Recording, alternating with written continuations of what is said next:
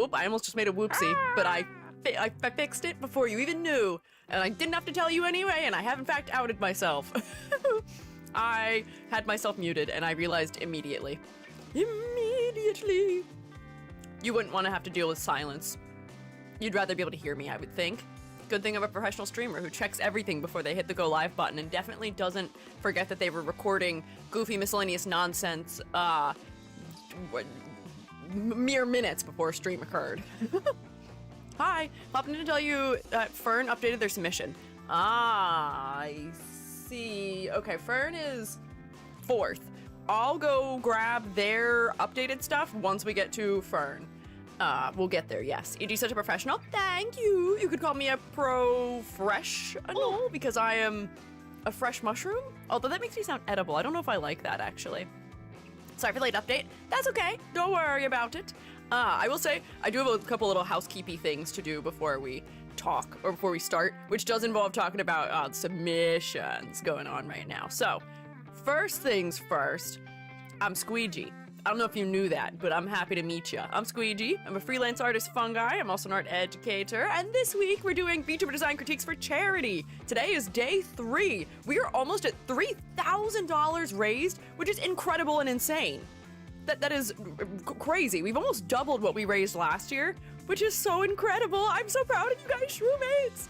We're raising funds for Cure Cancer Australia, which is an organization that funds research, mostly.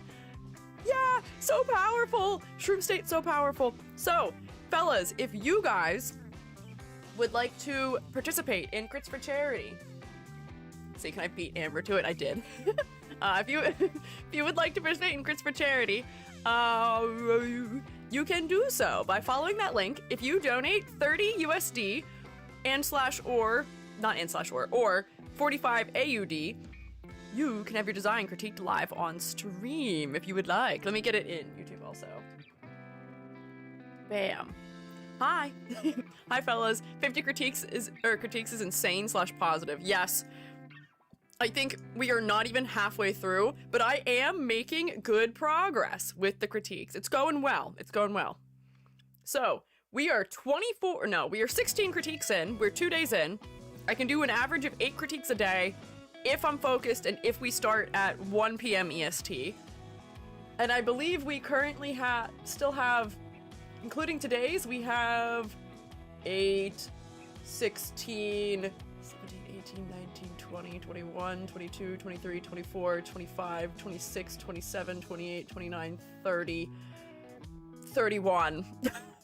I believe we have 31 critiques left. So, like, we're slightly under halfway there, but I think we're making good progress with it, and I'm so glad that we're able to provide so many people support in their designs while also funding cancer research. It's like truly the best of both worlds in every way, shape, and form. It's great.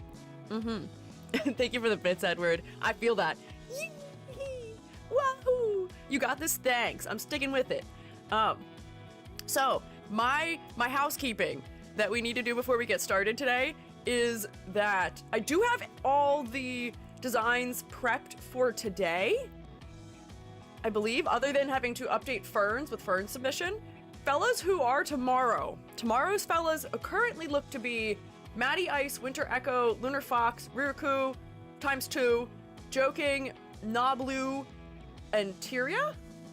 Maybe Chokorama also. Fellas, make sure your submissions are in. I couldn't find a submission for Winter Echo. I couldn't find one for Joking, even though I saw that you said you submitted somewhere in the server. And Riruku, I didn't find your second one, but I think that's because you are still finishing it up. But make sure they're submitted as soon as possible. The sooner you submit them prior to that day's critique, the easier it is on me. And also Rex, who's been doing organization, because I have to prep all the imagery for things. And if I'm spending time during stream prepping the imagery, then that's time we're not spending critiquing. So that's why we went like over a bit on Mondays, because I think I was doing some prep stuff still. Yeah. So Shroomites, be on top of your submitting. Do not make us hunt you down. I don't think half the submissions that are for Monday were found either. So like I didn't find Glowstick Rat, I didn't find Joan of Snark's second one, I didn't find Capri's, Folly Knights, or I'm a Little Bugs either. So day of, I will be pinging you in the Discord server if I can find you to pester you about it. Oh, Selma, welcome back! 23 months! Oh wait, also, I think I saw Amber resubscribed also for 23 months. Yeah! 23 months! Wahoo! Welcome back! I'm so happy. We're so close to a year. It's gonna be crazy when we see that first 24-month one. We get a new little badge guy for it. You get a new little mushroom. It's our first new little mushroom icon in a while, but I don't think we'll actually see it very quickly because I think the people who will achieve it first have the first badge instead. So you might have to wait. Although actually, you might be able to see it on me when I have it. Let's see. If I say hi. Yeah, I'm still the year and a half. Yeah, year and a half. You'll be able to see it on me when we get the next one. Yeah. Was my first submission a good size? Your first submission, Riruku, was an okay size, but not big enough to be used on a thumbnail. I know you were hoping that your redhead could be on the thumbnail. He's too small. He was too short. I could not make the head big enough without the whole fella getting completely pixelated to potentially hell and back. So maybe a little bigger, perhaps? Perhaps just a little bigger. I think yours was like 2,000 pixels tall or something in that vicinity. And like with your proportioning style, the head ended up pretty small, but that's okay. What can you do? Almost 2 years, I know, which is wild that I've been streaming for almost 2 years. Also even wilder that I've been so consistent. Every time I think about the fact that I've probably only missed like a handful of streams in 2 years, that's kind of wild to me. I went on vacation, I think twice last summer. And other than like randomly being sick, or missing like a couple Mondays from cramps, I feel like I've barely missed any streams. I'm like mostly here.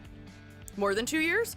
What do you mean? I mean, technically I've been VTubing for more than 2 years, yes. I've been a VTuber for more than 3 at this point. I was making videos, but my first stream, I think, was still more than a year ago. I think my first stream was in June 2024. More than 2 years ago, sorry. Yeah, perhaps. Because when we were subbed, you'd a bit before we could sub. Oh, yeah, well, actually, crazy as it may sound, I think I hit affiliate on my second week of streaming, so it's pretty quick. I hit affiliate before I debuted my 2.0 model, so... Question mark. I think it's pretty close. Dang nice. Thanks. When I think about the fact that I managed to do that, I'm still so incredibly amazed by it. It's wild. Yeah. Yeah. So. Other housekeeping. Did I have more housekeeping than that? I may not have. I may have forgotten what the other thing I was gonna say was. Oh, EG! Why are you losing information from your brain? There may have been something else you needed to say. Oh boy. I should really write things down. It'll come to me at some point. I'm sure. I'm sure it will come back to me at some point. Oh! Just like a random thing though, in the world of EG, however, is that, I'm gonna post my first long-form YouTube video in over a year, potentially next week. Maybe. My hand has been forced. I finally decided to finish editing a video that has been shelved twice, and I wrote when I was still in grad school. I wrote this video script before I even had my like graduate thesis show, I think. Like, I think I wrote the script 3 years ago and then have been continually just slowly updating it ever since because it just somehow never stops being relevant, unfortunately. And some things happened just like generally in VTubing this week that sort of forced my hand where I was like, I can't take it anymore. I have to finish editing this video. I can't take it. Yeah. Big expectations then. I don't know if that's worth it. I mean, it's more edited than a lot of my previous videos were, just because I've gotten better at editing since I've released a video. I think I haven't released a video in over a year, so I had a year's worth of video editing skill to apply to this one. Can't wait to see you. Thanks. The main thing I'm waiting for right now is that there's apparently a bug with the way that YouTube is promoting videos to the homepage and the shorts feed. So, like, I'm not gonna release my first video in a year while that's happening and get shot in the foot. I spent way too long editing this video for that. So we'll wait and see when that potentially clears up. Don't know. Well, we'll find out. What's an extra week? It's been over a year anyways. What's an extra week? An extra week couldn't possibly hurt. No. What's the bug? It's just something with the way that their algorithm works, like, is, yeah, gone, like, completely haywire, where it's just not pushing things at all properly right now. I saw a bunch of stuff about it on Twitter, and some, like, YouTube VTuber compatriots had warned me about it. Yeah. So when it's up, I'll tell you. When it's up, I'll let you know. When it's up, I'll make a big deal about it, probably, and you'll hear about it, and hopefully you'll watch it. I'll probably set it as a premiere, so maybe we can watch it together. We'll see. Yeah. Good to know. Yep, I'll keep you posted. Watch me your old videos. Pretty cool to see the changes made. Oh yeah, I'm a totally new shroom now. I hate looking at some of my old videos with my 1.0 model. Half of my comments on my old videos are people just like ragging on my model. Which is so funny to me. And they continually to this day rag on my old model. And I'm like, guys, I don't look like that anymore. I literally made that model, I think in like a week, just so that I could start VTubing. It's okay. I knew it wasn't incredible back when I made it, and I still know that now. It's all right. Also, why does what I look like have any bearing on whether or not you believe the contents of the video? How peculiar. Yams are making her old videos? I did hear that. I did see Yam say something about that, which I'm interested to see, just because I know Yam's thoughts have changed on some of the stuff that she had said before in those videos. There's a part of me that's almost like inclined to want to do that with a couple of mine too, because now that I'm more ingrained in like the anime and VTuber communities, I have more things to say about topics I've already had videos on. Interesting. Yeah, but yeah, any Yam Allbat fans out there, you're gonna eat good probably real soon. As if you haven't been already. But probably more soon. Yeah. They'll only hate your old model because you critique their corpo Oshis. True. Hey, it's Gary. Hi, Gary. EG, you need to get the video up by a particular date, otherwise the evil version of me, who is also my sister, will let off a concrete bomb. Now I think about it. I think I can deal with it on my own. More concrete for my belly. Get in my belly. No, Gary, you don't have a sister. I don't know how many times I have to tell you that. You do not have a sister. Gary, and why are you trying to interfere with me posting videos? You should be happy that I'm posting one. Come on. Gary does not have a sister. No, he does not have a sister. Stop. We cannot perpetuate this. Gary in the beep of the lamb, for some reason, thought he had a sister, but clearly they were not a mushroom and looked nothing like him. So, like, it's not a sister. Maybe, what do you say? Like a sister from another mister? Like an adopted sister? Or like a very close friend that he considers a sister? But, like, you don't have another child. I only have one. Just one. I think I'd know if I had another kid. Right? It's just him. It is only him. Adopted? Maybe. Gary committed mitosis. That would be his twin then. You get the best of both worlds, chill it out. Take it slow, then you rock out the show. You get the best of both worlds, mix it all together. And you know that it's the best of both worlds. The best of both worlds. Thank you, Hannah. I don't know why Hannah Montana's here, but hell yeah, I will take that. E.g. adopt a sister for Gary. No. I don't want to be a parent of two. No. He's more than enough. He's enough work. I'm good. I pass. No thanks. No. You sound like my family. E.g., when are you gonna have kids? E.g., no. False. Don't look at me. Gary, if you want a sister, you're better off, more likely to get a cousin. It ain't happening. False. Maybe a sister in the religious sense? Has Gary converted? Is Gary a monk? Now he's got a sister who is in the nunnery? Maybe. I don't know. Gary does a lot of things I'm unaware of. He's up to some strange nonsense consistently. Gary made a sister of concrete that he doesn't eat. Oh no! Is this like when like you want like a pet or something? So it's like, let me draw myself my new pet cat, and then you like have an illustration of a cat and you're like, this is my cat because my mom won't let me actually have a cat. Did he sculpt a sister out of heartbreak that I will not give him a sister? And then he like acts like it's a real thing, almost like an imaginary friend? Because I could see that being the case. Low-key, I did sacrifice the sister into a gold statue also, so... What about a low poly Gary? I would love to make a low poly Gary. I just haven't had time to make a low poly Gary. I was like, I'll definitely have time this week. No. Are you crazy, E.g.? Are you crazy? Are you out of your mind? Just a little bit of organization I've been doing with all the stuff for Crits for Charity, on top of the fact that I'm working from home this week, and on top of the fact that I still have regular crits Monday and tomorrow. It ain't happening this week. Maybe next week? If I have some time, maybe? We'll see. Wait, look, this model actually does a really good job of tracking my, like, one eyebrow up thing. I feel like my main model doesn't track it very well. Oh, wait, now it's not tracking it. Yeah, this model does a great job of tracking it. It's like a quintessential E.g. face expression that I feel like my main model doesn't track very well.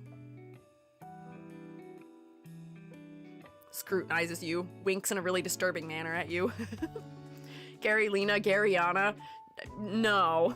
My sister, the pet rock. Honestly, with E.g., anything's possible. I'm a mushroom. But anyways, we should probably move in the direction of getting started. Dreamworks face?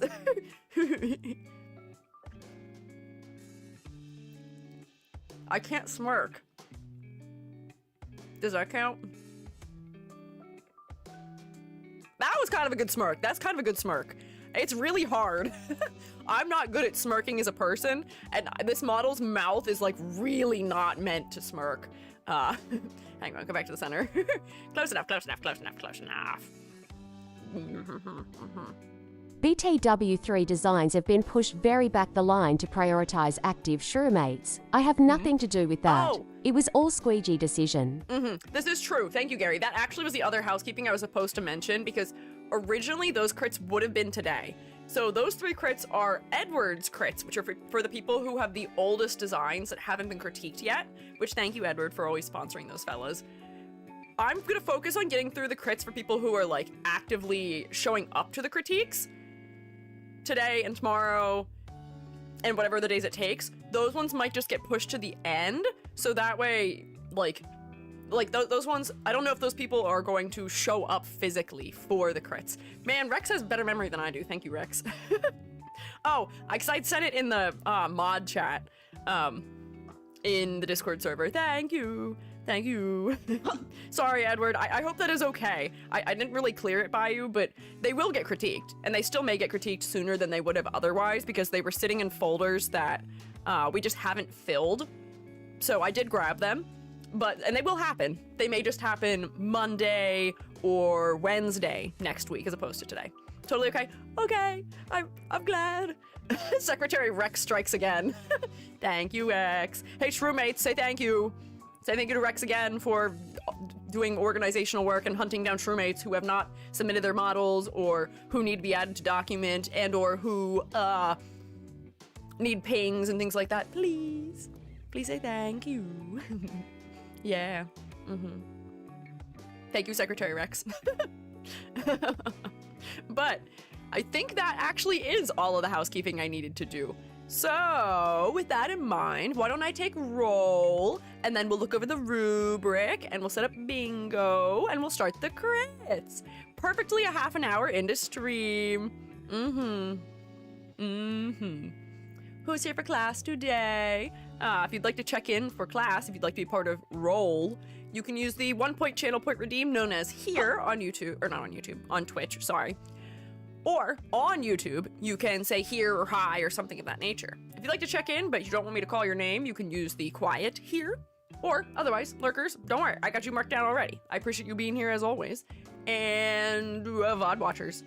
Hi, I hope the future's really cool. I hope they still like Squiiji in the future. I hope Squiiji hasn't been like wiped off the face of the earth in the future when you're watching this. I hope I'm still around and still doing swell.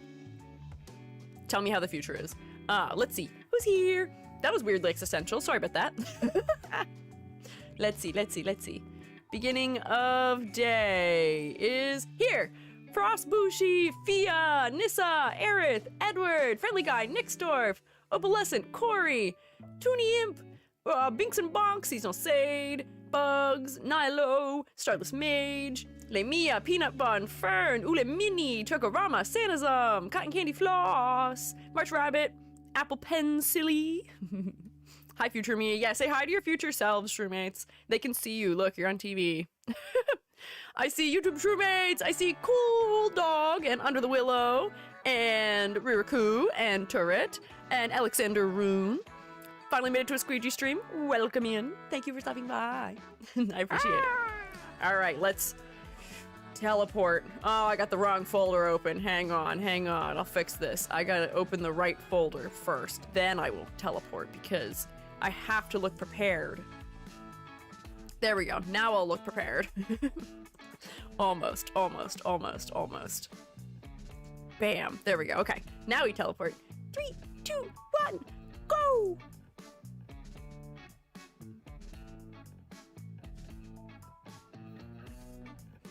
Wahoo! Hi Ziyop! Hi Conrad! If people keep checking in right now, that's okay too. I will note. Hi Edith! Oh my god, I almost called you Eddie Thors. I think your name is Edith Ors? How do you separate the letters in your name? Please let me know. I am very curious. Also hi Lenny Chicken. Welcome to Squiiji stream. The rubric! Yes, you know it, you love it! The rubric of fame from Squiiji streams. Where did Rubric-chan go? Rubric-chan is not here for this entire week just because it would be one Rubric-chan might get more of the spotlight than other Rubric-chans, and I don't want that to be the case. And I also don't want to speed run through Rubric-chans if we were to pick like one Rubric-chan per stream. You know what I mean? So I'm pausing Rubric-chans until next week. Yeah, she's on vacation. Give her a break. Let us do our fundraising while she takes a rest. Everybody wins. Oh wait, it was Eddie Thors. Oh man, I should have trusted my intuition. Thank you for the note. I appreciate it. But rubric. This is the rubric that we use to grade character designs, so that way we may be as unbiased and objective as possible in our critiques. Each design can receive a maximum grand total of 10 points, with 2 of those points coming from each of 5 categories. Those categories being color palette, silhouette, complexity versus clarity, focal point, and concept and motifs.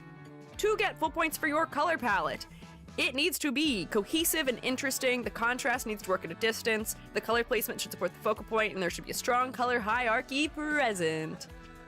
You will get no points for color palette if the palette has major instances of low contrast, clashing, or overwhelming choices. If I think the hues and values need to be totally, completely revisited. 4. Silhouette to get full points. The silhouette should be unique and easily identifiable in and of itself. It should have strong visual weight, positive versus negative space interplay, and contrasting shape language. You will get no points for your silhouette if the silhouette is non-distinct, blob-like, exhibits ladder design, or otherwise is in need of much more definition.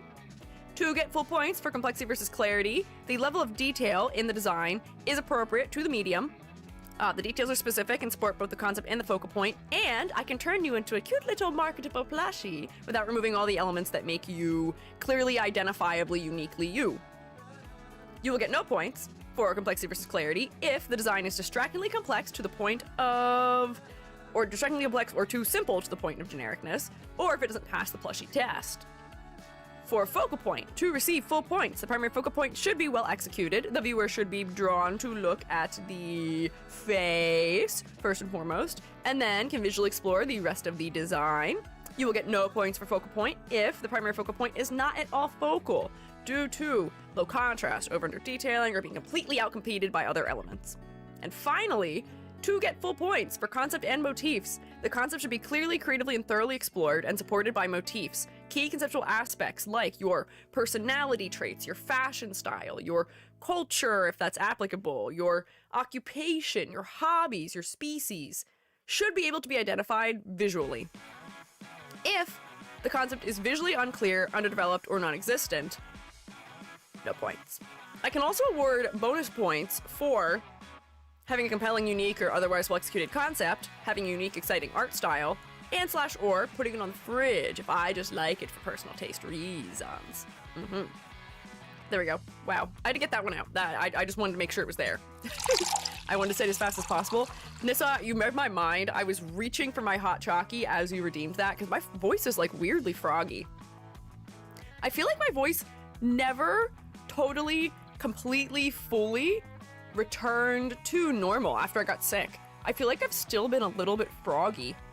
Like even like end of last week, this week so far. And it's not like my voice is worn out. I have been streaming more hours this week than usual, but it's not like I'm like pushing myself. My throat doesn't hurt.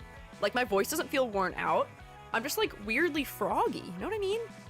I don't know if any of you can tell either. My voice, even when my voice was bad before, some of my filters on my voice made me sound way better because it was taking out some of the gravel from my voice. I'm a little gravelier. It's weird. Yeah.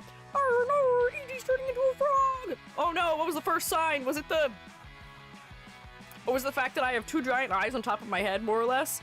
Or was it the fact that I jump really high and really far sometimes? Or was it the fact that I can in fact turn green and...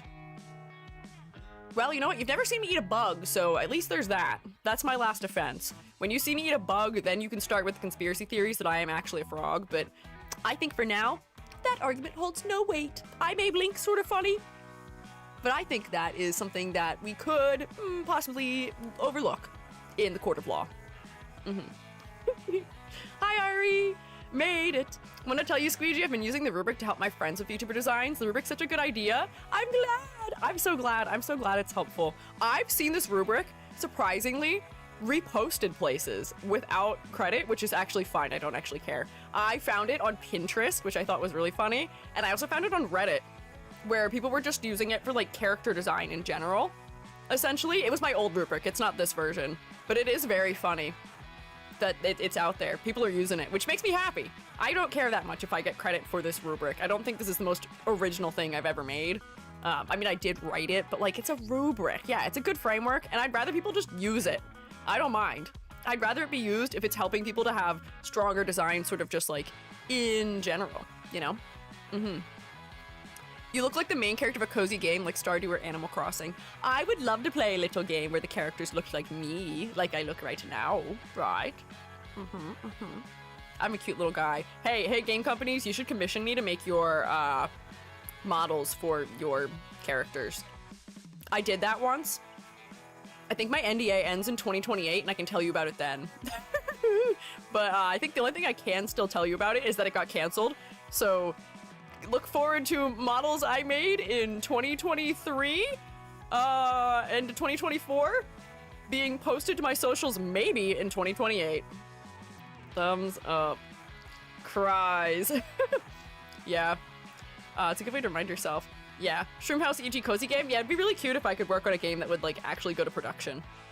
5-year NDA. Well, I think it was because their release date was supposed to be in 2028, and even though the game fell apart, the studio still exists, so they may be using the things I made them for something else, because like they own my work I made for them, so I like don't know.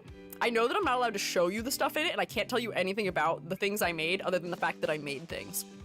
That's it. Don't worry, I'm not violating the NDA right now. I know better than that. I can tell you I made stuff, but that's kind of it. We'll see. But hey, if any companies would like to have a guy who makes funny little low poly stuff, I'm your shroom. I got you. We'll see. EG made things, more 11. Crazy, would have never expected that from me. If you started playing a banjo, I might start to think you're a frog. A certain frog. What if I started, singing about rainbows while sitting in a swamp? Or maybe what if I...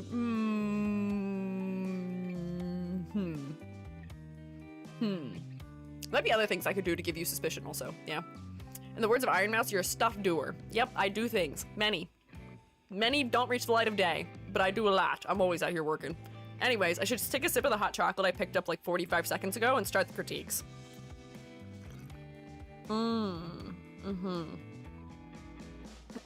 That'd be very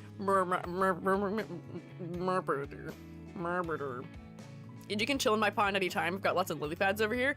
I don't know if you know this, but when mushrooms touch water, we tend to like sort of just like fall apart into a goo. So I might keep a responsible distance from the pond, if you'd be so understanding of that. I'll look at it and gaze upon it longingly, but I will not be dipping my toes in there.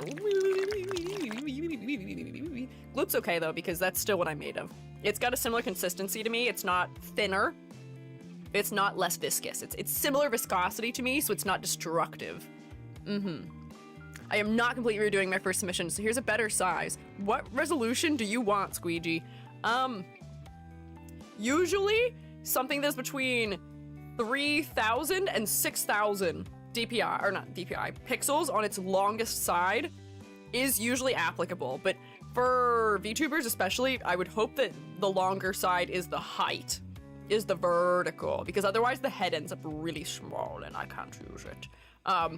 Yeah, Rex is in the much bigger zone. I will edit your thing down if it's bigger than 6,000 pixels on its longest side, because it makes my computer sound like it's melting. It's just a little too much when I am on stream. When I did the water earlier, did I hurt you? No, you're okay, you're okay. A little bit's okay, but if I fall in a pond, it'd be dangerous, you know?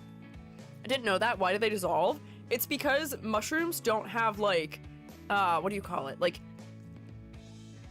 we don't have I guess like a membrane, the same way that animals and vegetation does, that protects us from moisture, because we usually are absorbing moisture from the air, but the fruiting body of a mushroom is only meant to survive for like a couple days usually. I've far outlived my brethren and my peers because, I just stayed dry. I also just reconstruct new bodies as I need them perhaps, but yeah. Yeah. Ooh, things are changing in my overlays and I don't know why. Why'd that happen? Rex had to be nerfed. You nerfed my textures. Rex, I didn't nerf them that much, I promise. I promise I dropped you by 1,000 pixels and it didn't change that much, I swear. This is EG clone 3048. Well, if you check how many YouTube videos I have, that's probably the quantity of EG clones. Every EG you see each day is technically a new and fresh EG. I only survive a day or two. Rain and snow were in the mushrooms I found last year, so I wait the return. Yeah, that is what happens. That is what happened. Thank you for the factini. Of course, of course. I'm sadly just a small little amateur mycologist, but I know a little bit about mycology and my own health and biology. At the end of every stream, Squeegee's hair shrivels away and they become bald! No, that happens during stream, several times actually. I just have really great regenerative properties, but yeah, after stream when I go take a shower, I do just turn into a little pile of goo and go down the drain, and the mycelium, which is actually Squeegee, has to regrow a body. Hive mind shroom. Yes, the shroomates are part of my hive mind also. That's how you guys can hear me. Yeah, as I was saying, case in point. I'll regenerate my hair in a minute. It'll take me a second though. Let me drink my hot chockey and then let's do some critiques maybe while you observe my beautiful earrings that are fully modeled and you can't really see through my hair. Look at them. Swing, swing, swing, swing. I could like jingle, jingle, jingle my earrings. Can I hit them with my hand? I think I can if I can reach back far enough. Oh, I don't think I can. I think my ears are too far back on my head to touch them with my hand. No, I can't touch them. Oh boy. Okay, well, this is fine. Am I a joke to you? Am I a clown? Do you think I'm funny? Haha, do I make you laugh? Is this what you like to do with your free time? Yeah, sounds right. Oh no, the clown nose might be trapped inside my head right now. Yep, there it is. Yep, there's the clown nose. Mm-hmm. It's stuck in there. My head's too big. Got capital A's as your earrings? Kind of. They're just a square version of my usual earrings. I didn't realize those were earrings. They're lovely. Thanks. They're kind of just disguised in my usual hair goop. Oh no, Googly G doesn't really work here either because my head's like thicker. Oh boy. I didn't think this through. I maybe should have made my head less thick. What a problem to have. Head too thick. It's because I crammed all kinds of new knowledge in. I'm becoming smarter. That's why my head is expanding. That's why my head is so much bigger than my shoulders now. Oh no. Oh no. Interesting. My head's getting thicker. What are we doing? This is disturbing, actually. Why don't I open a model for us to critique while I wait for myself to return to normal? The EG of anguish and pain and suffering will only hang out for a little bit. Where's Angelo? Here we go. Bam. Here's our first design to critique. Long Squiiji. Long Squiiji. I'm so messed up. This is kind of cool though. I take up the entire vertical area of the side. Why don't we just start like this and not address it at all? Google Eyes looks like you're crying.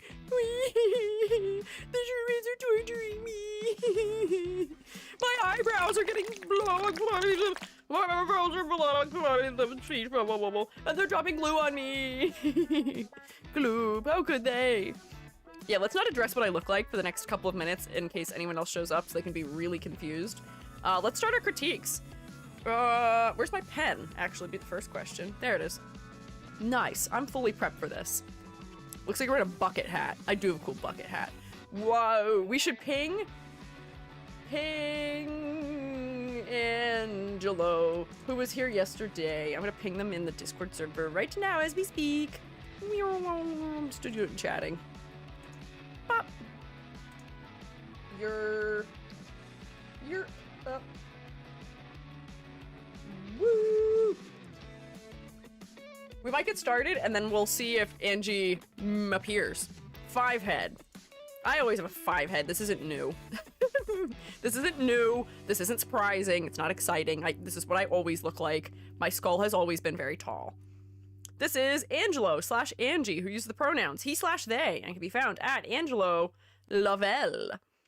The lore is fairly simple. They are the Prince of Piscine? The Lord of Fish.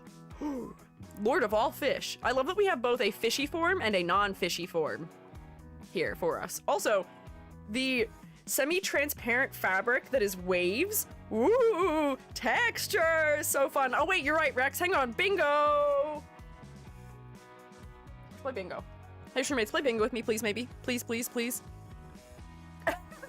How many of us can type bingo all at once? Oh no! Oh! Oh no! Wait! Hang on! Come back! No! No! Oh my god! I made a horrible mistake! Oh, get rid of that. Hang on. Wait. Oh no, wait. Can I not delete it? It's my own message. Oh no! Hang on. Can I... What? Why can't I delete my own message? Ah! Oh no! I made a terrible spelling mistake.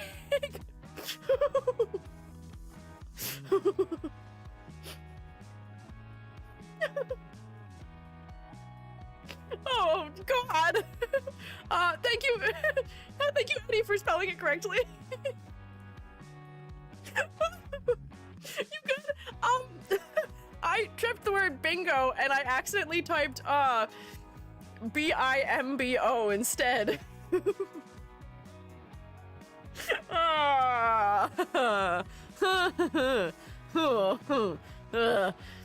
Me failing to be say-so by spelling error. I hit enter and was like, wait, I have to be able to take this back. That can't possibly be what I typed. I missed two very important keys directly next to them in the same place, and I cannot believe I've done this. No, don't clip this! No, don't immortalize my embarrassment. Don't do this to me. Play bingo with me. Oh God, what is wrong with my head? What is wrong with my head? Play bingo with me, please, while I suffer. Give me a bingo card that pretty please has something that relates to this design. I'm begging you. Give me like royalty concept. Give me aquatic concept. Give me no shoes or something. Please. No, my head's big again. Please, please, please, please. I need this, please. Come on. Head is so bonked. My hair came back. Or not my hair, my glasses came back, my hair didn't, my head is not shaped properly, there's things slipping through my entire skull. I think the clown nose is gone at least. Nightmare, terrible, horrible, disturbing. Does this count as a thigh high? Technically one, it counts as fishnets. Hang on, I've got aquatic on mine.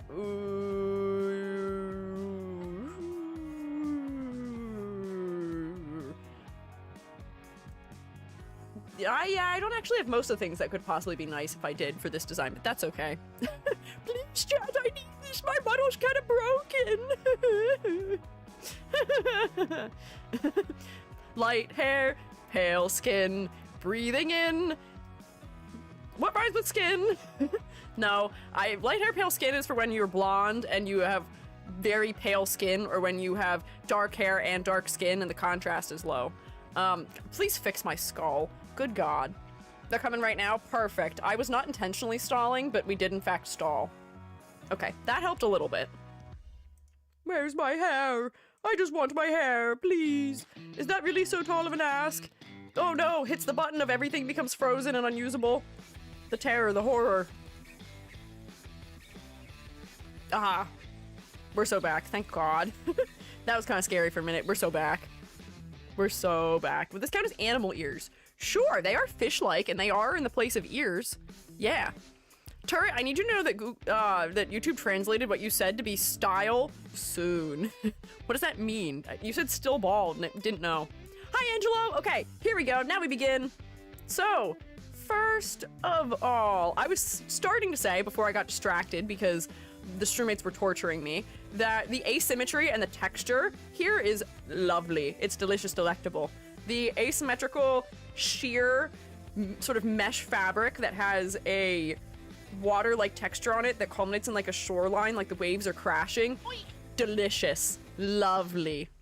So lovely. Oh, wait, you can't hear me! No! Oh, Aerith! Oh my God, wait. Aerith, thank you! Thank you, Aerith, for saving Angelo. Can we rotate for Aerith, please? Pretty, please. Thank you. Thank you, Aerith. I'll say it again. We'll roll it back a third time. We'll roll it back. Can you hear me now? Can you hear me now? How about now? I like that little dancey guy. Can you hear me now, Angelo? You may have to refresh. Although I think everyone's back now. Hang on. Take 3. What I was saying is that I appreciate the texture that's going on here, along with the asymmetry. This mesh asymmetrical top layer that is partially translucent and has multiple colors in it that are sort of leading us up to the top of the design, and it has an interesting texture that relates to the fact that you're hanging out in the ocean, for the fact that it's got waves almost crashing upon the shoreline around the trim. Lovely, beautiful, incredible. I feel like texture is such an underused thing in VTuber models and just in character design sometimes because it's not animation friendly, but for a VTuber where you are not hand animating very much, it's an incredible tool to have in our kit, and it adds so much depth to this. It's so nice. So, asymmetry, love to see it. A little bit of transparency and texture, also love to see it. I'm gonna do a silhouette test to start, just because that is the thing that feels right to do. Doing the silhouette test this way is not going to account for the fact that like there's some transparent elements happening perhaps right here and perhaps also right here and here around the edges, but we'll just play pretend like it is working properly. But yes, the dress is lovely. Invert that. Bam. Give me my lasso tool. Friendship ended with Fill Bucket and with just markers in general. Lasso Phil is my new bestie. And the literal fishnet, yeah, literal fishnet does make a lot of sense. But I do think that you do have somewhat of a recognizable silhouette. Your coral or like kelp-like headdress with your big, giant, exaggerated fish fin-like ears and the fins on your arms. A little bit of asymmetry we can see from your dress type element. Oh wait, this back here seems like it might be part of a trident of some sort. I see. Does give you a reasonably recognizable silhouette. There's a part of me that's still...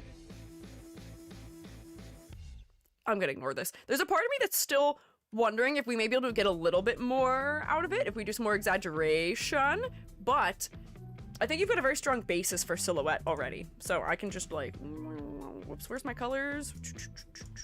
Here we go. Silhouette. I put you like right there. Not like that though. Wrong layer. Very early stream, wrong layer, e.g. Is the part you're ignoring the missing part of the staff? Oh, this piece right here, yes, is part of the staff, I think. So there's staff part there, and staff part here seems to be what's happening. Yeah. Having gills along the ribs must be difficult for mermaids who need some chest support. Oh no! I'm sure maybe they are a little bit lower. Although I guess if your chest is overlapping through gills, that may cause breathing trouble also. I'm also partial to the idea of putting gills on the neck sometimes. Seems like this fella may actually have both. Interesting, perhaps. I love that you guys are singing Little Mermaid songs right now also. So, silhouette. Not much of an issue with that. Does feel balanced for the fact that it is quite asymmetrical too, with the longer, like seaweed coral-esque crown piece being on the opposite side of the longer end of the back of the dress. Works pretty well. Color palette is also fresh. Having teal and pink as a combo is delicious, delectable. Works well with gold. We do tend to associate gold with Atlantis. I'm not sure what the origin of that is, because like Atlantis isn't a real place, but I'm sure that there are just like enough depictions of it where they use gold that it's just come to be part of sort of like what we associate with like kingdom under the sea. Because the Little Mermaid, I think, uses gold also for what's his name? Is that Triton? Yeah, Triton's gold. The title Atlantis City of Gold, is it? Yeah, I guess it is the City of Gold, but I was trying to think of like why we thought there would be a gold city underground and then why, or under the water, and then why that just became every mermaid is just gold. Don't know, but it is interesting. It does work well, so we are able to recognize undersea royalty somewhat well as a result. Also the reference to potentially Greco-Roman dress, with sort of like, well, what do you call it? Not tunic. I guess maybe tunic, actually, being worn. There's a better word for this. What the heck is the better word for this? Toga. Yep, thanks. Sorry, I had a brain empty moment. Does make sense. Well, I am seeing some references that may be relating to Atlantis as far as like cultural references go. But yeah, color palette works totally fine for me. I don't really have any clarity issues, even from a distance. I can more or less make out the edges of all of the elements. I do feel like your mermaid form is just missing something. I feel like you might benefit from keeping like this gold waistband and the necklace on the like, or I guess mermaid? Do people care that much about the genderedness of the word mermaid? Because as a non-binary person, I haven't noticed that I care, but people may care. And it might just be me that doesn't. Interesting thing to note though, because that's like when you talk about like policemen or policewomen or what other words have man or woman in them, but like it's one of those things where like a lot of people don't care, but there are people who do. Like actor versus actress. I just use actor for everybody, but there are people who it matters to, which is interesting. A man can be a maid too. That's true. That's true too. Yeah, waiter, waitress. Like I feel like I don't use both most of the time. Merfolk does work. That's true. Merfolk's a good gender neutral for all of them. Sunken city of extremely rich and technologically advanced people. Gold doesn't tarnish like other metals. Mermaids just took over into their sunken artifact like good ocean creatures. Gold does tarnish like other metals. What do you mean? Gold does tarnish. I mean, maybe it doesn't decay the same way? Maybe that is what it is. Definitely does tarnish, but maybe it doesn't like lose structural integrity quite as bad as other metals do under the water. Take it from me. Doesn't rust. Yeah, no, it doesn't rust, but it definitely does discolor pretty significantly. But anyways, color palette. Not too much of an issue with it. I think you're missing something on the mer folk version of the design, where I feel like some of these gold elements might want to come back, just because here the color hierarchy is predominantly white. You're like 60% white, maybe 30% pink, 10% green, and then like a smaller percent gold. I know that didn't add up. I wasn't doing math. Here, you're like 70% green, like maybe 20% pink, and then like an even smaller percentage the skin tone. There's not as much variety, so it's not as visually interesting as a result. Oh, Lance, welcome back! Yeah, I know, we were talking at the beginning of stream about how crazy it is that we're approaching 2 years so quickly. Welcome back, though. Welcome back. Atlantis has been portrayed two ways. First, the Greek Atlantis of Poseidon. Second is the sci-fi Stargate Atlantis inspired. Ah, I see. Yeah. More waist accessories would be nice. Yeah, I think we just need to bring the waist accessories from this one over here, and perhaps the collar over as well. There's a part of me that might not even mind just like wearing something that's still like a draped cloth on this design as well. Yeah, keep the collar and the arm net and the belt maybe. I'm just gonna see if I can just like real quick just like yoink. Grab these elements. Oh, I probably can't grab that though because the arm has texture in the mer fella version. Hang on. Virtual insanity. Keep sliding around. There we go. So like that's already adding a little bit more interest back. But they want a trident motif because this is more Greek inspired. Maybe. They seem to have a crescent moon on their trident or their staff, and they have, this is Omega, right? Which is interesting. I'm wondering what those particularly are referencing, if there's something in that symbolism. Because I wonder if this might actually be closer to an Omega. Yeah, it is a bident more than a trident. How much is 2 years in mushroom time? Same as 2 years in human time. I don't think it's necessary for me to measure time differently than all of you are. I feel like that'd be a little annoying, maybe. But like, my thought with this is, would it be potentially reasonable to just have like, oh, I guess you do want to show off the gills on this version, maybe. But like, I was gonna say, having just some sort of like, even if it's just smaller and not as pronounced, having some fabric in here again.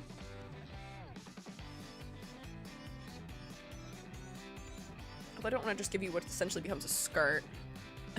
No, that was a president. I'll be here all night. Thanks, Lance. Bring the shimmery drape over, but as white for the mermaid. Ah, wait, that might be a good way of doing it. Let me do that, maybe. Because then we could still use the Omega symbol on the shoulder. And then if it's translucent, it won't cover the gills as much.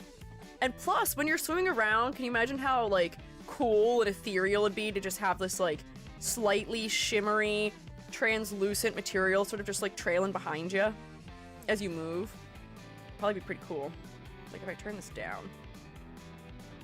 Like that, maybe? If I put an outline on it, we'll see it a little bit better. Hang on, fill this in here. I guess I could put this below that layer and then not worry about it. There we go. Easy. Easy. Easy. Nice. So pretty? Yeah. So like sparkle this up a little bit so that it's similar in texture, or maybe just carry over the like white ripple texture onto here. But then I think this would help to bring back, whoops. Hang on, I'm screwing up. What's happening? There we go. Bring back some of the white into this one, just because I feel like we need a little bit of breakup. This area becomes more focal than the head does almost, just because of the way that the green is lining the pink. It's sort of just pulling our eye into the center of this and making us go wee wee wee wee wee wee with our eyeballs up and down and up and down and up and down and up and down. Meanwhile, if we cover some of it, not my most beautiful example of covering it. Although honestly, I wonder if it would be better to have this like handled as being like strips of cloth that are like separated. So like here is one, and then like maybe we can see that there's one like behind the fins back here, so that way we don't have to deal with the fact that it's splitting the left and right of the body. And then we've sort of designed like a slightly new garment maybe. Although you could reuse the garment you have already. There's nothing wrong with it. But that might just help break the colors up a little bit more. Perhaps. Also, what's wrong with me? No one yelled at me. You should have yelled at me. Lasso Phil, e.g. Lasso Phil. You know better.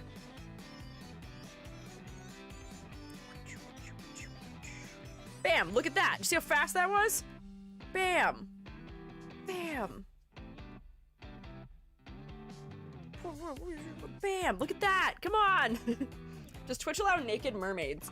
As long as they don't have... How does Twitch put it? Twitch puts it as, like... What do they say? Like, female presenting nipples or something? There's no nipples on this fella, and this is ostensibly just, like, a shirtless, genderless fella. So I don't think there would actually be an issue here. There's also, like, nothing being seen on the pelvis either, because the pelvis is entirely scaled. So I feel like it'd be fun, or be fine. I don't think there'd be much of an issue, actually. Yeah, a little bit of texture on this might also be nice. Like, if I were to bring this up here and have, like, a little bit of the, bubbly texture that's along the edges, and then you get the, like, circle-y bits that are from the other thing. I'm not doing a good job of replicating it. I just want there to be something on here so I can see that there's texture. Yeah. Yeah, texture. Their neck is long for an amazing reason. I'm not telling you why. Also, I don't know why it's still long. Becomes tall. I can fix it, but I do have to tallify for just like a second. The scale of this model is a little bit weird. There we go. Solved! Can fold their moderation as a dress, I guess. True, I feel like it would. Also, it's not a flesh color, so I don't think the moderation would pick it up. Perhaps, you know? Yeah, perhaps. But, yeah. I think we just need something that adds interest over here. I'm mostly gonna be grading this design because this one feels a little bit more fleshed out to me, but I think we just need something on here to add some white back, add a little bit of detail back, break up the colors a little bit more. Yeah. So then, if we're looking at this design again...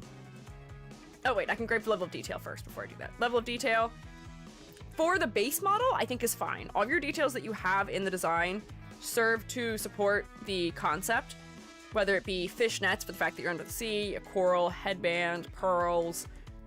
You've got some references to ancient Greek/Roman clothing. You've got the full straight up just sea as a texture. Works for me. It doesn't feel overdone. The details feel like they are enough to tell us that you are elegant and in charge and you have a formal position, but they're not overwhelming to the point that I think a fan artist would be terrified of drawing it. I think a fan artist would be totally fine with drawing it, perhaps. For focal point, I think the focal point in this part, in this design, works decently well. You're sort of forming a triangle between the head and the wrists, but that's like not a bad thing to do. Oh, hello, we have been raided. Hey, Shroommates, can you rotate for the raiders, please? Pretty please, if you'd be so kind. Hi, raiders. Hi, Neocello, or Neoxello. I never know how to pronounce an X in a name.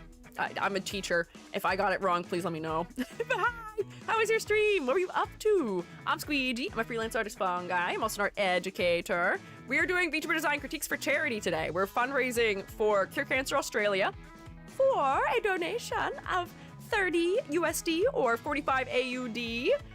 You can have your design critiqued live on stream and help fund research to cure cancer.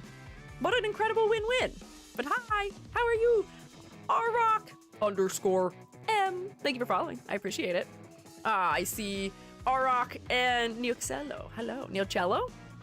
Neocello sounds cool, but I never know whether the X is supposed to be the ch or not in people's names, because there's cases where it's not. But hi. Hello. What were you up to?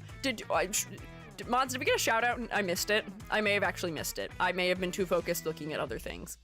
If so, thank you. If not, I can get it perhaps. Let's see. What was it there? I was gonna try and snoop and see what was being done during stream. Oh, there it is. Okay. Thank you. Sorry, I couldn't tell. I didn't know if it went or not. Yeah, Minecraft Repo and Little Nightmares 2 recently was great. Just some cozy Minecraft. The second way of pronunciation was great. Kind of pronounced with an S.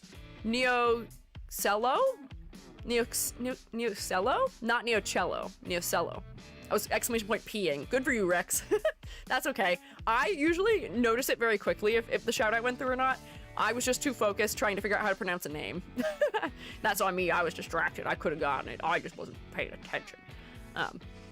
Yay, I got it right. Wahoo! But I'm glad you had a cozy time with some Minecraft. I love me a little Minecraft. A little mining and crafting. I'm reasonably excited about the fact that you can now play Minecraft peer-to-peer maybe for multiplayer. I would love to try that out someday. Someday.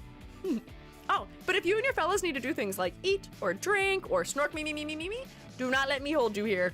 You are welcome to stay and hang out and participate in our critiques if you would like to, but if you need to do things to take care of yourself, please put that first. I'm begging you.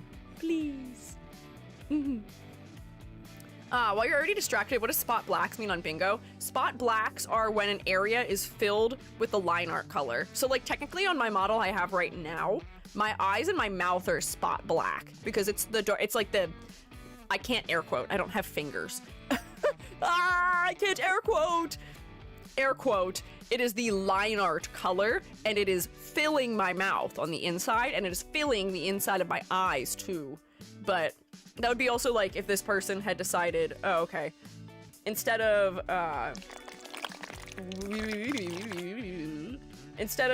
having these look like that, I'm just gonna fill in the parts that are dark, that are in the shadow with like a black. That is the line art color, and like, oh, maybe you leave like an edge highlight or something. There are certain artists who this is like a part of their style. Yeah. E.g. your eyebrows with the quotes, yeah. I'm quotationing, yes. The nails could be filled in with a solid black. Yeah, like if these nails were filled in with a solid black, that would be a spot black. But they're not. Yeah, learning. So, where was I? Hang on, where was I? Oh, color palette. I didn't actually put a grade down for color palette. I think the palette itself is fine. I don't have really any issue with it. Focal point. I think the focal point on this, that's what I was talking about, was focal point. I think the focal point in this design is the head because the pink of the hair is more saturated than most of the pinks elsewhere, and it's also in the largest quantity around the head. There's also a lot of good detail around the head, from the necklace to the pearls to the crown. There's a lot more variety in the silhouette around the head too. You are creating sort of like an interesting eye path in this design too, where I sort of move up one arm to the head, and then I sort of move back down the other arm, and then I move across the elements at the waist to the arm and sort of keep moving around like this, which is great. That's reinforcing that upper half of the body focus that we want in a VTuber design. Get some good eye motion. This sort of like triangular eye motion also is something that we see a lot of in, specifically, I think Renaissance painting, but just like historic painting in general. So if you're intentionally making those cultural references, that's kind of fun and cool also, maybe. Man, did those Renaissance painters like to paint the Greeks sometimes too. They thought they were so cool. But yeah, focal point I think works totally fine here. This one, I think the tail, especially here and down here, is outcompeting the head. Adding a sheer fabric will help a lot with that. And also if you're displaying this sort of like on stream, my favorite solution always, oh wait, I can select this, is sweeping gradient, where you take some sort of not super saturated color and you airbrush it from the bottom up. Honestly, you could probably leave it like that. That looks kind of cool without even making it a multiply layer, but I usually make it a multiply layer. Hang on, let me get it off of this one because you don't really need it on that one. Let's see, what does that look like as multiply? Honestly, not as cool. I feel like it looks cooler. Theoretically, your sweeping gradient could be lighter or darker too. Just something that makes the bottom part of the design less high contrast. So just by putting another layer over it that's a gradient, it just is reducing the contrast here. and it's pushing our eye up, following that transition to brighter tones up here. Do you see? Honestly, it probably wouldn't be the worst if I put it on this one too. It's not like it necessarily needs it. Whoa. But like, it's not a bad thing to add either. Do we see how that just reinforces it?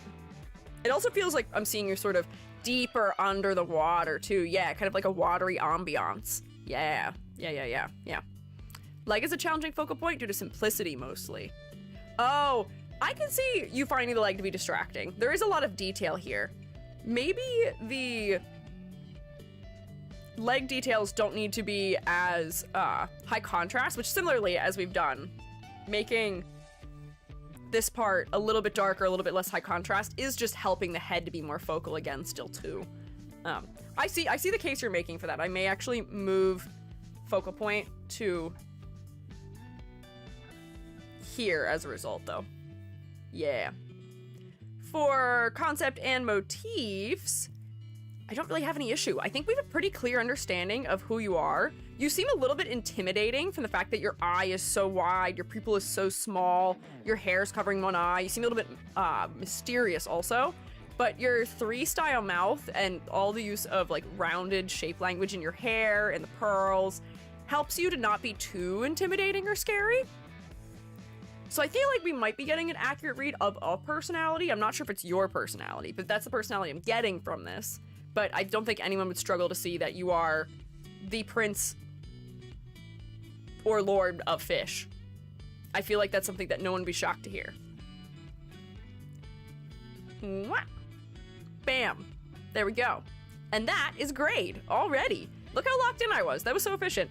I didn't actually have very many things to suggest changing about this design. I think you're in a pretty good spot with this already. I think you'd be very recognizable. This is a design that I think would lend well to other outfits and just recognizability in general. Wow, good words. Recognizable.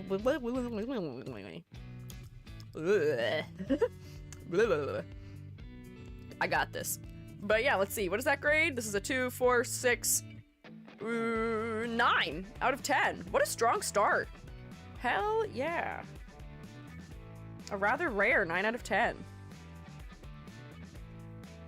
Don't forget the ladder for the bingoers. Yeah, I've been kind of letting the bingoers run wild lately and just have the EG forgets ladder. I'll at least make you wait for it today. I only tend to think of doing the ladder test when I feel like a design needs the ladder test, essentially. But like, as you're going to see here, this design really does not require a ladder test because there's just so much asymmetry in it.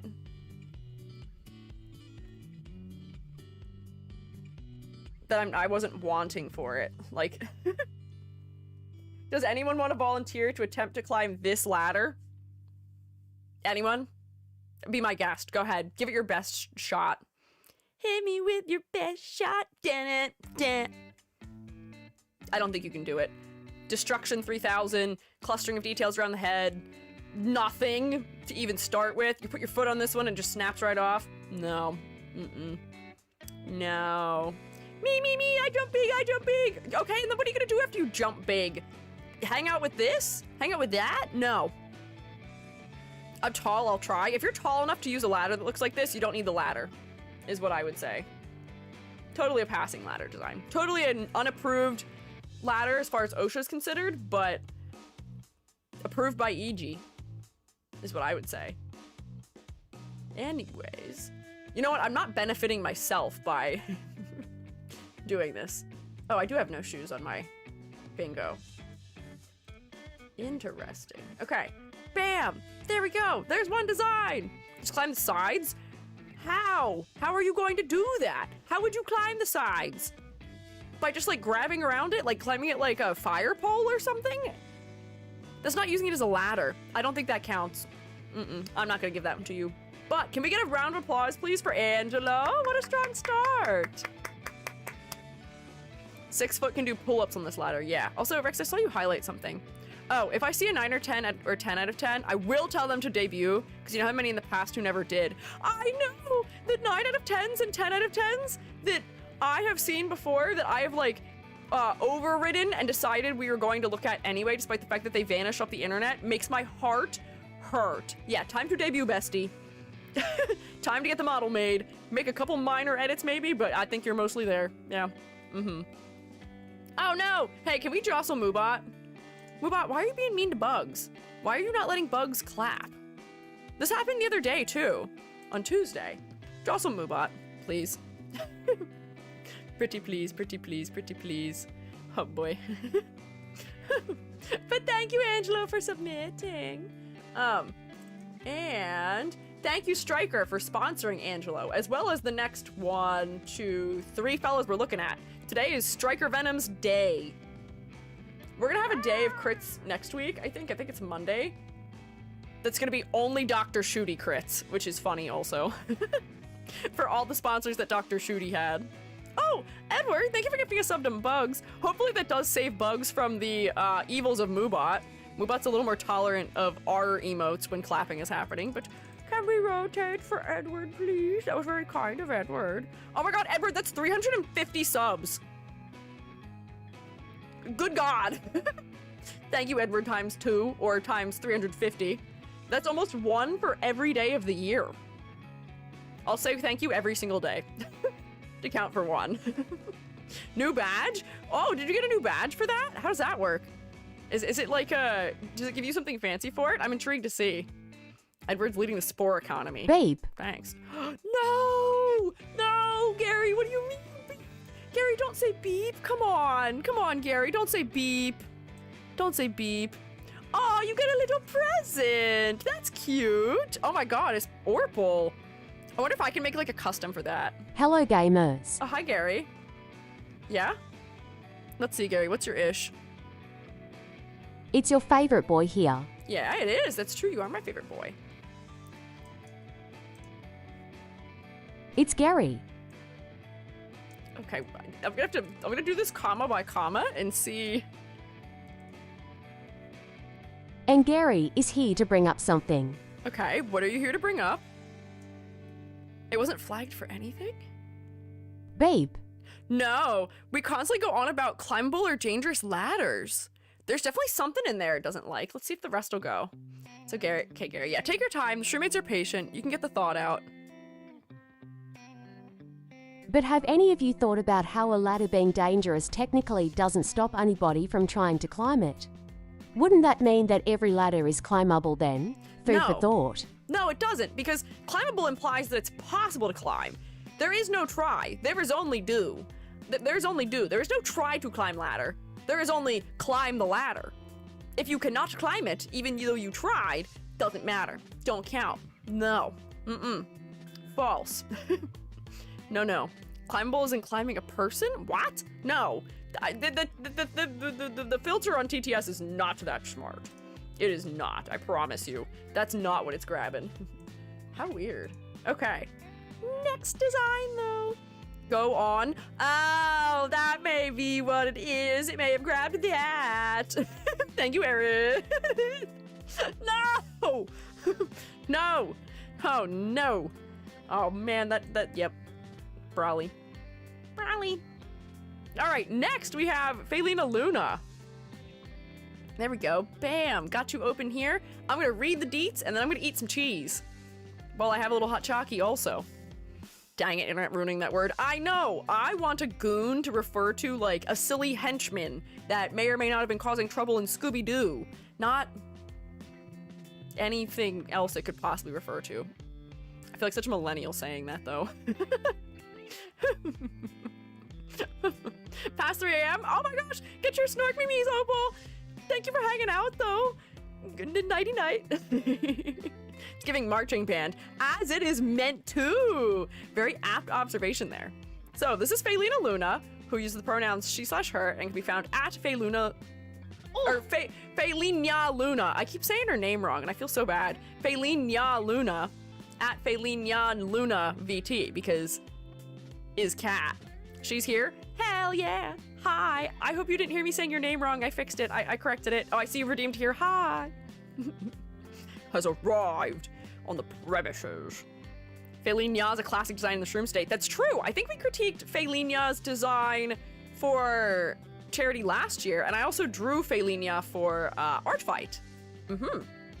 So, as before, I use this background color while drawing, hashtag CCCCCC. I don't particularly, I think most designs should work on a variety of backgrounds, so we're gonna keep it on this background. Faye is a cat girl with a blend of princess and marching band aesthetic. She also plays the tuba, so there's a heavy emphasis on that in the theming of the dress. The little hat I added when I posted this version for Art Fight is bigger and has changed color. Both versions of the hat are valid, but I'm starting to prefer the bigger one. Could still go either way. I'll post alternate versions in the thread I have under advice and critique form, as I have ideas for other optional / toggled accessories. There's some other things that I'm still ruminating on, such as the skirts design, but I'm pretty much open for critique on anything that stands out which could be improved upon. I appreciate all the pointers I've gotten since the critique last year between your community and Yams. I'm so glad we've been able to help you. Let me see, I just want to open up just real quick to see your original design, because we did critique it a year ago, and again, I don't want to be redundant with things I told you before, but let me see. Oh wait, hang on. I might not be able to do it that way. Why does just like the search ability on Windows suck when you're looking for a file? Why is it so bad? It's so bad. It's so bad. It's like not even usable. I can't imagine it takes that long to search for a file name. Probably... Oh, I have a couple. Why do I have several? Oh-ho! Yeah, here's last year's. Oh wait, but this is one where I can't edit it. Hang on. Wait, let me get the editable one. Why is that saved like that?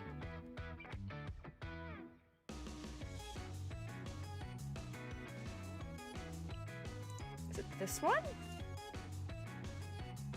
Yeah, there we go. There we go. Got it. So this is where we were a year ago.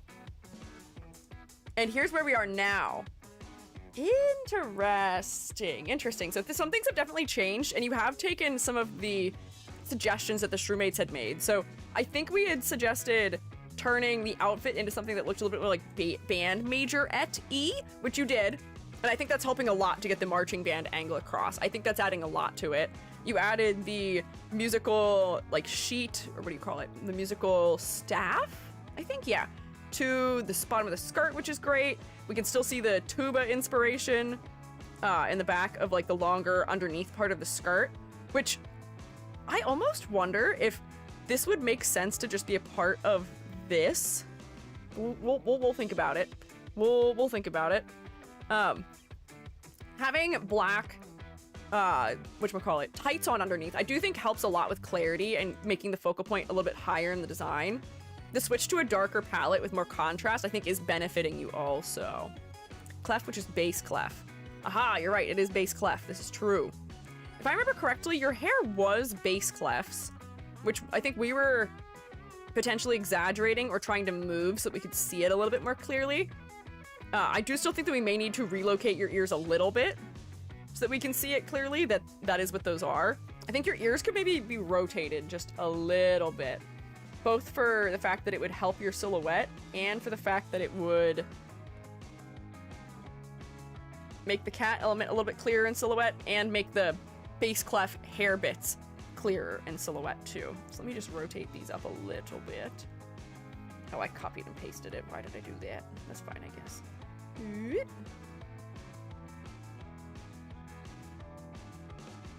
There we go. Hair looks like it'd be given to a Vocaloid character? Yeah. Vocaloid characters do have very interesting hair silhouettes a lot of the time. Hang on, let me cover this now just a little bit. Yeah. Drew my ears down to make room for the hat, but I agree with that. Yeah, I think they could be a little bit higher. Honestly, your hat, I feel like could be even bigger than it is too. I feel like a lot of those like band major style hats are pretty big, all things considered. Hang on, let me erase your ears where they're currently overlapping your head also. Like, these hats tend to be even bigger than the way that you've drawn them, or at least maybe I'm used to seeing them exaggerated to be even bigger. Combining your tiara with a band major hat, I think, is clever, though. Let me grab this. Bam. Like, I might leave it, like, sort of similarly narrow, but I feel like it could be taller, perhaps. Let me see. Something like that, maybe? Because just a little bit of exaggeration does add more to silhouette, also. Yeah, just a little bigger. Just a little bit. Just a little bit. There we go. Okay, I just need to figure out where my layers are so I can cover things. There we go. Bam. Okay. So, on top of that, I do still think that there are some changes that may need to be made for clarity's sake. You do have some low contrast areas in the design right now, both where the inner bits of the skirt's pleating overlap with the tuba...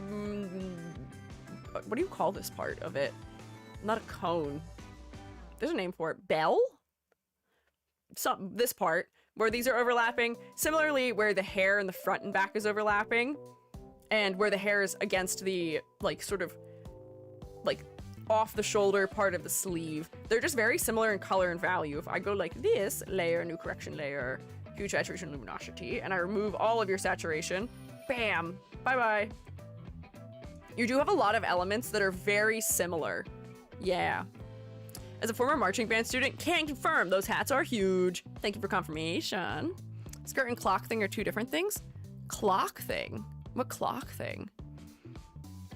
Clocks.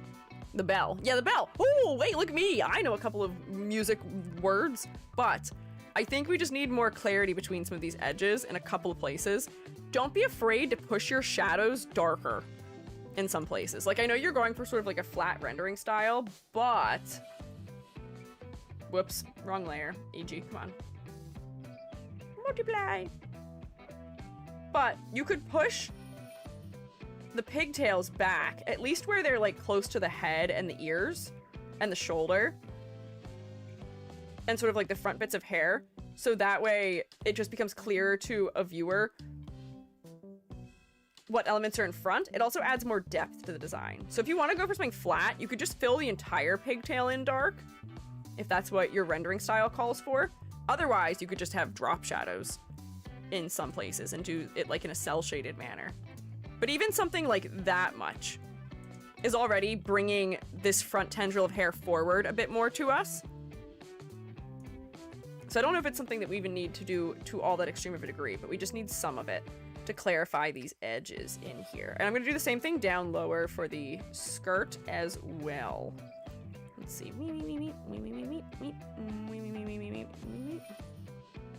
Good coloring noises if you need that for your bingo, I guess.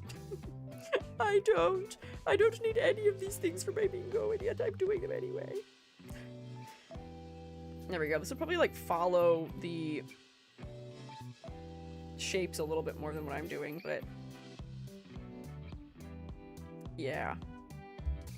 Just like that is enough. So that way, do you see how we can tell where the bottom edge of the skirt cuts off now?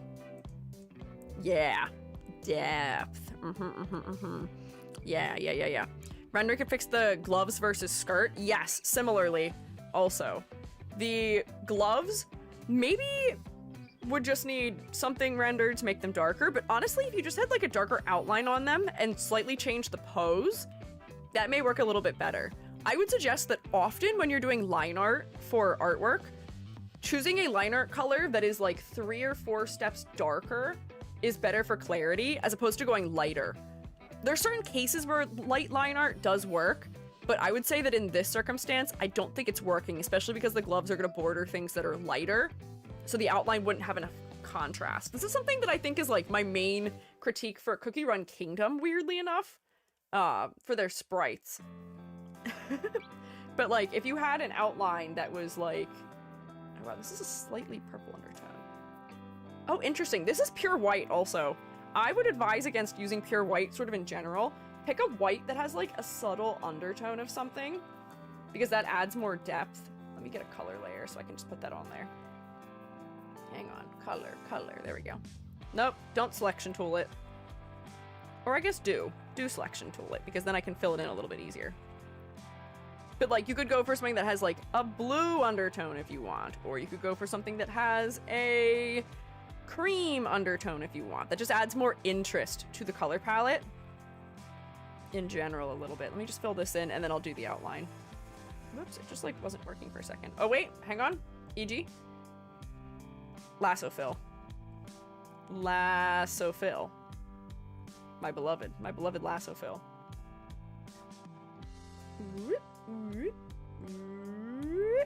Bam, look at that. Look how efficient. What about using pure white for scaleras? I would still caution against pure white for scaleras. I think the only places that pure white is applicable is for elements that have like really, really glossy surfaces. You can use a pure white for the highlight. So like sometimes like a pure white for an eye highlight is totally fine and acceptable.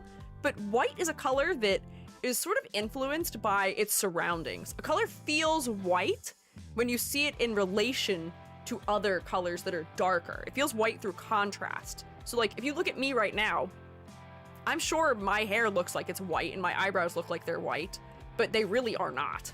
They are not white. They are beige. Gary looks like he's got some white on him too, but I'll tell you there's no pure white on Gary either. Just because, yeah, color theory. I usually get a gray or red undertone. I put a teal undertone in scaleras because I find that that helps with contrast against the skin a little bit. But hang on, let me change this. I feel like I went for a teal undertone just because I feel like we need to distribute some cooler tones throughout. But then you could go in other directions with it too. Same with the, whatchamacallit, the dark gray. The dark gray has like a subtle purple undertone. I feel like having like a subtle blue that might be a little bit stronger would also maybe help as well. Add some color interest to this. Let's see. Like not this strong, but like this strong maybe. Because that helps us to activate these areas. I may even turn it down even more. But it just makes the choices for these parts feel a little bit more intentional, if you know what I mean. There we go, color that too. Bam. So do you see how just those two changes sort of like activates those areas a little bit more? It also makes the yellow pop a little bit more too, because the contrast of dark, cool colors, warm midtones, bright, cool colors sort of adds emphasis to the yellow in certain places too. I still use pure white because I think it fits well with my art style, but maybe I'm just crazy. I don't think you're crazy. It's one of those things where like, there's no like wrong or right way. It's just one of those things that is usually cautioned against. If you have a use case where it makes sense, that's fine. That's totally fine. It's all about figuring out how to balance it.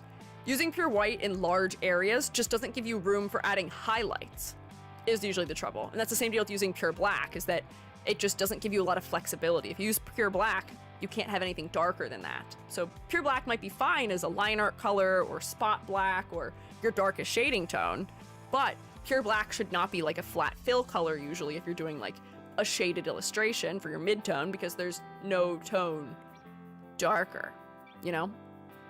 Yeah. But yeah, so activate those areas a little bit more perhaps. So similarly, as we're talking about color and clarity, I do think that the green right now is helping to make your head pretty focal because it's only in that area. However, it does feel a little bit disconnected from the rest of the design because we don't really see any little pops of it elsewhere. It's really only here.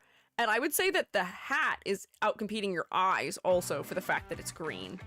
So we may just want to add something else that is green somewhere in the design to make it sort of move around a little bit more, to make it be more united. So like, this seems like this might be like a sheer panel here or something. It's got a slightly different undertone. What if this was green? Also, using two bass clefs to make a heart is really cute. I saw that in some Snomiku designs recently, and I was a big fan. But like, what if this is like subtly green underneath? Now we've sort of framed the face in some green elements. I don't know if the buckles would make sense to be green. I'm trying to think of what else I might make green here in the design. Like if you had like a couple notes that are on the staff here, where it's like, oh, here's my like notes, which kind of like make up some like polka dots or something. That might be interesting, and it might add a little bit of texture. They're not too overwhelming. They're a little bit understated still. That could be okay. But I think we just need a couple more pops of the green somewhere outside of the head for this to feel more unified. The other thing I'm wondering about is I wonder if... Hang on. No, wait. Don't turn that off completely. Would this be too much? Let's find out. I don't know why I drew that one down there. Wait, actually, before I start doing this, let me duplicate this in case I don't like what I'm doing. Erase that. Fill this. I'm just testing to see if making the entire music staff green is too much. It might be too much. And I might put a gradient on it so that I'll see if it's not. But it could be an idea. Maybe on the shoes too. Maybe. If the shoes themselves were green, that might not be the end of the world. As long as they're not as bright of a green as the hat is, that might be a good way to like bookend the design in some green elements.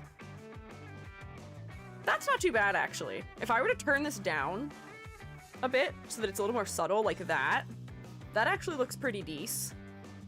Or like you could like alternate them, almost like stripes, maybe. Oh, wait, hang on. That's not gonna work because there's not a number of them where that works. Oh, no. Oh, having it be like stripes would be really cool though. Although I guess you could just take this one out. Whoops. 5 lines, 4 spaces, and a staff. Yeah, 1, 2, 3, 4. Unfortunately, it's an even number.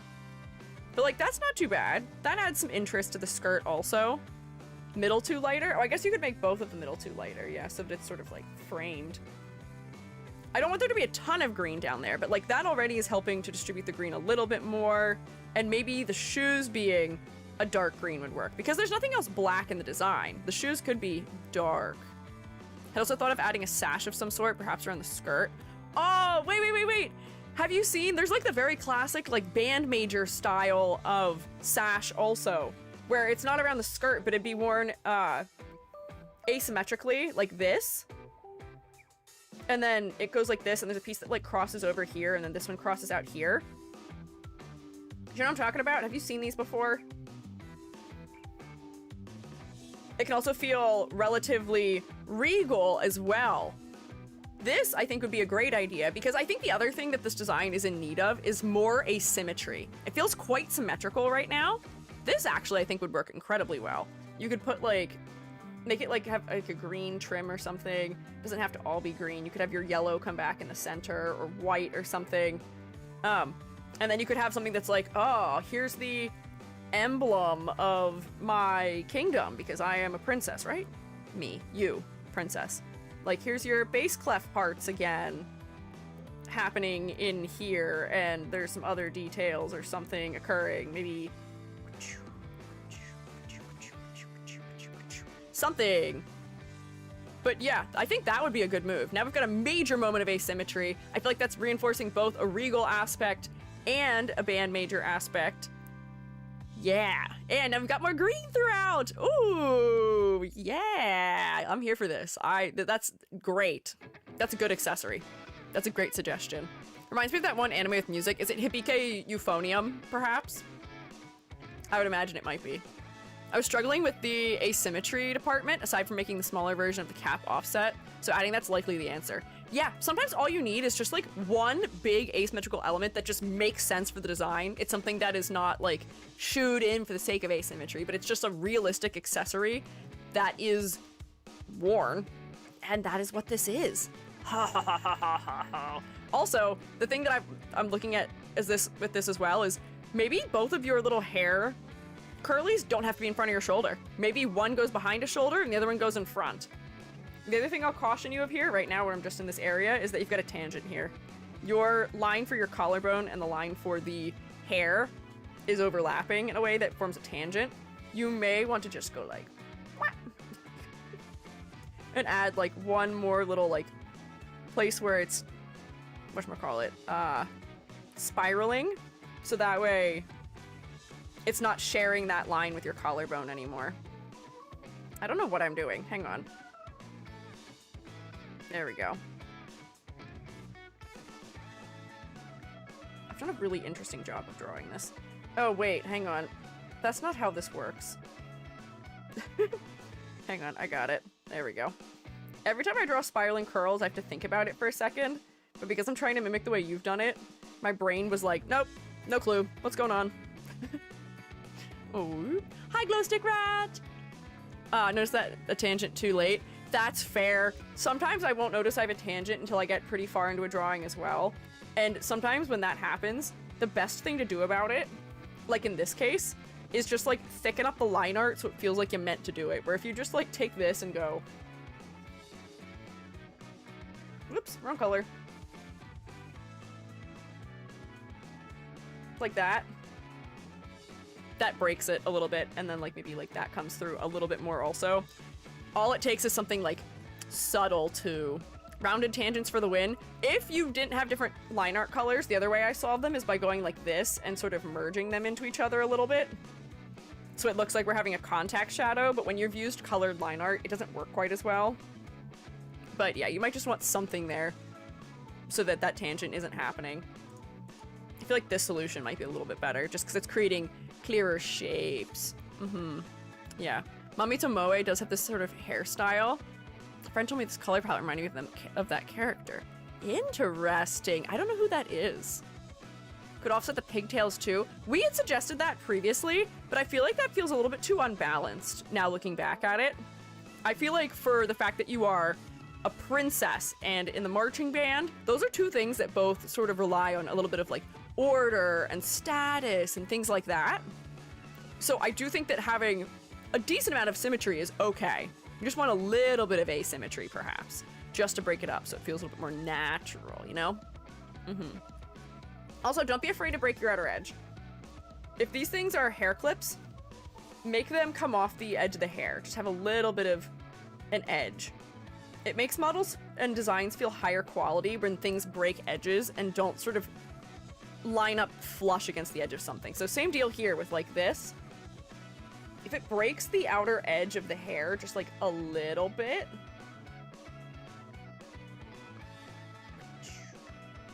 there we go, just like that, it feels more fleshed out because now we're getting more overlap out of it, and that also helps with adding depth and things like that too. So don't be afraid to like push things out past the edges a little bit. Slightly makes rigging harder. Well, you'd have to put it on a clipping mask if it was going to be attached on there under that line art, probably, right? If it was going to be able to rotate along it. Now they're just separate items that you could have just like separated into their own layers now, perhaps, you know? Haven't been here in a while, but I'm back and plan on staying. Welcome back, glow stick rat. I hope you've been well. Welcome back, though. Now it frames the face well. Yeah. So, just like a couple little notes. For the sake of the argument, I posted a picture of Mami Tomoe in live suggestions. Yeah, I want to see who that is. I'm curious. Let me find out. Let's see. Live suggestions. Bam. I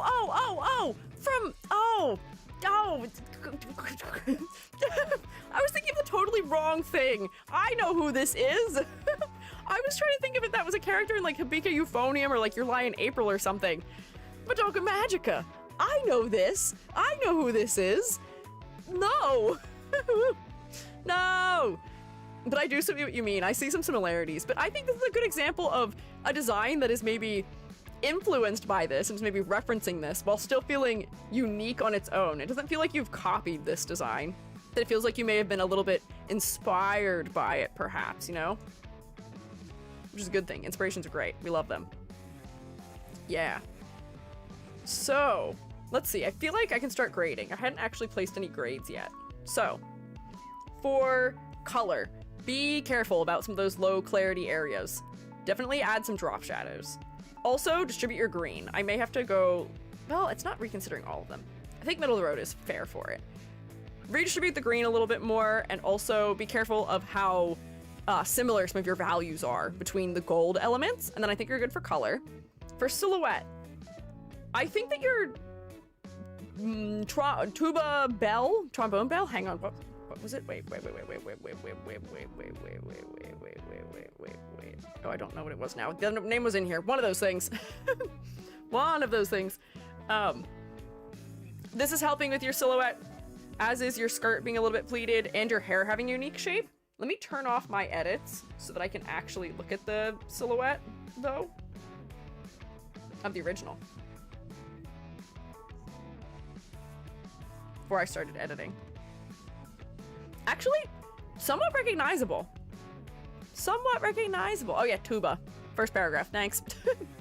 Somewhat recognizable. I think the skirt is doing a lot for you. It's a very distinct shape. Your pigtails are doing a lot also. I think the exaggeration of your hat, adding the sash, especially if it's like breaking the edge of your hip a little bit here, and moving your ears up a little bit will help a little bit more too. But I think your silhouette is nearly there. I think you're nearly recognizable. Almost. Almost. We can push it a little more. For complexity versus clarity, I think the level of detail is mostly appropriate. The elements in here, I think this is how it works, but I would suggest to look at the way that the clothing is manufactured maybe a little bit more closely. I don't have like I'm not completely certain how these are done in real life, but something in my mind makes me think that, you know, it's holding the fabric shut so that these elements may actually be on the outside part of that, but I might be wrong.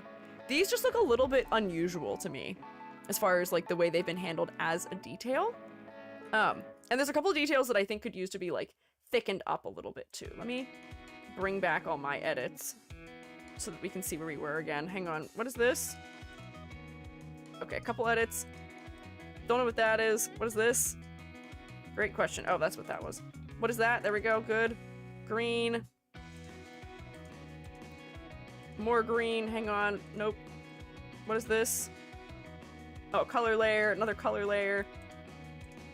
This is what I turn off all my edits. This is what happens to me. There we go.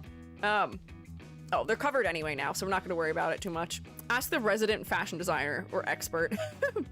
Maybe. They look like false buttons because they're kind of tacked on like the tuxedo shirts. That's how I was reading them, and my worry about that is that they might read as cheap as a result of that, especially since you have a princess theme. It may be better for them to read as like functional. Does she have a neck scarf or a little band-aid on her neck? As a small nod to the inspo, please. Just a little band-aid. What do you mean? What? Oh, what's her name again? Now I can't think of her name again. From Madoka Magica? Wild. Could, but I don't know if that's necessary. Mami, yeah.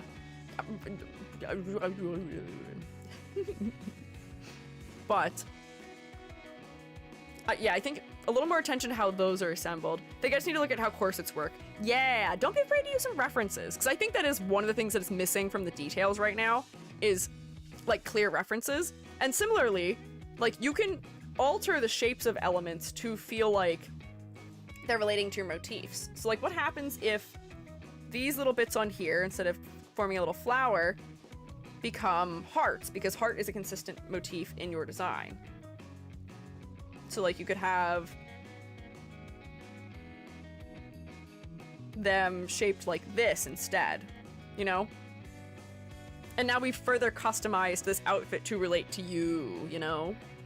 Yeah. So, like, finding the little things you can do with, like, hardware like that can really go the extra mile. Similarly, I'm not sure that, other than your tuba, your motifs are physically impacting the outer shapes of elements, but honestly, the tuba bell does so much for me that I'm not so worried about it. Maybe the only other thing I have is that, like, I might just want more contrast here. But that's, like, getting into silhouette again. I'm kind of all over the place. I'm so sorry. Like, I feel like a stronger taper to this might be nicer for silhouette, so then it's more clearly tiered. Yeah. I see? Yeah. Yeah. Maybe some difference in textures, like something could be shiny or sparkly. Yeah, that's also true. What elements of this are maybe metallic versus not? Because I think I was reading a lot of the gold is metallic, because that might be kind of nice or fun. Or like some things can be like a more shimmery material maybe also. Yeah. As I said yesterday on Discord, always remember that structured garments require proper undergarments. Your body will form to the undergarments. No bra days aren't allowed with military-style uniforms. True. This is fair and true. Yeah. But yeah, playing around with textures might also be nice for adding some interest in the details. But I think you could be a little more specific with some of the detail work. Look at some references for the way that clothing is constructed. Brooch's heart and bell collar would have shine. Okay. Yeah. Focal point. That's actually a good question. Oh wait, we'd answered that already. The focal point was the hat and not quite the face. We need to distribute the green more. I do think that what I have done has made the face maybe slightly less focal accidentally. Although it is framing the face somewhat well. How attached to you, or to having green eyes are you? I know you used to have pink and blue in your palette from, I think, having the trans flag, I think, going on in the palette. But I wonder if bringing some of the blue and pink back into your eyes might be a nice idea for adding both that reference back in if you wanted it, but also making your eyes focal again as well, perhaps. Although the unity of them with the green isn't too bad. I feel like the head is almost focal. From the way it was before I went and disturbed things, the head was focal, but not quite the face. E.g., I'm closeted, so I hid them this time. Oh no, that's okay, sorry. That's okay. Sometimes the safest thing to be is closeted. I completely understand how that goes. That's fair. And so people get wrong about corsets, their shape. They shape your outfit, not your body? Huh? Y'all get to know, though. Well, thanks! I'm honored that we get to know. Same deal here. Y'all get to know that I'm not cis. But, like, a lot of people also don't get to know that I'm not cis also. It's a little bit of a secret sometimes. But, for concept, as I was saying, there may be a couple things you can do to lean more into the majorette ideas, but I think you've got a lot of the elements already for us to read you as sort of princess-like. The pigtails feel kind of Hime-esque. Very princessy. The skirt being like a little bit more ruffled is princessy. The whatchamacallit, like bell style sleeves feel princessy. What if you could exaggerate these just a little bit more for that? Bam. Bam.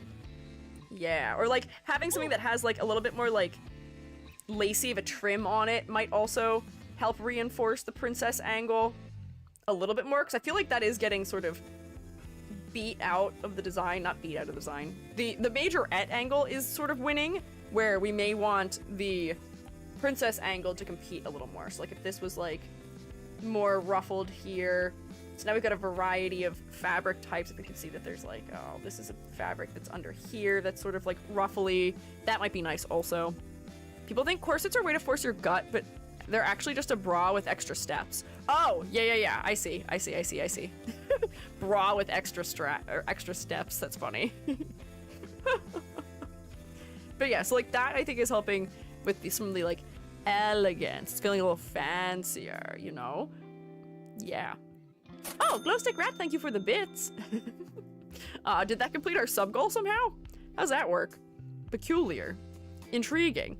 110% on the corset type, and underwear is based on the clothing you plan to wear. Like, bullet bras are needed for some vintage garments, but for drawing, I always say shape the body to the garment. Interesting. Okay. Good to know. But I think that's a grade. 1, 2, 3, 4, 5... Wait. 1, 2, 3, 4, 5, 6.5 out of 10? Does that sound right? I will say, Faye, you were graded on the old rubric previously. So despite the fact that I think the design is much stronger than it was before, the new rubric is a little bit harsher, I would say. But like that's still a very solid score, and I think you're very nearly there. I think that this design has benefited a lot from all the iterations. I think it is doing great for that.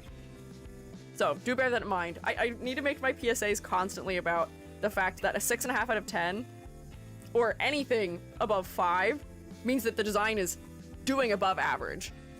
Especially also if you've had a design critique by me before and we're using the new rubric. New rubric's a little harsher, but you can take it. Yeah, definitely an improvement, and I'm already feeling better about how to improve from here. Yay, I'm so glad. Thank you for submitting your design to be critiqued, and thank you again, Striker, for donating so that way we may have sponsored Felinia. Thank you. Can we get a round of applause? I see you guys clapping already, but I need to clap too. I also need to eat the cheese and the drink the hot chalky that I did not. Whoops. I was supposed to. I was supposed to do that after I read the text, and then we just started critiquing. So, oopsie. Whoops. What can you do?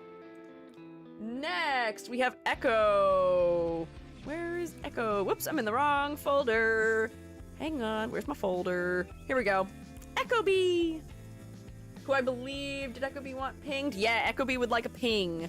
We'll wait for them to arrive maybe while I take my snack. But Echo uses the pronouns she/her and can be found at Amelia Echo on Blue Sky. You ping I'm busy? Got it. Sure. I got it. Yep, got it.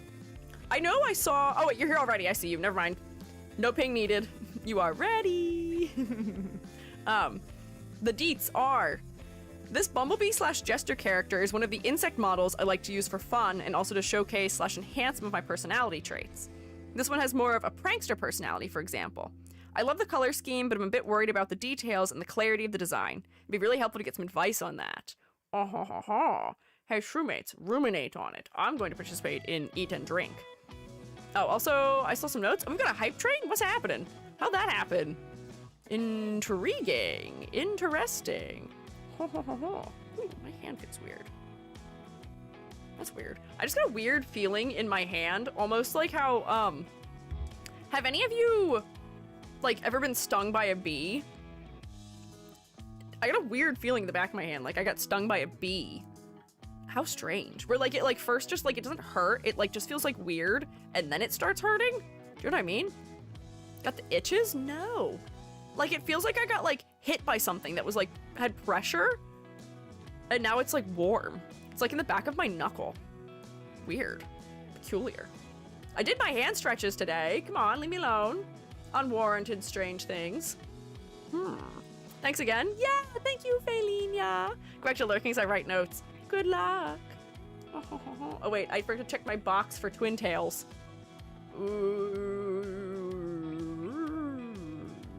What have I done? Have I ticked all of the things I need to for things? I think so. Yeah, okay. EG's not getting bingo today again, I don't think. I think I'm never getting bingo ever again in my whole life. Foreshadowing? But me having pain in my hand is foreshadowing? Oh, we are looking at a bee, aren't we? How weird. The ghost of bees of Christmas past, present, and future are haunting me. Echo, what have you done? Have you unleashed bees on me psychically? Just like unleash them into the back of my hand a little bit? Wild. Yes, this is in fact a bumblebee jester, which is very cute.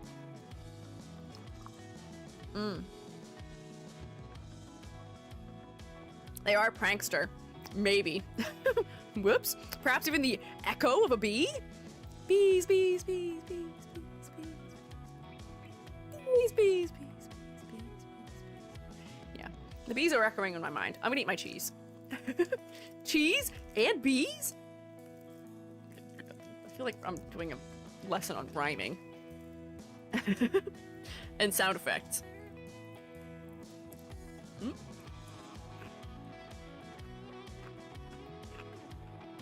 Oh no, you can hear me munching. Hang on, I should like mute.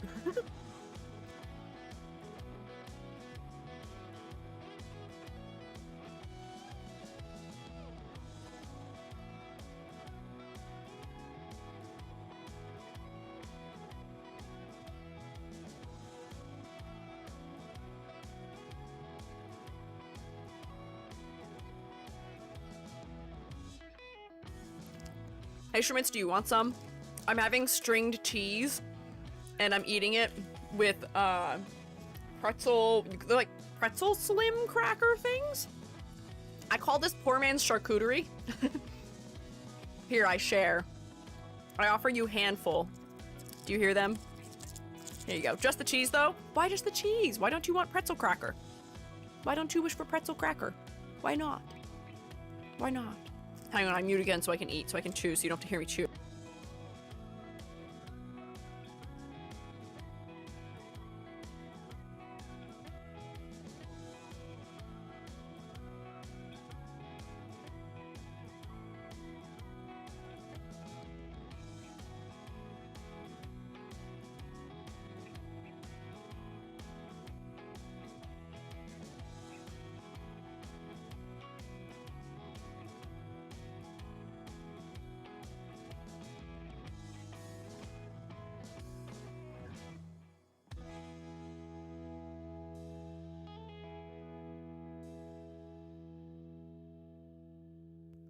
Why does it sync so well with the music? I may be subconsciously moving in time with the music. Just pretzel for me, though? Why just pretzel? My favorite cheese is camembert? What are you, Plague? Who are you, Peanut? Camembert. Interesting. Oh, thank you for the 3 bits for a hype train. The hype train never makes sense. We had a bunch of gifted subs earlier and it was like, no. No. 3 bits. That's a hype train. But all the gifted subs earlier, no. No, they don't count. Not at all. No. Thank you nonetheless, though, for the bits. Also, I love that Ruku said nom nom nom nom nom nom nom, and the auto translate is going, oh no. It sounds like you're having a crisis. Hi, Twiggy. Such a cutie, right?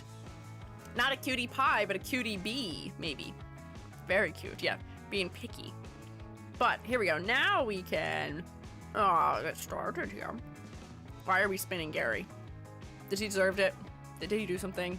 I think he always deserves it. But yes, the character is cute. We'll start with color palette, I think. Yeah, we'll start with color palette. So the color palette, you said you're a big fan of. I also think the color palette's very fun. You have a primary color palette with mostly yellow, blue, and red, although there are some like greens or teals a little bit and some oranges as well. For how many colors are in this palette, it's surprisingly not as overwhelming as I may have thought it would be, but I do still fear that there may be some clarity issues happening to it. You do sort of have pattern everywhere, which for a jester, that's probably fine.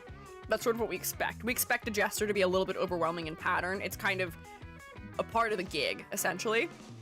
But I do think that you may need shading to add some more clarity in a couple areas, because this whole area here, I was not really understanding what's going on with. Like, I think this is the hips right here, maybe?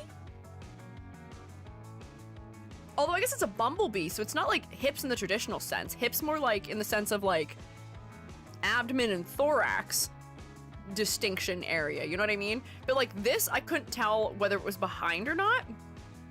If I go like this, layer, new correction layer, level, nope, not level correction, wrong, EG. Hang on, try again, you got this. You do this all the time, EG. There we go. If I go like this, there's a lot of similar values bordering each other, especially in this area right here, where the legs are a similar value to, I think, one of the bands on the thorax, right? This is thorax. Forgot to add shadows. Fair. Shadows may be important for clarity, and it seems like you were worried about the details and clarity, so I think the shadows would solve most of that. So I'm just gonna take like a multiply layer of something, like this maybe? Normal, multiply. Money add, then multiply. And then I'm just gonna fill in some of the elements that are behind, so that way we can tell that they're behind, because there's a little bit of ambiguity here and here as to where depth is and where these little like bumblebee things hanging on the sleeves are located. Oh, Toonie of Gold! Welcome back for 2 months! Thank you for resubscribing, I appreciate it. A bee jester is certainly a good concept with how bee social structures are. Oh yeah, because they have queens and workers and things like that. Interesting. But also I hope you enjoy your rotation. Also, tier 3, thanks. Wow. Fancy. Okay, I think this is also going back in space, right? So let me drop that darker color here as well. I'm gonna turn it down a little bit because I don't think it has to be as dark as I made it. But that's already helping me to determine which elements are in back or in front. I think the legs may need to be brightened a little bit just so that they come forward. The whole thing with value is that you're kind of pushing and pulling things as far as the way that they feel dimensional goes. Sometimes you can be using colors or like values to make something just be darker, but a lot of the times I'm basing my value placement on whether or not I want something to be coming towards us or moving away from us. Darker values tend to recede, lighter values tend to come forward. So I think the legs are going to need a little brightening, so I'm going to do the opposite. Actually, wait. I might just be able to go like this and adjust the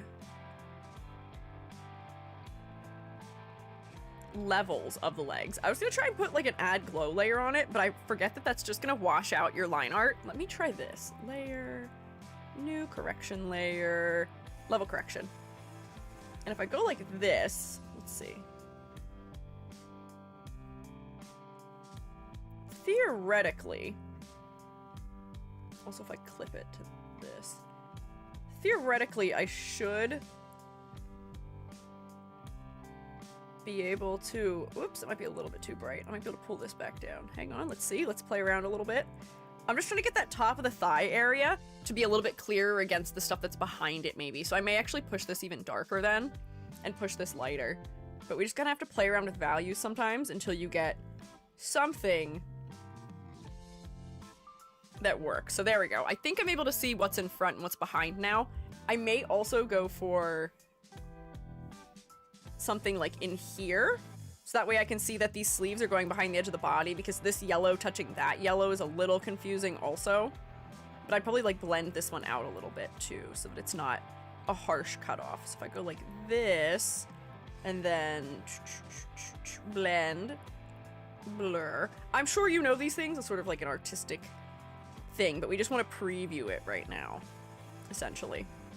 Just as our peak archetypes, and that's a fact. Yeah, we're spitting nothing but facts here today.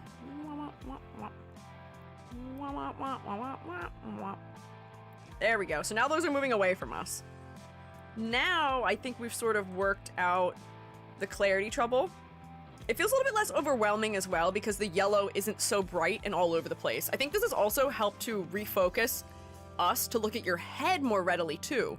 I think before doing that, the focal point may have been here, but now that there's a bunch of darker elements, it's a little bit higher because this yellow point between the legs here was pulling the focus down.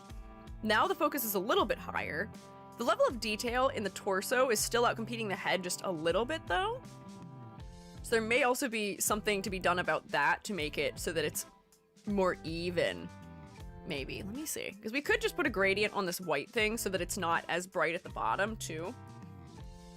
Watch as I just completely change all of your value structures, perhaps. Multiply. Actually, if this is tapering back, that might actually not be the worst idea, because it's not like the abdomen has like a super clear cutoff either, and B's and stuff like that too.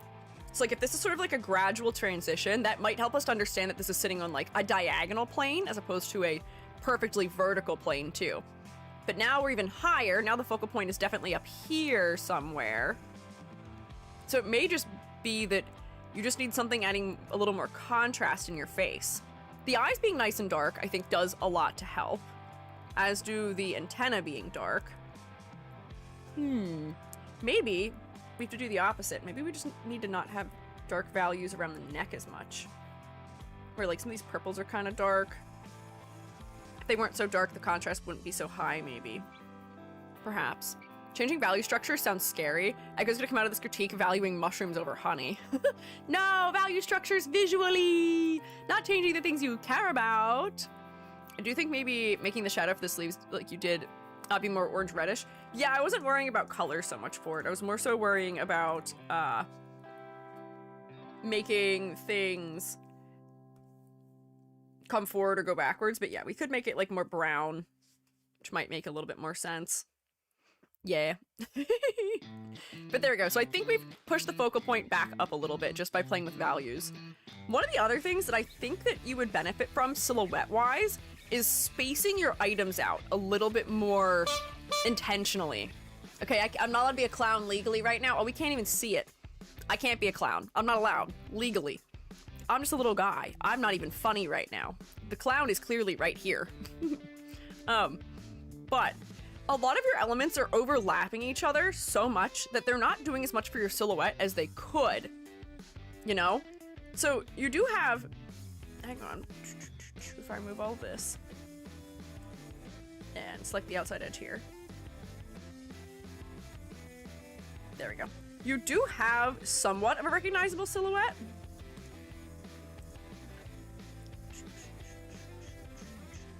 Hang on, I'm trying to put a layer. Hang on. Yep. Perfect. Okay, layers. There we go. I would say you have somewhat of a recognizable silhouette. You turn into a funny orb. The little dangles on the sleeve do help a lot, as do the ends of the E-G, ooh-ee. The ends of your jester hat. I would say it is very unique, but you have a lot of elements that aren't adding as much to the silhouette as they could. They don't have as much clarity as they could also, because they're just overlapping so much. Like if your jester pigtails, turn all this back on. I guess your jester hat pieces were arcing out a little bit more so that way we can see this like under edge of them. I'm gonna go like this.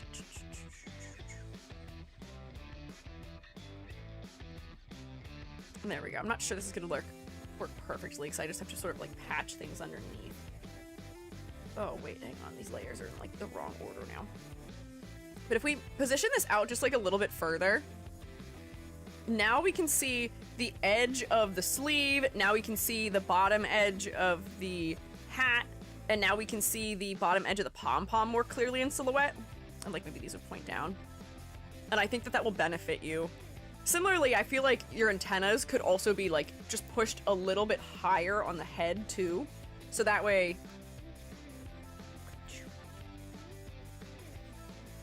we can see the underside of them with the hat, and we get a little bit of like a line of negative space between there. These are sort of like nitpicky like art things, but for the sake of the character's design, if we're gonna be seeing this as a live 2D model, it might be beneficial for it to just read a little bit more clearly. So now the antennas will make sense in the silhouette as well. Whereas before, I'm not sure we would read antennas from silhouette or jester hat from silhouette. We're clarifying the character in silhouette by doing this. I'm not gonna edit both sides of the head, but just so we can sort of see the proof of concept here. Now this is an antenna. We can see the top peak of it here. Now we've got the ball a little bit more separated. Antennas are gonna be rigged like cat ears, so they will move a lot. Oh, okay, that might solve it also then. But just like spacing things out a little bit more can help. And then also, if you're pushing these up a little bit on the head or having them move, the red and blue that we'll get to see behind them will also help to make the face a little bit more focal too. This design is so jingly. Yeah, I guess that is fair. There's a lot of little bells, which is cute. Yeah. Okay, so those are more just like small in the weeds detail kinds of things. For the fact that there is some asymmetry in color, you are very symmetrical, but that is like kind of a thing that we come to expect of jesters and clowns often, is that they are symmetrical except for in their pattern work. And the symmetry is often to make sure they are not quite so overwhelming to look at. If they were asymmetrical in pattern and asymmetrical in color and asymmetrical in shape, that might be too much. So this is one of those cases where I'd say the symmetry is probably fine. It's kind of expected in this case. If you want asymmetry, just a little bit of it, classic EG solution is these things, instead of having them be mirrored left to right on the body, your little like bug things, just repeat them like this, essentially. So that way, the larger one is always on the inside. Oh no, my layers. Oh no, my layers. Oh no. What has happened? Oh wait, it's because this has this going on. There we go. This is what I do with my earrings. This model doesn't have it, but my other model has it because it just makes it feel a little bit more natural sometimes. Just to have something, even if it's just like one little thing that isn't perfectly symmetrical. Let me erase this back in here. There we go. And then I'll cover, it's really a fine layer to do it on. Let me cover the other one that's right here.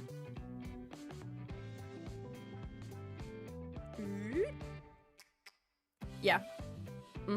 Return to Twitch. Hi, Ruku, welcome back. Need more of a borderline to the face and body. That's sort of what we were doing a little bit here, yeah. Yeah. But just a little asymmetry sometimes can go a long ways for feeling natural. Even if like your jester pigtails are posed like this, like I have them now, where one is a little bit higher than the other one is, that just adds a little bit of cute asymmetry too. Or like one of your antennas doesn't sit completely level, that feels a little bit like quirky and friendly, perhaps, as you may want to feel as a jester. Just a little touch that adds something to it, you know? I've said a lot. I haven't done any grading. We should probably start grading. So, color palette. Careful of your values. I think the values are impacting clarity a lot right now, and the values are impacting your focal point a lot right now. But through the power of just like 3 layers, we were able to solve it pretty well. Hi, Riraku. I can tell you're back. I haven't been small much lately. It's been strange. It's been weird not starting stream teeny tiny itty bitty. Silhouette. Oh, silhouette. I'm being a little picky. I do think there's some elements you could just clarify for the silhouette, but you are pretty recognizable in silhouette. You don't look like very many other things I can think of off the top of my head. For complexity versus clarity, we already took off the points for clarity in the color area. I think the level of detail here is appropriate for the fact that you are a jester. There's some nice texture in the sleeves, which is honeycomb pattern, which relates back to the fact that this fella's a bee. There's some stars, which is interesting as a repeating motif. They're in the one side of the jester hat. There's moons also. So there's a little bit of a celestial theme. You know, bees are things that fly. We can associate that with space maybe sometimes. They're in the sky. I think level of detail's fine and appropriate. And then for concept and motifs, I don't think we really have any trouble identifying that you are a jester. The hat makes that pretty clear to us. And you are a bumblebee. And you feel friendly. You feel like the kind of fellow that we would associate with being a jester. You're very round in most of your shape language, which does equate to friendliness. Even the fact that your eyes are really dark isn't enough to offset the fact that you do feel friendly. The face is rendered in nice rounded shapes. Is there anything else that you think might be missing? You'd said, like the color scheme, worried about the details and clarity. I think most of the clarity solution is just in the rendering here. But that's kind of all. Schmitz, do you guys have any other suggestions, perhaps? That's most of what I have here, though. I can draw a ladder. Because why not? Ladder never hurt nobody. That's a really thin ladder, though. Can I have a slightly thicker ladder? Those rungs are going to make it hard to climb either way. That's a little better. There we go. Hi, Nissa. I see you waving. What are these things? Are these other legs behind? Or are these like some sort of tassel on the backside of the foot? I'm not sure quite what they are. That bee was symmetrical. This bee was symmetrical, so I'm gonna pretend they are. Let's see. Kind of hard to figure out where I want to draw lines in this part of the body, just because there's so many little centered elements.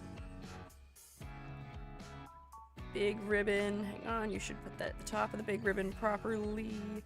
I feel like the mouth is definitely a line. Bottom of the eye, top of the eye, bottom of the antenna, top of those 2 little dots, top of the antenna, little grub friend. Yeah, I think it's all the proper lines. Turn off all of my edits so that we can see.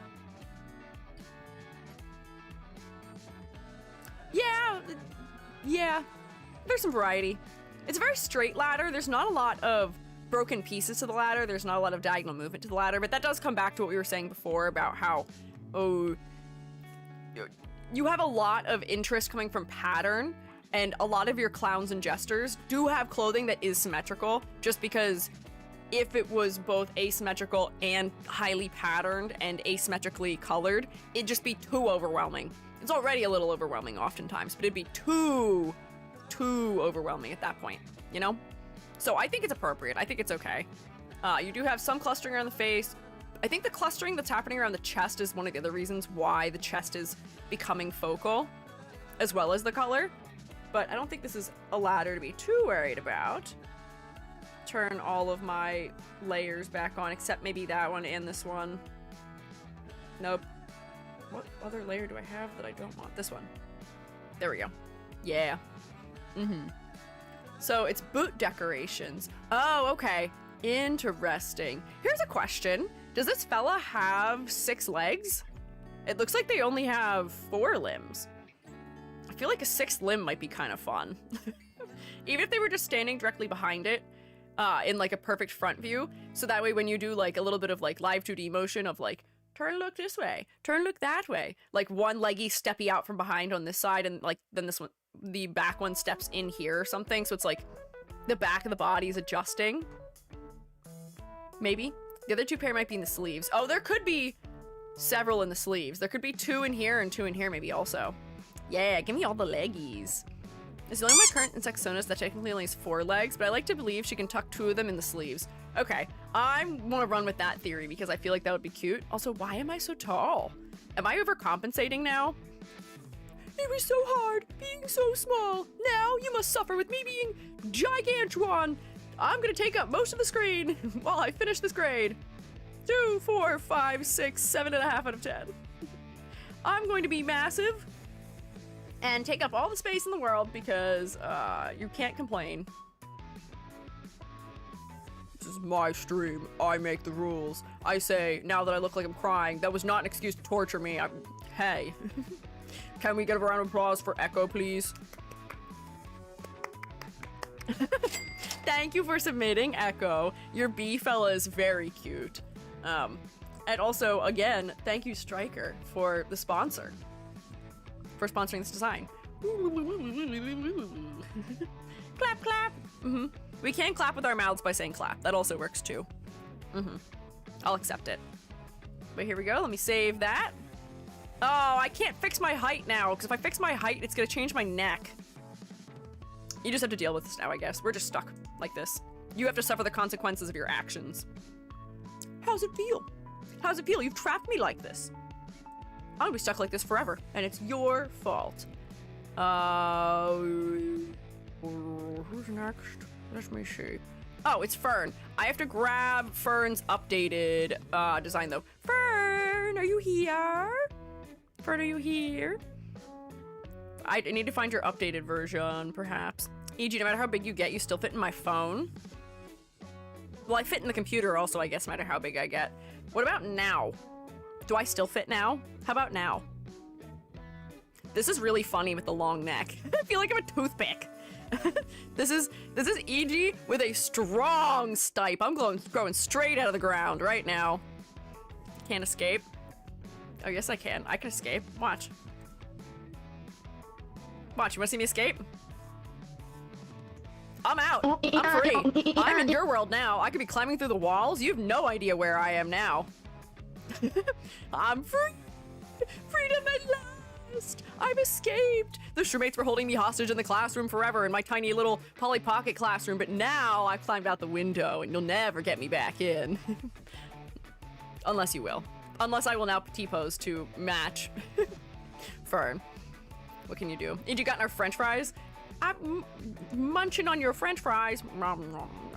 Munch crunch. I'm doing that thing cats do where they like chew. Why am I looking up now? Wait, the googly eyes are in my throat. Isn't that disturbing? Hang on, I need to reset my face tracking. I'm like not looking in the correct direction anymore. Oh my God, what's happening? Hello? Ow! Hey! Oh no! Everything's a little strange right now. The googly eyes look disappointed. They're so sad under there. It looks like I have, something going on under there. We're not gonna think about it too hard. I see Rex is thinking the same thing as I am. Mushroom leader of the T-pose. What is your wisdom? My wisdom is that you shouldn't set my son on fire. Oh, I'm getting Mike Wazowski'd by my own chat right now. Wait, what is that on top of my head? Oh, okay, I'm a chef now too. Gotta do the cooking by the book. If not, it'll end up crazy. I'm not here anymore. Just pretend nothing's happening. Was Fern here? I can summon Fern. I will ping Fern in the Discord server. Fern may have been here and I just didn't see because we're committing acts of chaos right now. Is it here? Oh wait, here's Fern's updated one. Bam, copy.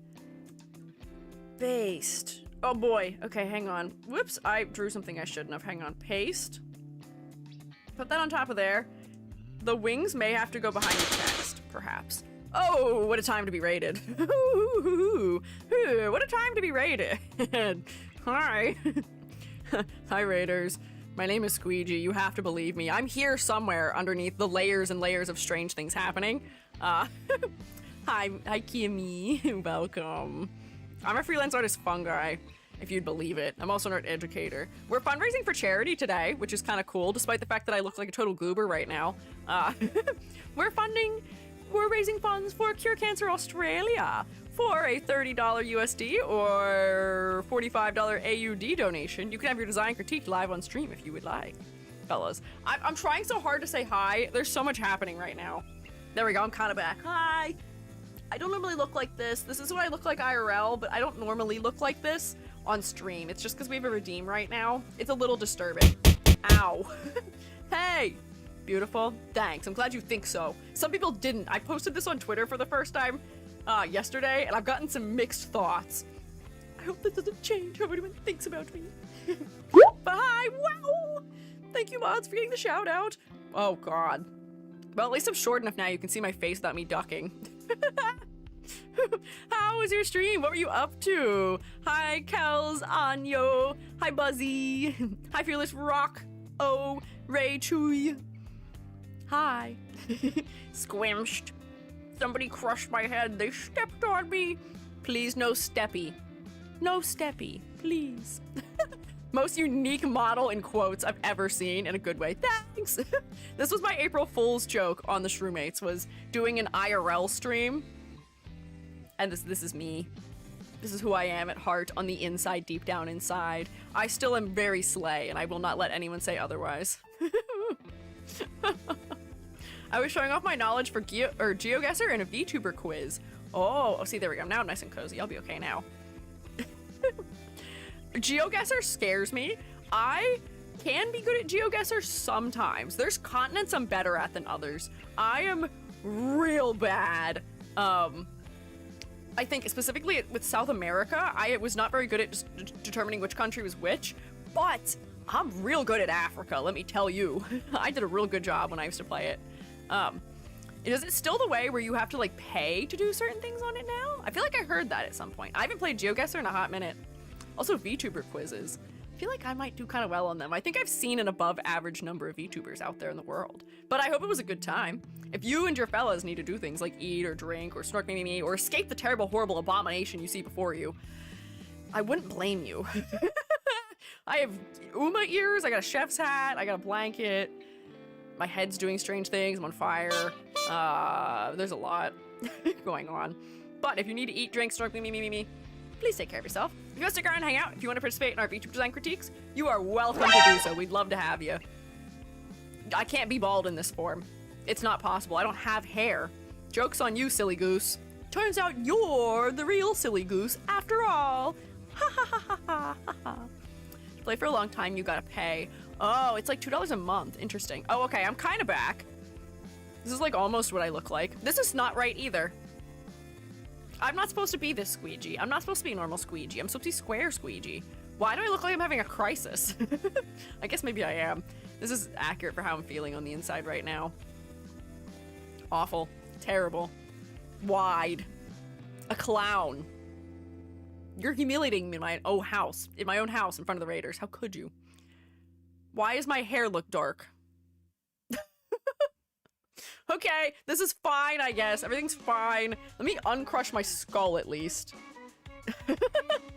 I can live with this as long as my skull's not crushed. I can have several hats and a nose and a blanket. It's fine.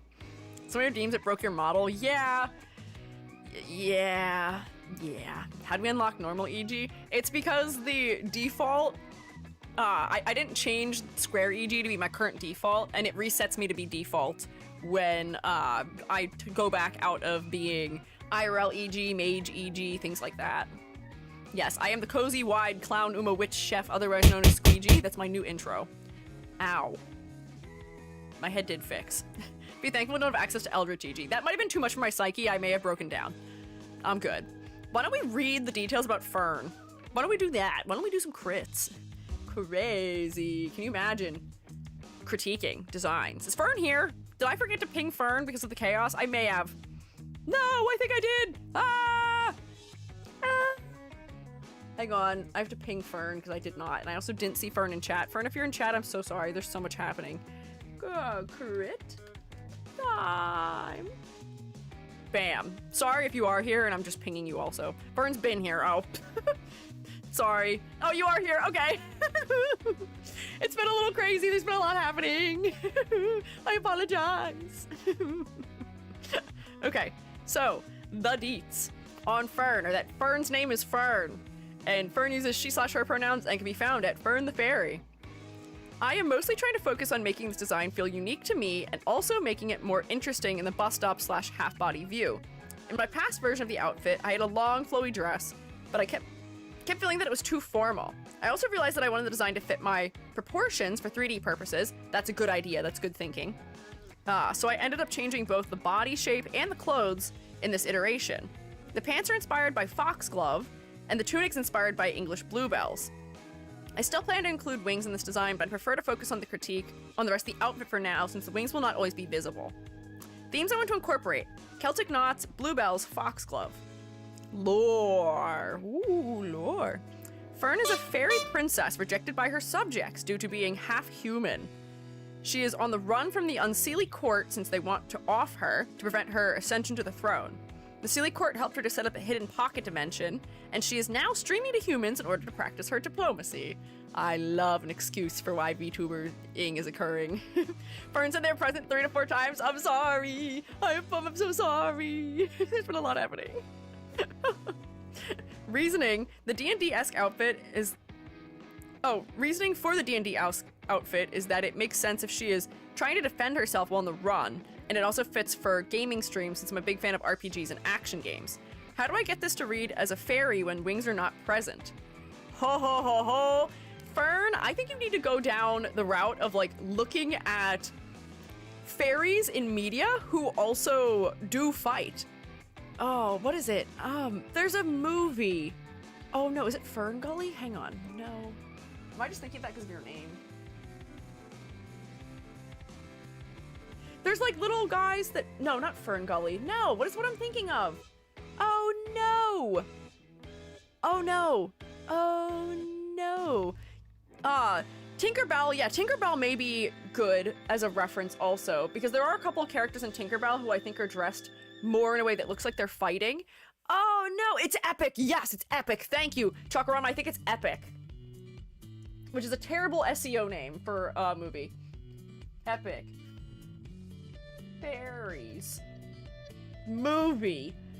A lot of the characters in that movie are dressed in a way that's meant to be like very referential of florals, and they have a lot of armor that is constructed from leaves, which is very interesting. If I search epic movie, that did work also, but like, do you see how this is armor that is clearly constructed of leaves? So it ends up making this fellow read as like they're sort of like a part of the forest, right? Yeah, I think this would help a lot. And similarly, there's some like really cute character designs in this movie. I feel like this movie is somewhat underrated. But like, look, flowers as hair, or like, you know, the little bits that are around like the part where a flower's like head meets the stalk. Around like the neck is sort of like some fluff or some frill. These feel more like noble types of outfits. They feel a little bit more pompous maybe. But like for you, some of the armor inspiration may be very good coming from that, because I think that the key thing you're missing right now is just the color green. Green is such a closely associated color with fairies and the fae. You can design a fairy that doesn't have that color, but if you don't have like a traditional fairy type of wing, this may be enough to help. Similarly, I think your ears being so hidden is also causing us to not realize that you are fae also. We tend to see fae often having more exaggerated ear shapes. So if we were to exaggerate the point of your ear just a little bit more so that it peeks out from behind your hair, we don't make it huge, but just so that it peeks out from behind your hair and adds a little more to silhouette, that may also help. I see that there's some fairies now that have like more like delicate tips of their ears where it almost feels like decorative, like this almost. And like that would be just like enough for me from silhouette if we didn't have your wings to be like, oh yeah, not human. It needs to be a little whimsical. Fairies have a lot of whimsy in their designs often. Stealth Fairy Ear Club. Yeah, you are in that club, huh, Ryuku? Flower tip like ears. Yeah! Make the shirt a lavender flower. You could. I feel like for the bluebell, there may be a clearer way of referencing it as well, because we can only really see the bluebell element from the waist down, you know? I wonder if there's something we can do with the collar to make it clear that this is like the top of a flower. Or not the top, this is the bottom where it connects to the stem, and then this is where the flower actually is. Let me look at bluebells again. I'm having flashbacks. Fern, was the last time we critiqued your design the time that my stream went down? I feel like I had Googled bluebells, and suddenly no one was here anymore. Suddenly everyone was gone. We lost them all. That was, okay. How wild, I'm having flashbacks. Maybe make it like a bulb of a plant there to bring in the green. Yeah, it does seem like bluebells, at least this particular type of bluebell, doesn't really have a lot of greenery where it connects. But I wonder if, oh, I'm trying to think of how I would handle this. Stream died? No, don't pull my leg, do not joke, no. Strange Magic is an animated movie that also has fighting fairies. Yeah, that may be another good reference point to make too. Stream is fine. No, don't join the joke, don't bully me, Shreemates. I have so much fear in my heart, no. No, Amber's got the gun. Watch out. Y'all better be good or Amber will get you. Amber's gonna get ya. Let's see. It seems like they do have a little bit of floral-like elements around the collar, which maybe if you had things that looked like tiny littler petals. Like, it seems like some of these have like something like that almost, where there's like very narrow, thin, wow, petal bits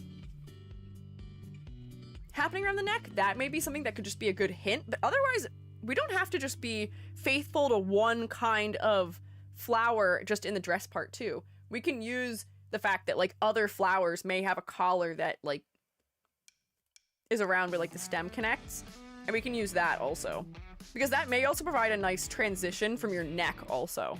It may feel a little bit more whimsical, you know? Yeah.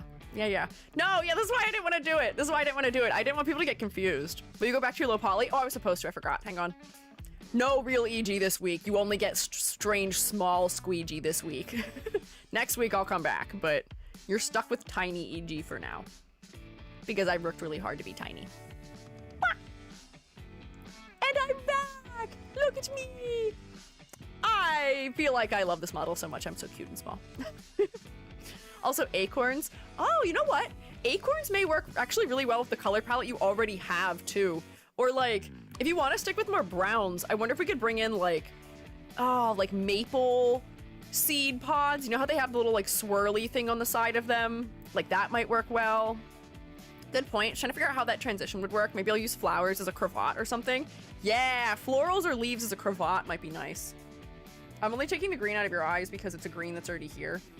This would maybe benefit from being a different color than this particular green. But if you have like a taller collar, that may also feel more fantasy-y. Also, I'm learning my lesson. I forgot my lasso. I'll fix it. There we go. That might feel a little bit stuffy. I feel like I turned you into an eggplant right now. It's gonna be okay. It's gonna be okay. It'll be alright. It'll be okay. It's gonna be okay. Cravats love flipping them into your face at the slightest breeze. Well, just make sure you have a pin in it to hold it down. Put it under one of the straps maybe, so that way it doesn't move. Yeah. It's hard to tell where the character design is going, to be honest. That's fair. That is, I think, part of where we're going to get with critiquing for concept, because I do think that we need to bring the armor more into it if you're trying to be, like, surviving.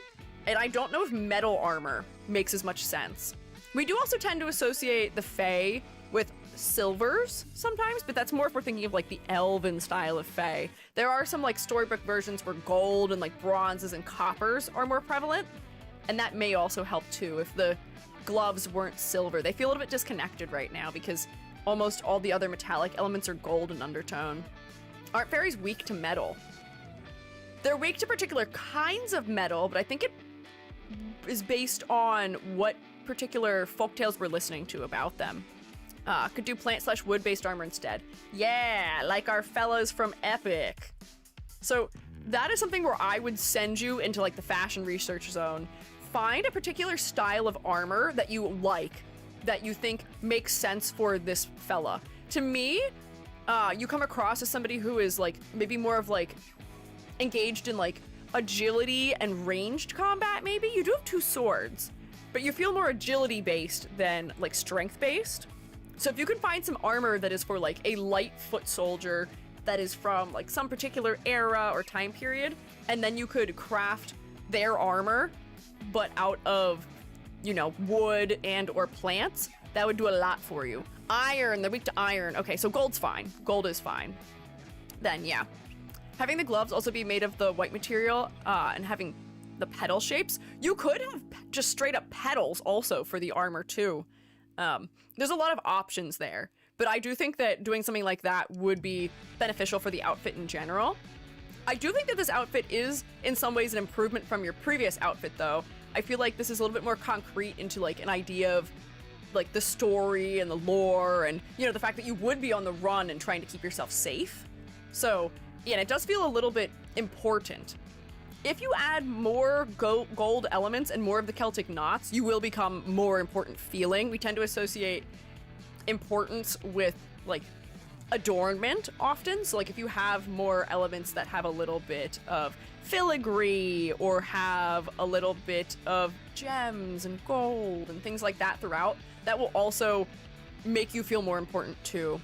Wild idea for the lore is to hide her identity. She covered the wings in mud. Oh, that would be kind of wild. But yeah, I think that we need to go to the drawing board for armor specifically here. Making the pants foxglove, I think, is a cute idea. Making the armor out of something that's like trees or bark or other plants would also be great. But I feel like this outfit is like at iteration 2. We need to push it to iteration 3 or maybe 4 perhaps, as far as that goes for concept. Because I don't know if it's coming across very clearly to us at the minute. So I think that we may treat this one a little bit more how we treated Isu's critique a couple days ago, where we can do a lot of brainstorming about what things may be good for the outfit, but I would be essentially redesigning an outfit from scratch and trying to draw that in a reasonable amount of time, and I don't know if we can do that. I say me, I'm too slow. But we can just take some notes here as to things that would be beneficial to add for this. So leaf / petal / wood armor.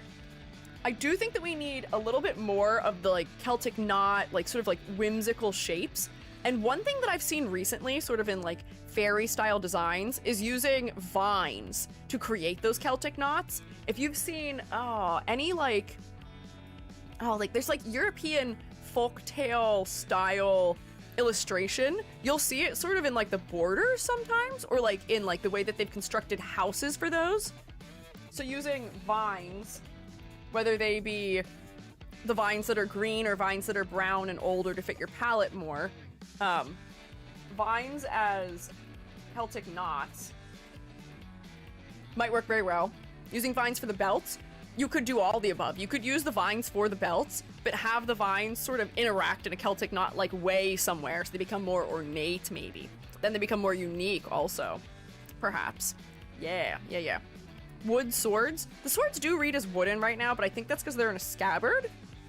I wonder if you could play with scale a little bit more for this too. If you're on the run, I wonder if you're trying to scrap your like armor and stuff together, where, you know, it seems like you are receiving some help, but if you're having to sort of forage for things to defend yourself with or defend yourself on the fly, this might be one of those cute opportunities where it's like, oh, I'm using a sewing needle to fight, or some other thing that is like going to prove your scale, because that may also help us to read you as being a fairy more quickly. So if you had something that is like a human scale object compared to you in the design, whether it be using a sewing needle as your sword or using like something else, that may also make us think more of fairies too. So like human scale object somewhere, perhaps vines in the hair, that could be cute also. Like the Secret World of Arietti. Yeah. Hi Bolts, how are you? Hello. Cocktail sword pick. Oh, that might be too silly, but that would be fun. Thimble helmet. Yeah, these are the classics, I think. Oh wait, to be clear, she's human-sized. Definitely leaning more on the elf size than a pixie. Oh, okay, interesting. Oh my god, those wings would be massive then. Okay, if you're human size, it may be a little bit harder to distinguish you between being an elf and a human. Interesting, intriguing. Another one who we did last year. Yes, this is another design we looked at. Wait, was it last year? Was it really a full year ago? Interesting. But yeah, if you're full human scale, it may be harder to distinguish you as a fairy versus an elf, especially when you don't have your wings. It was in December-ish. Oh, so by last year, not last year for charity crits, but last year is in prior to the new year, prior to 2026 occurring. But yeah, just something to keep in mind. Ooh, what other things did we say? What were we talking about? Do we have any other suggestions as far as concept goes for it? Because I think that fleshing out armor based on some real references will probably take you a long way here with this design. I know you don't want us to focus on the wings too much, but I do think that the wings being sort of like anatomically somewhat accurate bird wings is great, and I'm here for it. Fairy plus human? Feel bad for the mother if she's a fairy. That would just be physically impossible, I would imagine. She's more elf-sized, then more elements relating to flowers and such can definitely help with selling the fairy aspect. Yeah, the more natural elements there are, as opposed to things that are made of cloth and metal, probably the better, for clarifying that, because I do think that we do associate the Fae with having a much closer connection to the earth, even though we still think about that with elves too. Elves in some ways are kind of just big fairies. Kingfisher feather decorations? Oh, that could be interesting too. Bringing in some like the wildlife into the clothing also might be interesting. Or like if we do too much of that, then we might mistaken you for being some sort of like chimera creature. 100% look at runway depictions of floral shaped clothing, not actual flowers being used, but it's constructed to look like a flower. Runway floral fashion. I'll put that down also. Magic birth, like Tinkerbell franchise, born from a baby's first laugh. Oh, interesting. I've seen a Doberman Chihuahua mix. Life finds a way. We gotta stop torturing creatures. We gotta stop doing that. We've gone too far, if you ask me. No. No. No. What do I do if I get bingo? Brag? Yes, you do in fact brag heavily at me and make fun of me for the fact that I haven't gotten bingo in an incredibly long amount of time. Mama's always the bigger dog? Oh good, thank God. Thank God. What about those jewelry beetles? Oh, you know what? Incorporating some insect elements may actually help, because I don't think we tend to associate insects with elves, but we do associate insects with the Fae.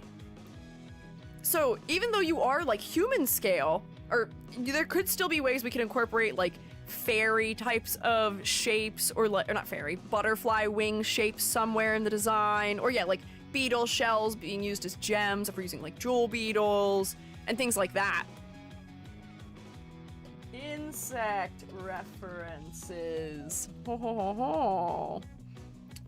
Noiji has gotten bingo? Playing secret bingo since around early January.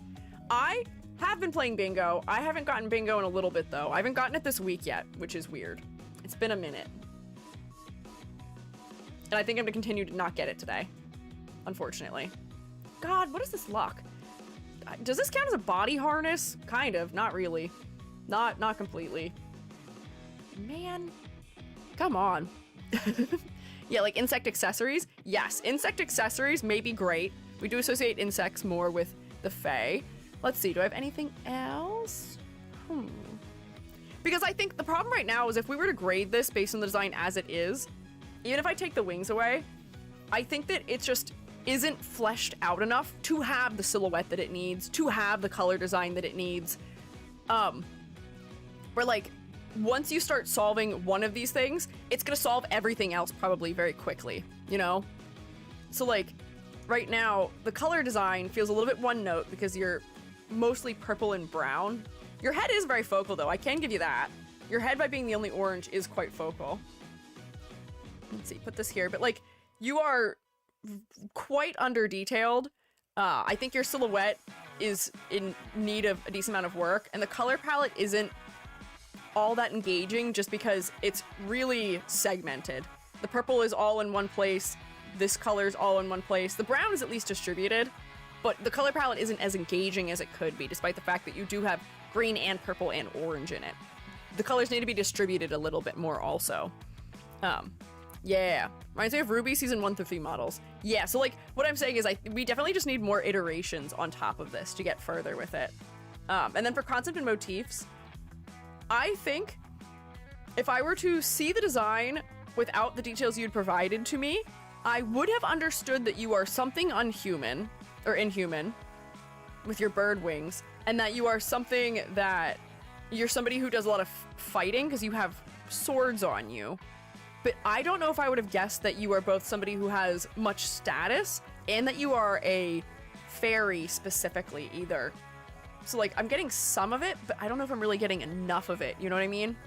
So the thing is, when we clarify this category, when we solve this, it's gonna solve this, it's gonna solve this, and by solving this, it's gonna solve this. And that's the way character design works so much of the time. So it's like, by not having this solved, it's pulled these ones down. So I don't want people to get discouraged if the score doesn't seem very high. Often, you solve one thing and it solves everything to some capacity. Domino effect. Yes, domino effect is what happens for sure. Do we have any more suggestions though? Because I do want to provide you some more ideas perhaps to work with here. I do want to note down also, reference real armor perhaps. Gotcha, all good. Yeah. Left suggestions for examples of florals made of fabric. Ooh, thank you, Riraku. Let's see. Oh, whoa, those are cool. Whoa, like Easter lily. Well, that's crazy. This is kind of wild as a dress. What is going on? Riraku, you for some reason have the curse of send images I can't copy and paste out of Discord. I feel like a third of the time, it just doesn't work. I don't know what type of thing it is. Oh wait, is it because I have this open? Hang on. There we go. Look at this crazy dress. Look at these. Woo, florals. Like, granted, you don't have to mimic exactly what these are doing, but you could take some inspiration from the shapes. Ooh, like a mossy skirt. Interesting. What are these? Oh, more florals. Cool. But yeah, you could take some inspiration for how these, like, garments are constructed, maybe. Yeah. Love going into live suggestions for refs, much superior to Pinterest. Honestly, the Shrewmates are a good resource. If you need help finding something, the Shrewmates can usually help you find something pretty well. We've got some fashion experts, we've got some hair experts. There is some overlap between those roles.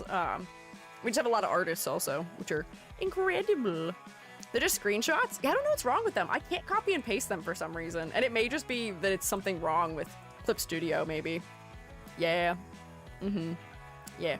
But yeah, so reference some real armor, perhaps. Yeah. Yeah. I think that's the bulk of what I have for you, at least from me. 1, 2, 3, 4, 5 out of 10. Middle of the road. Which is to say that there's definitely things we can do to make it stand out more. But I don't think there's a loss. I don't think this is a total loss. I think there's a foundation here. You've got all the right elements to create a design that would be very engaging. You've got the right concept elements. You've got the right lore for it. You're thinking in the right directions. You've got some good exaggeration. Now we just kind of have to find the references that are the most useful for it. Yeah. Oh, hi, Hoshi. Can we get a round of applause for Fern? Pretty please, perhaps? Can we get a round of applause for Fern? And also, another round of applause for Striker for donating and sponsoring. Today's critiques, more or less, are brought to you by Striker Venom. Although I think that was Striker's final one for today. I think Striker has one more floating one that Striker themselves will use at some point, but those are all our Striker crits that we have right now. Thank you for submitting, though. Let me save that. Bam. Next, who do we have next? We have Ms. Eepy next, I believe. Let me find you. Where are you? Oh, here we go. Got it. I will drink and I will perhaps snack and I will also stretch because those are all things that I hear are good for me. Yes, you are friendly guy. Oh, I punched my microphone. I'm so sorry. Whoops. Fix that. My first ever submission, I hope it's okay. Yeah, it was fine. Don't worry. It was fine.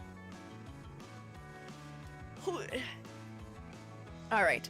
Hot chalky time. Yes, we do have another jester. We are going to be funny silly today. So this is Ms. EP. Ms. EP's pronouns are she/her, and Ms. EP can be found at Ms. EP Official. This is a jester of dreams stuck in a dreamscape castle. The castle used to be populated with all kinds of life. All that remains now is me and the garden maze outside, though I can't remember why. Clouds flow in and out of the open castle and its towering windows. Water flows through the castle freely as well, disobeying logic. Old technology will sometimes clip through the clouds or rise up from the water. Using these parts, I was able to connect with people online. I love so much the reasons how people become streamers in their lore. I don't even have one. I'm just a mushroom. I've got my Polly Pocket-sized dollhouse that I live in, and I just have a computer. Because I do. Why not? Can't tell her. The shoes spot black. In this one, I may qualify the shoes as spot black. This one, not so much. Although maybe the top has some spot blacks in it, though.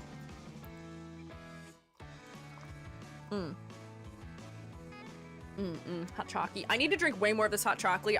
Chalky, I have not even drank half of it, so give me a moment.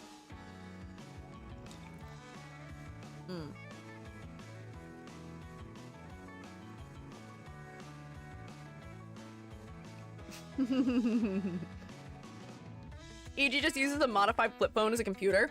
Yeah, have you seen people who run Blender on their flip phones? It's crazy. It's so cool. Hekaniku. Can design have spot blacks if black is a heavily used color? Yeah, it still can. They may not be as effective, perhaps, sometimes with conveying a lot of contrast, but they can still be used. Sure. Mushroom is using the internet. Oh no, they've taught mushrooms how to type! They taught mushrooms how to make music, so I don't know why this is, that surprising.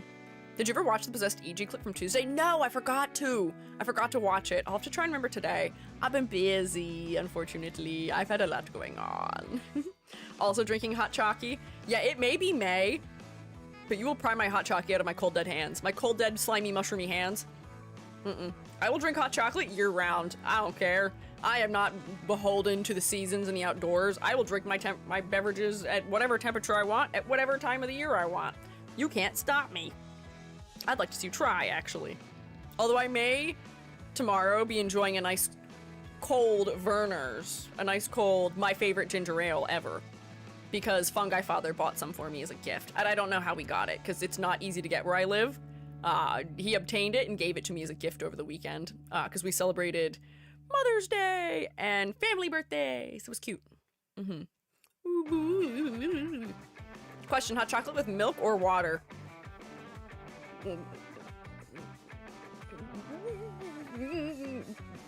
Yes.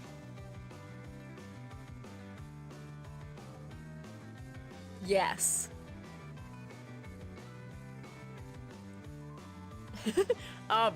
It is boiling water with coffee creamer in it. So like kind of not milk either, maybe? How much milk is actually in coffee creamer? It doesn't give me lactose trouble. And the reason why is because I am a little lactose intolerant. If I drink my hot chalky made of milk, it's not always great for me. And also we do have other milks. We've got non-dairy milk, but I need to reserve the non-dairy milk for eating my cereal in the morning before work.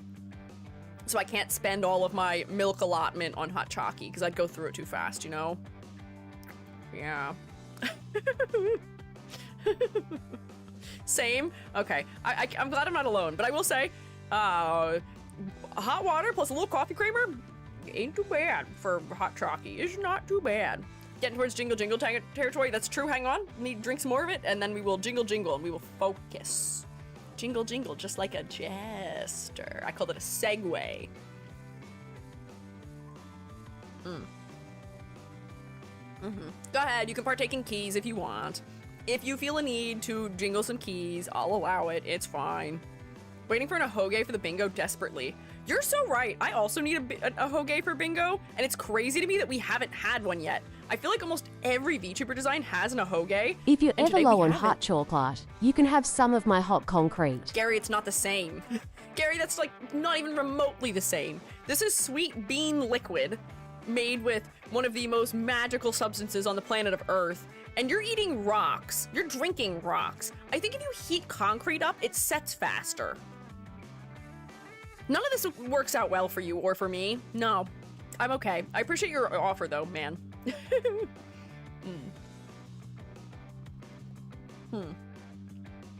Before you ask in case you change the hair, I'm not attached to it. Cut it, change it, style it, I'm cool. Hell yeah. Artistic freedom has been permitted, thanks. I appreciate it. Crunch. I love munch crunching through my beverages, Gary, you're right. I love it when my beverages are crunchy and hot at the same time somehow. Blech. How do you know hot concrete isn't sweet? Almost Slurp, bean slurp. juice? No, not slurp, slurp. It's not. I know it's not because it's not, because I know. Okay, we're torturing me again. Truemates, focus! If you sign some non-suspicious paperwork, you get hot What if I chocolates clicked? for life. No, Gary, no signing weird paperwork, no ripping my hair off my head. Stop. Popping boba's not crunchy. Terrible, terrible, horrible, bad. I'm a mage now. I am casting my terrible, evil skill of concentration upon you. Whoa! Spinning my head around in a circle helps me power up more. Okay, lock in. Lock in, Truemates, lock in. Not the concentration spell of ultimate doom and focus. Hey, look at this jester. Look at this jester with me. Please, I'm begging you. There's something about this original design that really speaks to me, and there's a part of me that's almost heartbroken that we've lost all of it. I love this, like, very sad mime look that's going on here. The shaved head with the really, like, stark makeup, the, like, somewhat, like, gothic style attire, too, is so fun. This feels like this is drawing from a particular aesthetic style, and I feel like this one isn't as much. I feel like we need to go back to some elements of this because this is really interesting for the fact that it has a variety of fabric styles. This has texture in the fabric. It's got pom-poms. It's got ruffles. It has semi-transparent materials that are a little bit more ragged. We've got some stripes. Like, there's more variety here. Meanwhile, in this one, I feel like the color proportioning is also not as clear either. There's a clear color hierarchy here. Really? All right. I was told it was bad. Hey. There's no such thing as bad. The only thing there is with design is effective and ineffective design. There's no such thing as bad. I think bad is a very rude thing to say to somebody about something they've created, regardless of what the context is. Even in a critique, that's rude. You don't say that. You say it ineffective, or you just say that it could be more effective. You don't say that. But... Crazy. I was crazy once. They locked me in a room. A wooden room. A wooden room filled with mushrooms. And mushrooms make me crazy. That sounds right. Mushrooms probably could make you crazy. But this has a lot of things going in its favor. There's texture, variety of fabrics. A lot of these elements are adding to your silhouette in a nice way, with your puffed sleeves, your sort of shaved head, your teeny tiny little hat, the ruffles of the fabric that are semi-transparent. This one, you do have things that add to the silhouette, but there's not as much variety in them. Everything sort of ends up being this sort of similar bell shape. And by not having the legs be shown and having the sleeves go all the way down the arm, we're not getting as much out of the arms either. Like, I am a big fan of the OG. So if you liked the original design, honestly, I would say to stick with it. If you want to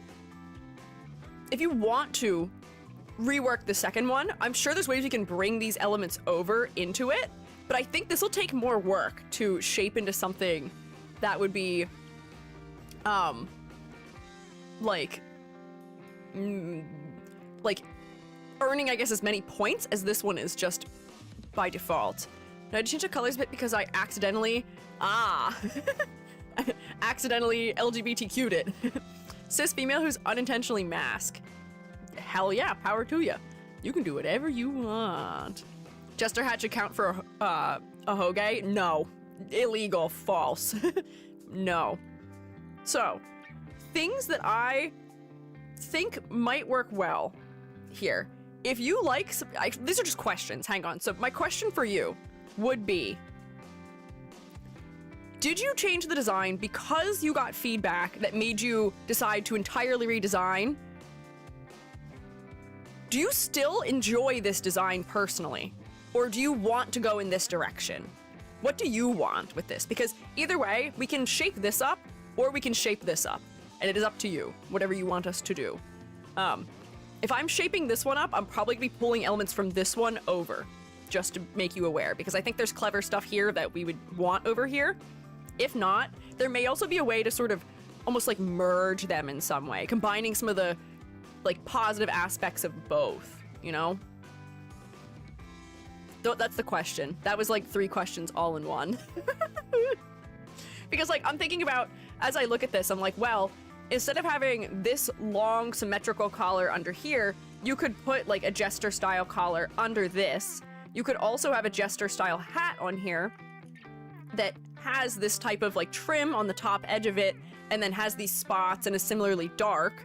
So then it almost becomes like a 2 hats that are just attached to each other, kind of. I really like the boots in darkness, but with a friendly flare. Okay. So for I do, that means you still are connected to this one. If that is the case, then I think we should shape this one up, because I see more potential in this one, and this one feels more unique to me also in the way you were executing on it. I think whoever critiqued it was letting their personal taste cloud it, because this design is working with things that are maybe not considered to be like the most conventionally attractive, but I'm here for it. I think it is way cooler for that, and I think that it looks incredibly cool. I think that this is definitely a question of taste, maybe. And when we're doing critiques, we kind of have to set our personal taste aside. Let's do it then. Yeah! Yeah! I'm gonna vindicate you for having designed this one. So, if we're critiquing this one, I love the variety of fabric being used.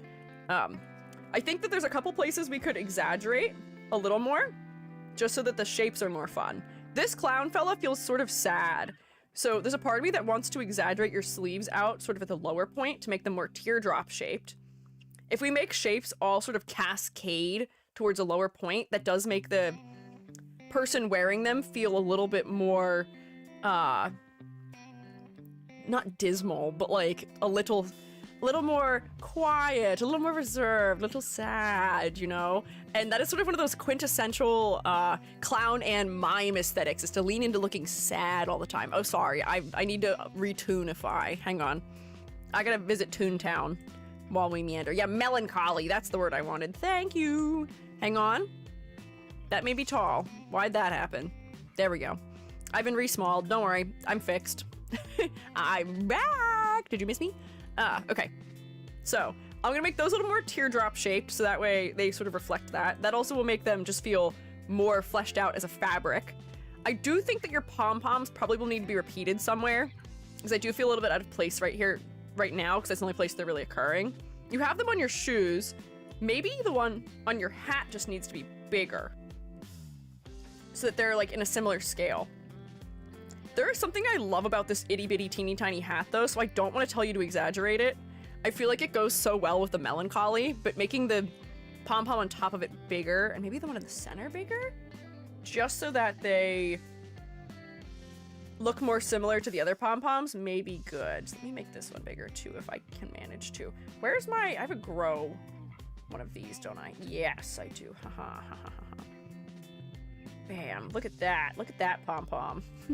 Yeah. Maybe some along the outer part of the dark outfit sleeves. Yeah, perhaps. So hang on. I want to cover this element right now, because this to me I think is what isn't reading clearly. The fact that you have like a metal belt on and like this button style that's attaching. I don't know if reads super clearly. And this is where I think we could get some of the elements from the jester outfit coming on over if we wanted to. So like if instead you had like a jester style collar underneath, you could put round things on the tips of them that look like those pom-poms for more of that repetition. I'm not gonna be able to recreate your patterns. This may be a little bit of a rough time doing that. I thought that was a necklace. Oh, it might be a necklace.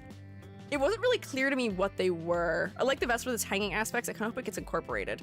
The vest with, oh, these? There might be a way of doing that. Maybe we can work with layering here. It's not a necklace, okay.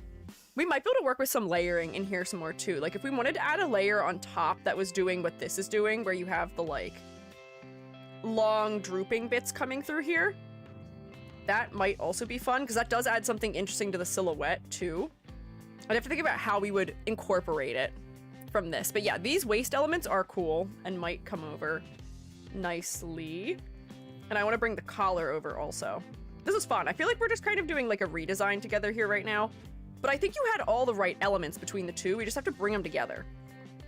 I've made this pink. I don't think it wants to be pink. It may want to just be like a flat black or a flat purple, perhaps. Oh wait, this may have to come up here also. Hang on. Yeah, like that, maybe. And if I was doing this with a symmetry modifier on, that would have been really smart of me, so that it'd be faster, but e.g. not always smart or think fast. Bam. And then you could have more pom-poms down on the ends of this also. So let me make this purple. I think purple will probably be the color we want for this. There we go. So it won't be super duper high contrast, perhaps. And then we can go, all right. Ink. Whoops, wrong layer. Hello. Ink. Green. Wahoo. Didn't attach my old color palette. That's okay. Don't worry about it. Borer 1980 raw. Thank you for following. I appreciate it. Or magenta. Could be magenta. Half vest and hip detail on one side. Oh, you could go for one side. We don't have to make it symmetrical either. That is always an option to go for asymmetry. We said before we were looking at a jester that letting a jester or clown be symmetrical is kind of not the worst thing, because sometimes they can be a little bit overwhelming if they're too asymmetrical, because they happen to have so much pattern and texture and other things happening. But we could do that, perhaps still. Honestly, this could just be flat black too, with just like a purple trim on it or something too, if we really want to keep you looking like super gothic almost. Because a lot of this more like adjacently goth inspired clothing would be kind of black on black on black on black tone, and that's kind of how it keeps from being too overwhelming. But like if we could see like, oh, here's it crossing over, and maybe it's got its pom-poms that are like in here for like whatever's holding it like shut or something as buttons.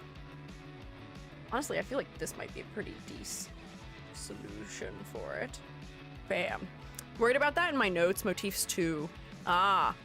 Oh wait, hang on. I didn't even read. You did have a couple notes here. Theme: Dreamcore plus Weirdcore. Problem: motifs are symmetrical, maybe too basic. Needs to re-render shoes. Dreamcore. Oh. Dreamcore is one of those aesthetics that I fear I don't have that great an understanding of, because to me, Dreamcore is just stuff that feels a little bit like nebulous and soft around the edges. So it tends to be a little bit more pastel, or like a little bit uncanny almost, you know what I mean? Or just like a slightly surreal. What does Dreamcore mean to you? I feel like it's one of those aesthetics that there's multiple interpretations of, perhaps also, which is interesting. Surreal, okay. For surreal, maybe asymmetry would be good then, because if you have clothing elements that are being worn in an unusual way, that tends to help things feel a little bit surreal. Mobius strips. Ooh, infinity as a symbol is fun in general for just things too. You're in a castle where clouds sort of come and go, where water doesn't necessarily make sense in the way it's interacting with the world around it. I'm thinking. I'm just gonna look up Dreamcore on the aesthetics wiki, because I fear I'm just underprepared for. Oh, I'm trying to guide you about it, because it's not an aesthetic I've looked at that much. Why is Dreamcore just backrooms images? That is most of what the references I'm seeing are. They seem very backrooms-y. Lots of eyeballs. A lot of angel imagery. Things seem to be very bright and saturated. Yeah, very, very surreal. Huh. Maybe we need eyeballs. The theme also got flooded with AI stuff. No! So, yeah, Dreamcore seems to be kind of liminal. This may be something interesting we could do with the pattern work in your clothing. The pattern work seems to just be this like nice little floral element. What if you built a pattern that was like weird like eyeballs and stuff? Because it seems like that is one of the things that is repeating a lot in Dreamcore is eyes, birds, wings, stuff like that. So like you could have some like real weird like interlocking eyeballs or something for like a pattern. And they're all slightly different. And if this is a design that's going to be a VTuber and then rigged somehow, you could make it so that all of the eyeballs in the center are like not on the same layer, so that way they move a little bit when like the body moves. They don't keep up. Give it the TADC treatment, I guess. TADC feels liminal because it's got a whole world built around it. The world is what feels liminal. The characters, I don't know if inherently feel liminal, but that's sort of the contrast they're going for. The characters feel more friendly. They feel out of place where they are a little bit. Or not out of place. They feel like they were dropped into this world in some way, which is how they were. Eyeball, belt buckle, maybe, sure. But yeah, we can do things with like the pattern work to get this Dreamcore element maybe in. I feel like if you're going to be a VTuber, if you have like overlays and like background images, that will help a lot also with the context for it. Let me see if there's any Dreamcore characters. I want to see how Dreamcore has been applied to character design. If it's similar. Oh, Dreamcore characters seem to be very inhuman looking at them. The eyes in the pattern could rarely move just a little bit. Yeah, that's what I was saying. If they had a little bit of motion, that'll make them more uncanny. It seems like all the examples of Dreamcore characters I can find don't have human heads, which is rather interesting. And that is what makes them feel really surreal. I don't want to remove your head. Your head is so good. Like, my favorite part about this is the fact that you remind me of, Harrow from, the Locked Tomb. With, her shaved head and her intense skull makeup. It's such a cool look. I love it. I've rigged models, plan to stream so I'll be a VTuber and can do some cool stuff. Ah, I see. Ooh, okay. Honestly, the context of your background will probably do a lot for you in that case. It seems like Dreamcore characters, if I'm looking at the way people interpret that, are just characters that don't have human heads. They seem to have a lot of wings and or floral elements. Lots of weird giant eyeballs. And they're dressed in just like casual, like everyday clothing that is maybe vaguely 90s? It's interesting. It is quite interesting. Okay. What else was I trying to do here? Oh, I was thinking about bringing the Jester collar in, but if we're gonna do this waist element, I don't know if you really need the Jester collar to come back, perhaps? Maybe have face paint be similar to an eye in coloration. Face paint similar to the color of an eye. Not concerned with the conventional. Okay, that's fair. I wonder if you could... I love this tiny little hat, but if you want to embrace more of the Dreamcore elements, there may be a way to do it with the hat. It seems like there's a lot of Dreamcore characters that have halos or wings or things like that going on around their head, or like flower petals or something like that. And if you were to have one of those elements as like the thing that is like the trim around your hat, and then you've got your like big jester, what should we call it? Like the big jester split type of hat in the back, that might work. Make it float maybe? Oh, that might be a good idea also. That would just feel slightly uncanny without me having to get rid of the hat that I'm a big fan of. You have to be okay with deleting your art, but I will tell you, I'm not good at it sometimes. There's certain things that I tend to get a little bit attached to. Hang on, I'm gonna like off-kilter it a little bit, and I wonder if we could do something where it feels like there's like something coming out of it from underneath. Where like, if I go like this, fill this in, and then I go like this, like there's like some sort of like creature or like bug or something in it that's like holding it up off the top of your head. That might be interesting. 2000s TV static texture. Don't know how to do it, but it could work for Dreamcore. That's true. If you just put like JPEG noise over it essentially. Or like a Perlin noise texture. I don't know if I have one on hand, but that may do a lot too. That might be interesting. You can do that in filters in OBS. even if you don't put it on your model physically. So then it would sort of flatten everything together into feeling like it's trapped in a screen together. That'd be cool. Worried about the wings because I'm a religious person. Don't want to be mistaken as an angel. Well, you don't have to go for biblical wings. You could go for like insect type of wings too. I'm seeing a number of characters that have like, I'm just grabbing stuff.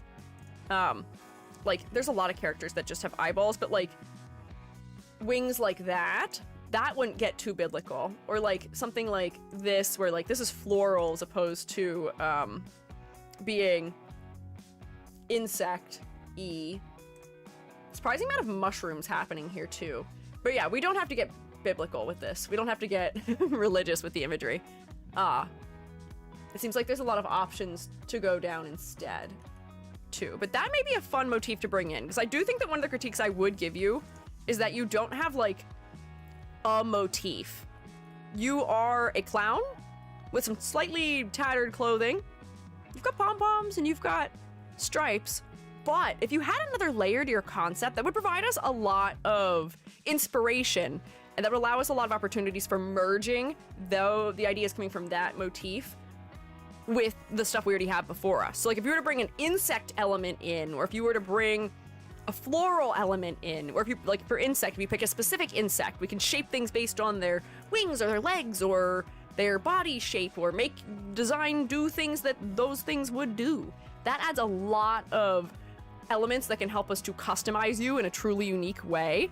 So I would encourage you to pull something like that. And I think that would also help a lot with the concept too, with conveying the dream core elements, because those dream core elements seem to rely so heavily on a couple of repeating images, which is just eyeballs and wings and florals and weird liminal backgrounds.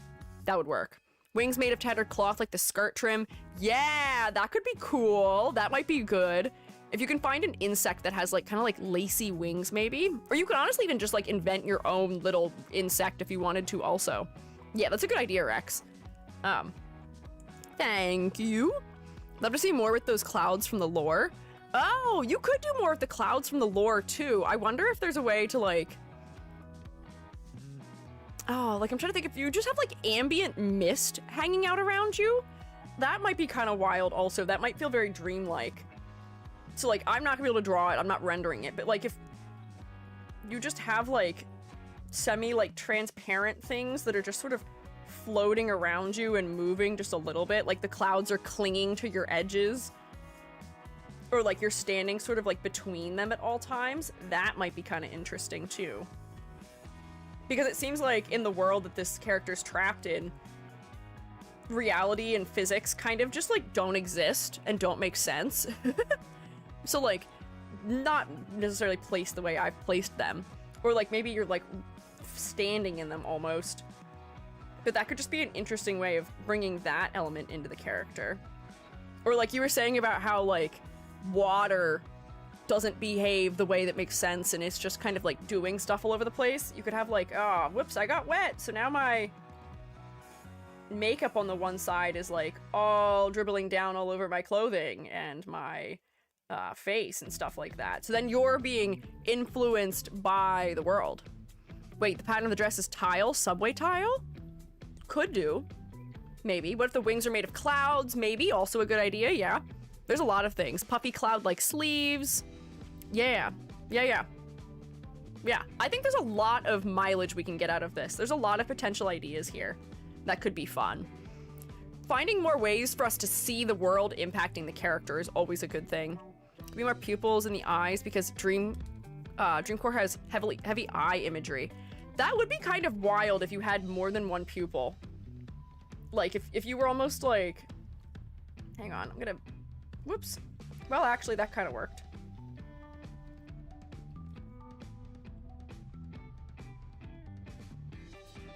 Like you have two pupils in one eye or something. That might be kind of uncanny. Eye wings, maybe. Interesting. Oh, there's some VTubers who have some very neat things going on with eyes also, where they have like two sets of eyes on top of each other. I've seen it, I think once before, where like when one set of eye is open, the other set's closed. So like when they blink, it closes the upper eye but opens the lower eye, if that makes sense. Almost like it's a lever flipping back and forth. That could be really neat if you want a really uncanny face element, maybe. It looks very cool. Or like, I've even seen VTubers where they have like eyes that are set up like, here's one eye, and then they have like one thinner eye that sort of is like shaped around like a bigger eye. I think this was a zombie VTuber that I saw that had this, but that might be kind of cool and uncanny also. And then like this eye shares like one pupil essentially. Right? Wild. Ideas are so good. Why didn't I think of this? Don't say that. Don't say, why didn't I think of this? Say, this is the power of many. This is the shroomate hive mind hard at work. We're ideating together. This is why feedback is so helpful. Because for as much as like I can come up with ideas for things, and you can come up with ideas for things, when we all come up with ideas for things together, suddenly we're way more powerful. Because we're gonna get a variety of inputs from people who have a much more varied backgrounds, who've been exposed to different types of media. It all helps. Yeah. Upside down tear tracks.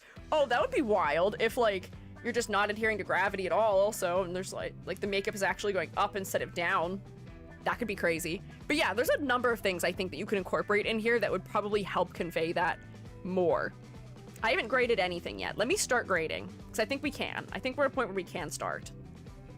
So for concept, I can see the foundation. I see the foundation. We can build on it for sure. We can clarify that dream core angle. We can add more elements that add like unique motifs to it through wings or insects or clouds and water and the influence of the world you live in. Strong basis. But we could have more. Striker Venom. Striker, did you donate more? Oh my gosh, Striker, thank you. 296. Did you evenly decide to donate so we'd hit 3,000? Can we rotate for Striker, please? Thank you, Striker. What the heck? Thank you. Oh my god, that's incredible. We have so many. Striker, we were doing the crits for the fellas you sponsored today. We're on the first one that wasn't for one of your sponsors right now. Thank you, Striker. Thank you.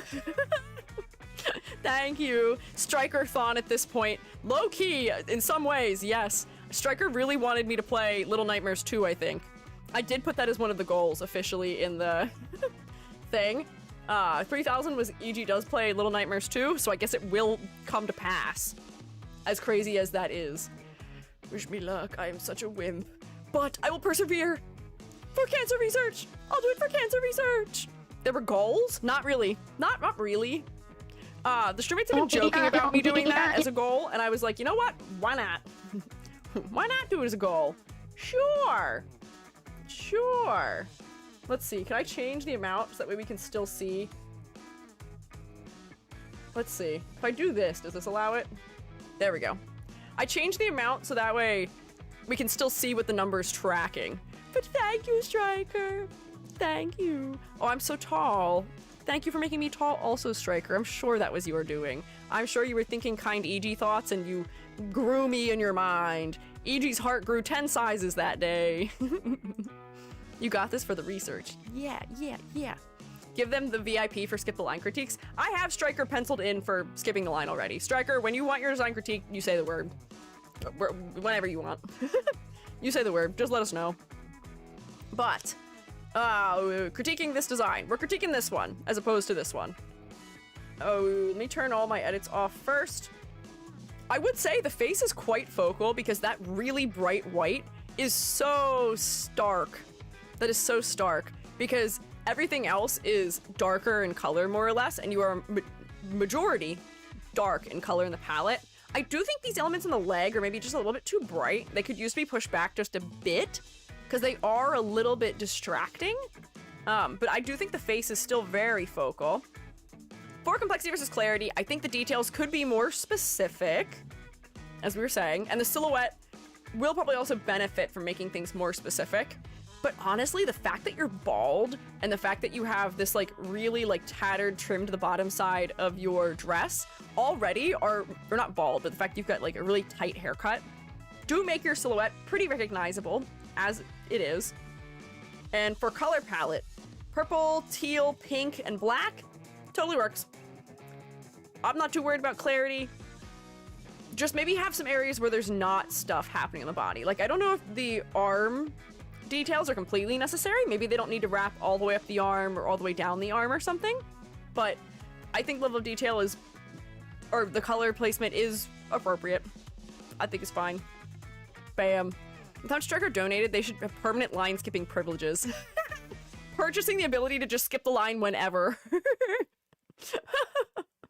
That would be wild. I mean, I think Striker has, yeah, I guess sponsored more than 10 critiques potentially. And I've also critiqued Striker's design, I think, how many times? 3? 3? Question mark? Potentially? Yeah. So, say the word. Say the word. Just let us know. Man, we're gonna be doing an entire week of critiques next week, aren't we? Aren't we? Yeah, 3. Okay, that's what I thought. I was like, am I forgetting another one? I think it is 3, though. Yeah. But we will have a full week of critiques next week, it seems like, too. Monday, Wednesday, Friday.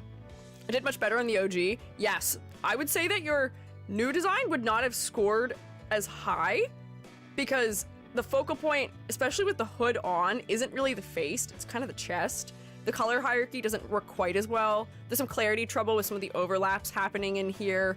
The pattern work isn't adding as interesting of details either, but I do definitely think this one is, the first one is scoring higher. But grade is 2, 3, 4, 5, 6, 7 out of 10 for you, EP. I'll draw this in here. Hang on. There we go. New layer. That means no Minecraft server next week also. No, Minecraft server should be still going next week. I will say donations are going to close tomorrow. Donations will close tomorrow, so make sure if you were looking to donate, you do so today or tomorrow. They're going to close at the end of stream tomorrow. And because next week I won't be adding new submissions and things like that to it, I will have time to set up the server, and I'm also working normally next week, so yeah. Yeah. Yes. Favorite design of the day. Ooh, hell yeah. Take this as honor. Thank you guys so much. Of course. Yeah, round of applause. Good work. Wahoo. Stick with it. Do not let people get you down about it. Do not let them get you down about it. Save that. Let's see. EP. Done. Yes, tomorrow's last day of sponsoring too.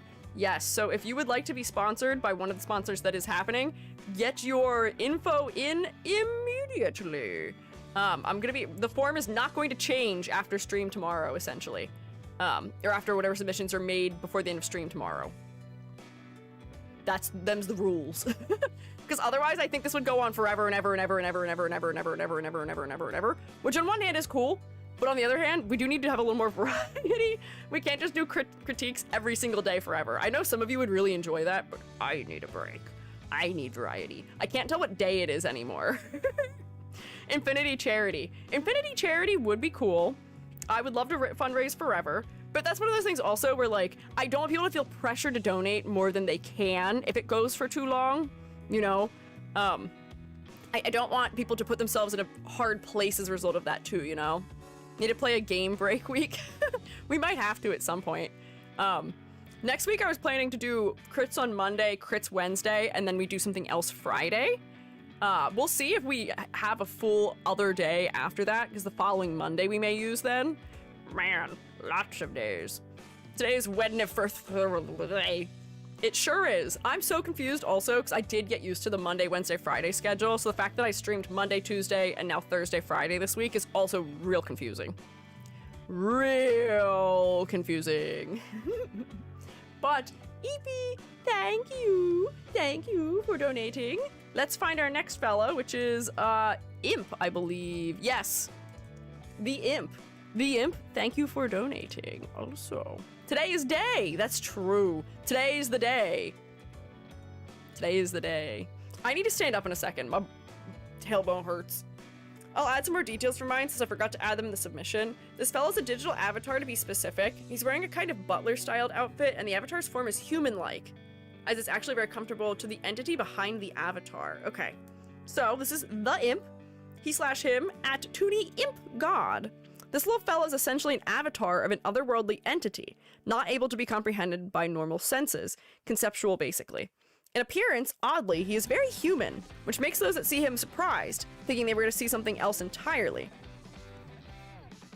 He's rather kind and polite and is willing to help others out. Though beware, he's a mischievous streak. He's not called an imp for nothing. I see. Meant to be gold at the end, not god. Oh!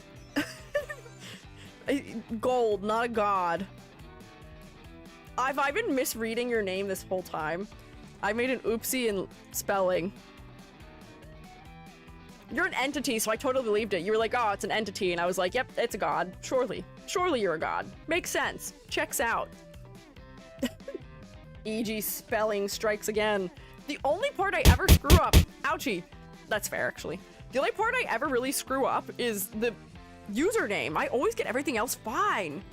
Hang on, I'm gonna stretch, though. I've been sitting more than usual this week because I wasn't working in the office and because streams have been longer, so I gotta, like, stretch. Hey, Shrewmates, you should stretch too. Just a suggestion. Stretch out your back, stretch out your limbs and your legs. You can, like, kind of see me doing it. I'm far away, so it's like, it didn't make me walk backwards, it just made me move.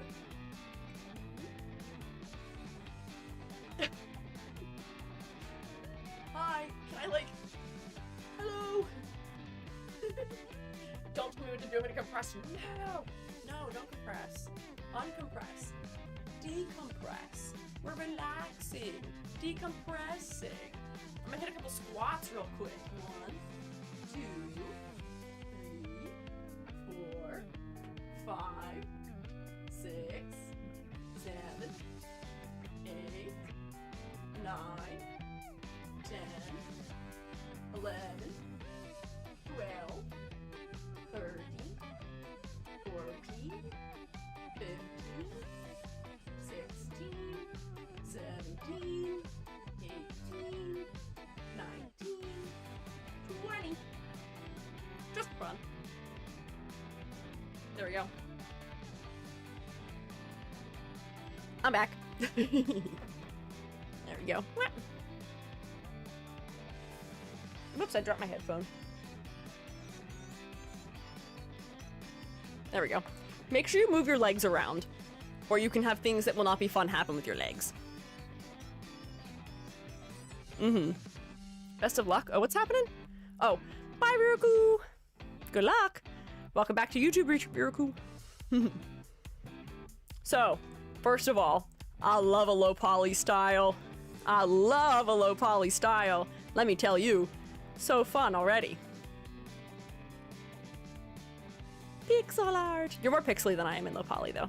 So, I do think that the background right now makes it a little hard to see you. I wish I would have fixed this before stream. You do? Never would have guessed? Yeah, no. Never. Who could have ever fathomed? Never. Never, never, never. Oh, no. Wait. Hang on. I might not even be able to. Let me reduce the tolerance and see if I can. Oh. It's just like a little bit low clarity. Oh, I still can't get it. Oh, no. One moment. I can fix it real quick. Oh, please do if you can. Can you send me, do you have just like a transparent of it? I can change the background to something like neutral. But I just can't tell where you are compared to the background a little bit. It's like hard to see your proportioning a little bit, you know? I made myself lightheaded. If I sound a little out of sorts right now, I think I'm standing up and immediately doing squats. Made me just like a hair lightheaded. I stood up too quick. Anemia! Pots! All the evils all at once. They're like, nope, I'm okay. I'll be alright. I just gotta sit for a second. Thought I was misspelling Riruku's name the whole time. No! No, the double in Riruku is in the second R's, I think, right? Life suggestions, perfect, thanks. Be careful. I'm plenty careful. I just, too ambitious sometimes. Oh, perfect, thank you. Thank you, thank you, thank you. I'm gonna hide this for now. There we go. Let's see. I'll put you on like a slightly neutral gray background. Let's see, how's this? Drink? Yes, don't worry, I am drinking. Actually, I probably make that a little darker. Just a little. Just a hair darker, perhaps. Oops. There we go. That seems fine. Oop, I got hot chocolate on my screen tablet. Everyone wants me to drink and snack. Sure. Sure. If I must. If I have to. If you require it. Observe this fellow in the meantime. I am okay. I've mostly recovered. Full care package initiated. See, I was trying to take care of myself by doing that. I was like, I should move my legs around a good bit. Because I have been sitting a lot today. Move my legs a little too much. Turns out getting up and down and up and down and up and down and up and down when you do quick squats should not have been done immediately after I popped up to stand. Happens. Rookie move. I'm only on Chex Watch month 9 of POTS. I'm still figuring it out. Very cute little fella. Yes, a very cute little fella. Very impish indeed. Here, wait, we can do a silhouette check while I take a second to drink and recover.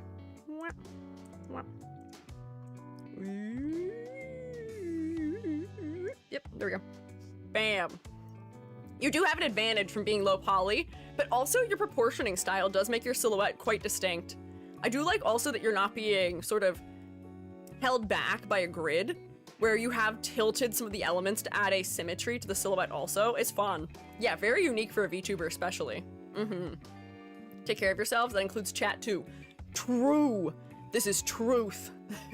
I agree.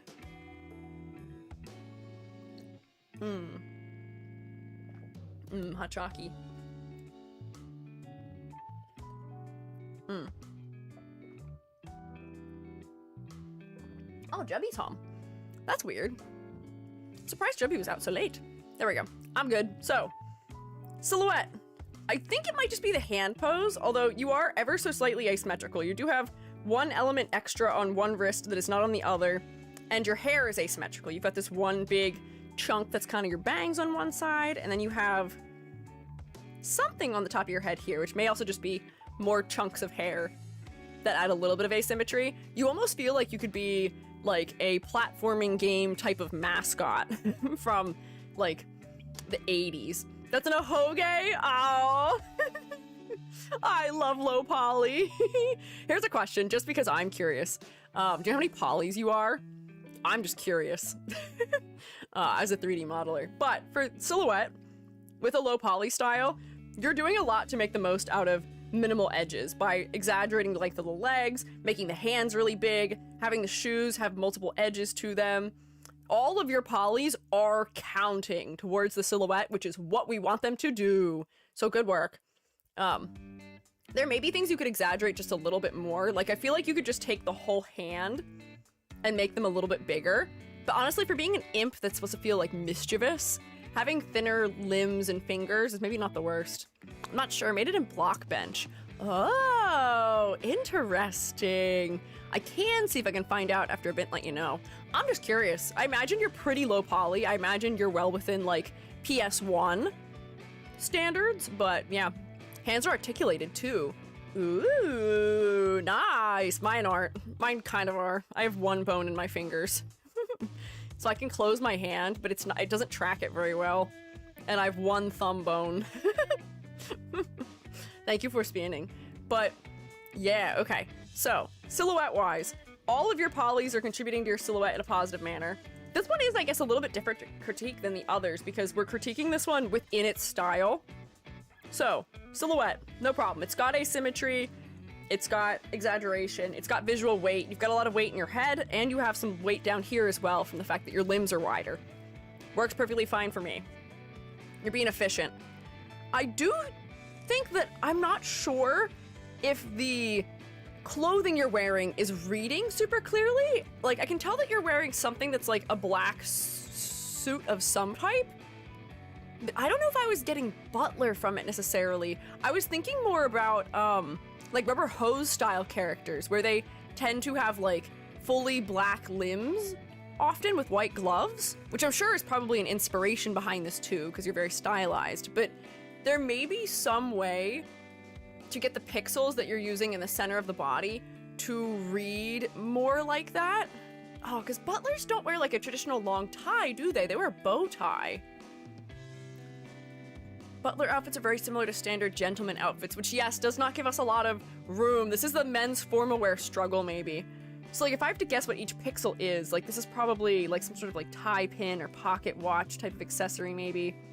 I imagine these are the collar pieces here, and this is, like, the jacket on the outside, and this is just the underneath of the white shirt. A button. Okay. You have a very low resolution here, which does make it very tough to suggest edits. The gray is a vest. Oh, a vest. Okay, I see what you mean. But, like, that is what makes it so hard, is that the resolution is very low, which is cute for stylization reasons, but it does make it tough. Because I feel like I'd almost be making, like, pixel art edits if we were editing it. What's the tie being a separate layer, like the hair and longer than the torso? We could do that, but I don't know if that would feel very butlery. I don't think butlers tend to wear that style of tie. Although, I guess you could have an extra, like, block almost on the front that is the stand-in for the tie. Because if it's an extra block, it doesn't have to align to the pixel grid. So you could have it so that it's, like, bisecting these ones a little bit. And you could change it to be a slightly different color so we'd know it's being worn on top. Do they wear that penguin-like cape? Oh, if you had coattails, actually, that might help a lot. It is a white bow tie there. I tried to make it lighter than the white shirt by a bit. Oh, okay, I was reading this as being a collar. This may be better handled if you were to make it its own block on top that's, like, in this whole area right here, essentially, and not aligned to the pixel grid. So, like, what I mean by that is, like, if... Oh, this would be a little bit tough to edit. I'm gonna cover this right now. And then the white part is, like, on top, like, here almost, and we can see it not adhering to the pixel grid. It might read more. You can see it more in the A pose. Kind of. This is still reading as a collar to me, though, as opposed to as a bow tie. One of, like, the weird things when it comes to character design, especially when you're designing small characters, is that necks can be very important. This is, like, a thing people have been joking about with The Amazing Digital Circus, is that Pomni's neck has gotten longer. Necks can be incredibly important for expressiveness in animation and VTubers and just in general in character design. And the fact that you don't have a neck does make it a little bit harder. Different colored tie. Yeah, changing the color of the tie might help. I know that butlers do generally stick to black and white, but there may be something to do with, like, the color undertone if we made it cooler as opposed to it being the same warm undertone as the other whites are, maybe, perhaps. Like the tie redder, maybe that might fit the palette, yeah.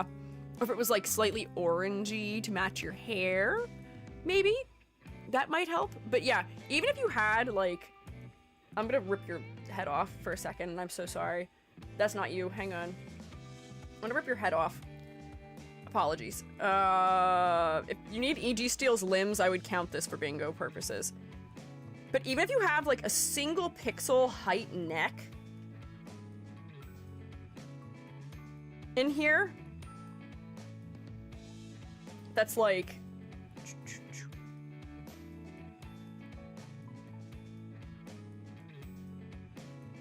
this, essentially, that could be where your tie is living, and that could help a lot just for us to understand what the clothing is. So that way you could, like, tuck the black around the front of this more by 1 pixel or something, and then you could have, like, this is almost like the collar, essentially, of the shirt, and then you could have the pixel tie as its own, like, brighter white thing. So hang on, wait. Change this to, oh no, layers. Oh, E.G., hang on. Make that darker, and then the tie sits on top of it, like, here. Because if we can see, oh, I should just use this, hang on. Because if we can see that these are just pixels that are not aligning to other bits, we may be more likely to read that, you know? If I do raise the head, I might just make it floating. Honestly, that could totally be fair also. If you just wanted it to float, that might be kind of fun. If you're gonna make it float, make sure there's definitely enough space that we can see that it's floating pretty clearly. But, like, if you bring this down by, like, a pixel so that it feels like the collar, and then lift the head up, and then you can see that the bow tie is like on top and sticking out.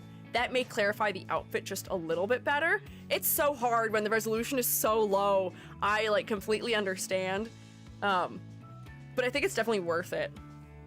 The other thing I may suggest adding that somebody else had pointed out was if you just had two, essentially just like split cubes running out the back here, where like from the front view it would almost be like, pick a darker color than this. It would be like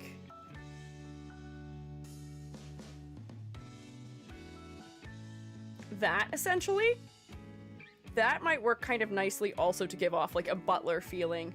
If we can see, maybe it doesn't have to be that long either. But like if we could see that you've got like coattails or something, that may also work. And like make these like squared off at right angles properly to fit the style. They may need to intersect down below the body or something. But I think that might be the hints that we need further for like the professional, I guess, yeah, professional, or like your profession. Yeah. We're going to make these edits real quickly too. Separate the stuff in a way that makes editing very easy. Hell yeah, we love to hear that. We love non-destructive editing on VTuber models. Makes it a lot easier to make quick fixes. But yeah, I think that honestly already has clarified what the outfit is a lot. But the fact that you've already done so much with so little is already impressive in and of itself. Good work. Also, if you're not afraid of adding a couple more polys, the ears don't have to be perfectly flush either. It may make sense for like looking cuter, but if you have just like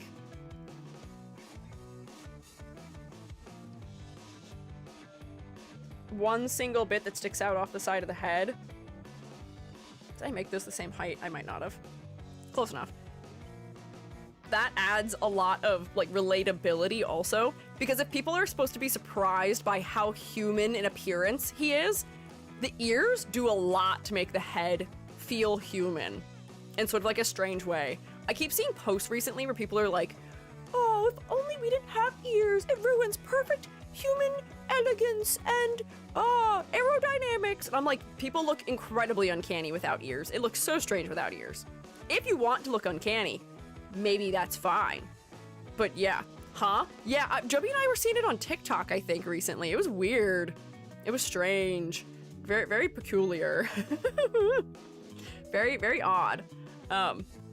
Maybe good if the inside of the coattail is a different color so it's easier to distinguish from the legs. Doesn't look like shorts. That's also true, perhaps. Like if you were to go for a color for the tie, maybe carry that color over, but like one shade or two shades darker in here. And that might be good too to distinguish. Where like this face stays black, the outer face stays black, but the inner face that's like facing the front of the legs gets a different color perhaps. Yeah. I'm with you. Me with my sticky out cute ears on all my protagonists. Yeah!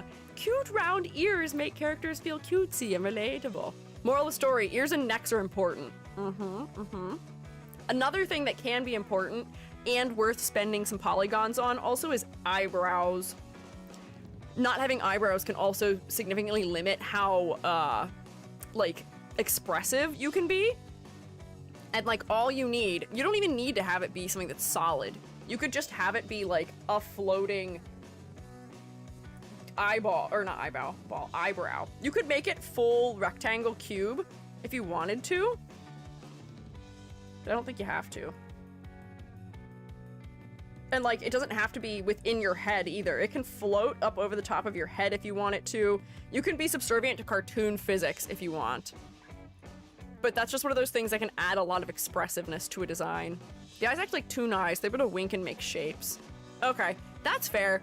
But having an eyebrow can also still be helpful. You don't have to, but it could just be nice for expressiveness. Asymmetrical smile is fun too, though. Meanwhile, I'm worried about my tiny ears. Don't worry about your tiny ears. Do you have tiny ears as a person? Is that what you're saying? I have incredibly asymmetrical ears. I don't know if the shroommates that met me noticed it. It's something that I am very aware of. If I wear my glasses, they sit crooked because one of my ears is like, I believe, more than a centimeter higher than the other. My face is like significantly asymmetrical in like the jawline to ear area. Didn't notice. Oh, maybe my mask disguised it. Interesting. Or maybe this is one of those things that I'm self-conscious about that no one else in their right mind ever notices. Perhaps. It's possible. But yeah, okay. So, I think that this is one of those ones where it's kind of hard to grade because for as much as I only changed a couple of pixels, I think we did clarify your occupation a lot in just like a couple of pixels. Because before you were maybe just guy wearing dark clothing, now you're a guy who's wearing dark formal wear. It's coming across more clearly. Learn a lot about 3D model textures. Yeah, I love texture. Well, I don't always love texturing 3D models. I sometimes love texturing 3D models. It goes back and forth depending on the day sometimes. But okay, silhouette, content motifs, color palette. You are almost in the black, white, color, and metal category. Your eye is the only thing keeping you from becoming that. You do have color undertones in the black and white areas of your design, which I do appreciate, but I can't help but want for there to be some other color somewhere. Making the bow tie a golden color work more too. I don't know.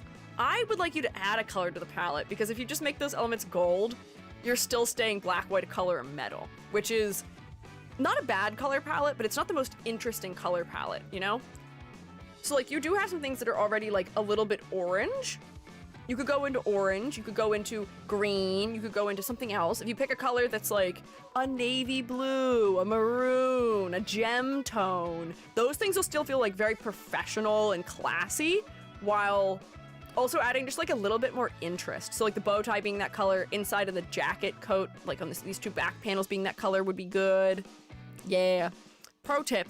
Everyone's ears are about a centimeter or more crooked. If you're trying to line up sideburns when shaving, use a mirror to parallel them to themselves, not your ears. Straight lines not lining up. Thank you, Ryuku. That does make me feel better. But mine is so extreme that I have to have like a little apparatus on my glasses because I can't actually twist the like nose bridge or like the side arm enough to make them sit flat on my head. So mine might be multiple centimeters in difference maybe. Yeah. E.g. blush color tie may be good. Ah, my favorite color, E.g. blush. Here, I can grab literally my exact blush color. Where is it? This color? That might feel a little too fleshy if you use E.g. tie color for those parts. I think something that's more like a maroon or like a sapphire or an emerald might work better. But yeah, one of those would be a good idea. I think you're missing a little bit of color interest as a result though. Yeah. Maybe one eye is a different color, maybe a bit of a brighter blue. That could also work. Or maybe some of the pixels in your eye aren't the same. Like, you do have a brighter pixel at the top, but maybe the difference is more extreme, where like this pixel is much more saturated, and then you get like an even darker pixel at the bottom that's more hue shifted, like navy or something. Maybe not that extreme. Hang on, I might have done too much. Although honestly, for this 3 pixel tall style of eyes, maybe it would just benefit to go like this and just make the difference more extreme, because that does make the blue pop a little more, you know? Maybe. That's a different color. Ears are crooked because one side of the glasses touches my cheek and it's constantly dirty. Oh no! Makes it feel better. My eyebrows are naturally pale/blonde despite being a brunette. Whoa! Interesting! Intriguing! Interesting. We're learning about all the fun little quirks that we have as people. And we're all beautiful for all of them. I say, fully believing that I'm very neutral about myself. I don't dislike my ears. I'm very neutral about it because that's how you survive and maintain sanity. If you don't love something about yourself, be neutral about it as opposed to being down about it. That's like one of the best things to learn, is how to be neutral as opposed to being bothered, you know? That works a lot very well if you are in the trans and or non-binary camp also.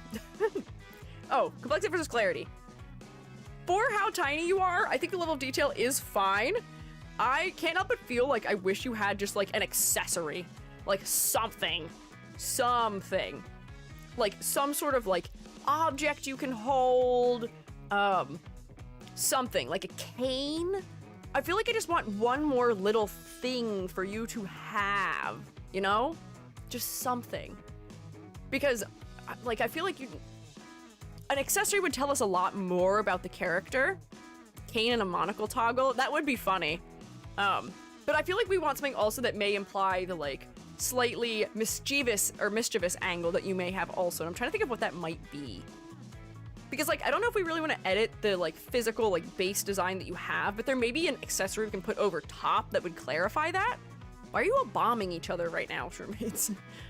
Why are you doing that? Just want to see everyone get launched across the screen. But like, I feel like we're just missing something in the details right now. Focal point. It is your head. Your head is the focal point because it's got the most emphasis placed on it. Your skin color is only appearing in the head. It is a big flat area, and there's a lot of flat planes that don't have much modulation in value or color. So the head does become very focal. The high contrast of your scleras with your irises / pupils also comes across very clearly. So I can see that pretty well. Head's very focal. Oh, also another reason to make your head float maybe, your mouth does merge into your body a little bit because of similarity in value. So if you make your head float, or if you just lift it up for a neck or something, that will help make it less likely for the mouth line to overlap with the body and therefore lose clarity.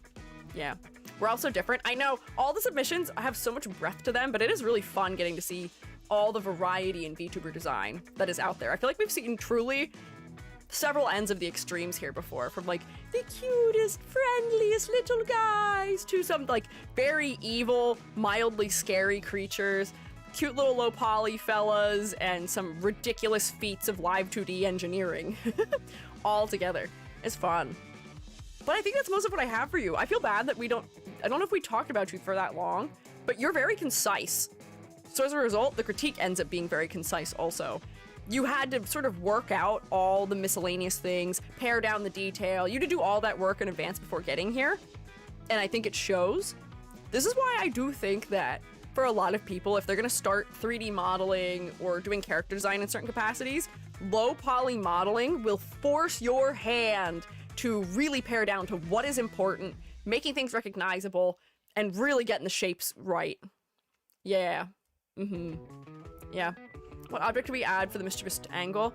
That's what I was trying to think of, because like I feel like a cane, if it had like an interesting shape on the top of it, might be something where it's like you can like poke people with it and be annoying. But I'm trying to think of what else. What is a mischievous accessory, shroommates? Like, I don't want to think of stuff that's too like clown-like for you, because I fear that's where my brain is going right now. Jester hat, no. Top hat, maybe top hats. Hidden blade, I don't know about that, Rex. I don't know if that's the kind of mischief. Oh, Eddie said blades too. Knives, I don't know if we need knives. What kind of mischief do you get up to? Is it just like silly pulling pranks, or is it like evil? A little bit. No, not whoopee cushions. A yo-yo, wait, a yo-yo might actually be kind of funny. Pocket watch I don't think conveys mischievousness. Confetti toggle to surprise people? That would be kind of funny as a toggle, just to like add some character in, yeah. Maybe. 2, 4, 5, 6, 7.5 out of 10. We'll grade you, but we can keep brainstorming for a second, because that's not gonna really impact the grade. Close enough there too. Air horn. Oh, an air horn might be funny also. A mask on the hip somewhere. Oh, maybe. That could be an interesting angle. That may be a good hint that there's more to you than meets the eye, or that you're hiding something. Or that you may be putting the mask on when you're up to no good. That might be good.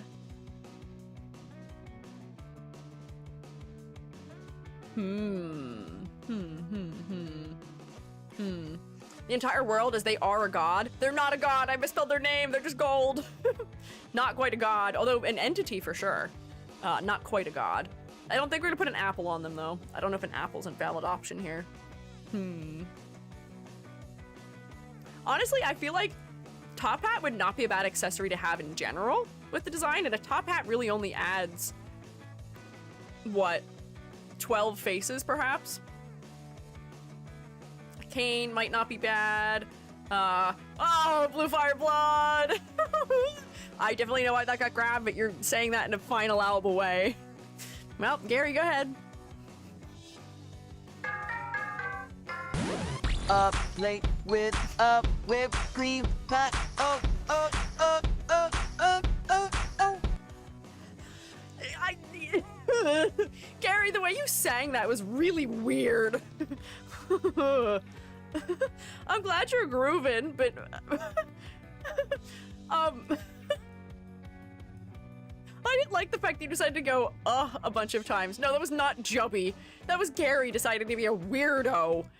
I know why that message got grabbed and unapproved, because you did say words that could be potentially inappropriate in some manner. Yeah, he went, a plate with whipped cream pie, oh, in a weird way. He pronounced it like he was laughing backwards, and I did not like that. Gary, be normal, please. I'm begging you. I'm begging you to be normal. We're doing charity work right now. Come on. But yeah, a plate with whipped cream on it might actually be kind of funny also. Or like shaving cream might also work. That's why I specified whip. I know. Sadly, Moobot doesn't understand context. What about a harmonica? Seems mischievous. I'm not quite sure. An instrument might be a funny thing to add too. Perhaps. There seem to be some good options in here. If any of these things we've said have spoken to you, Imp, in some way, then maybe that would be what to go for. Benefit from a pet? Oh, that might be kind of fun too, a pet. Having like a little guy companion. An even littler guy, maybe. If instruments might not a fiddle. A kazoo? A kazoo is a good chaos instrument. I do agree with that. There's a VTuber.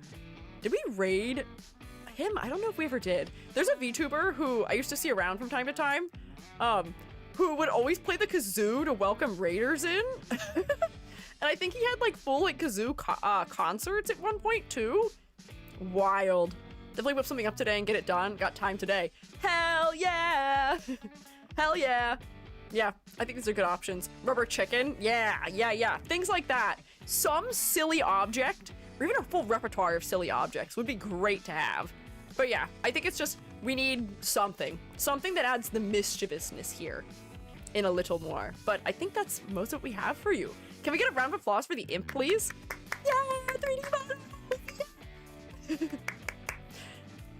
I may have a little bit of bias about 3D models. It didn't impact the score, I swear. It didn't. That's not how it works. I'm unbiased in the scoring. But I personally, yeah, 3D models. Bam. Oh, yeah. Well, thanks, Selma. I guess we'll keep that forever in the Gary archive. Oh, Gary. Oh, Gary. Okay, Yammery is next. Let's see, where do I have Yammery? Where are you? Hello? Where's Yammery? Hello? I have you downloaded. I know that's true. You're on the thumbnail. Oh, there we go. Here it is. Found. Problem solved. Got it. You're welcome. Thanks, Selma. Also posted a waiting GIF for my fellow in the live suggestions for those who want to see it. I'm just curious. Let me see. Oh, a little bit of animation. I forget that, what is it? Blockbench has animation capabilities. Let me flag down, Yummiest. Let me flag down Yummiest to let them know that we are doing We are critiquing interrupting this broadcast with a fight. Huh? What are you doing? Gary! Gary, why are you interrupting my broadcast with a fight? Thank you for being the announcer, sir. I do appreciate that. I appreciate it. I'm gonna flag down Yummy. And then we'll go. Your turn.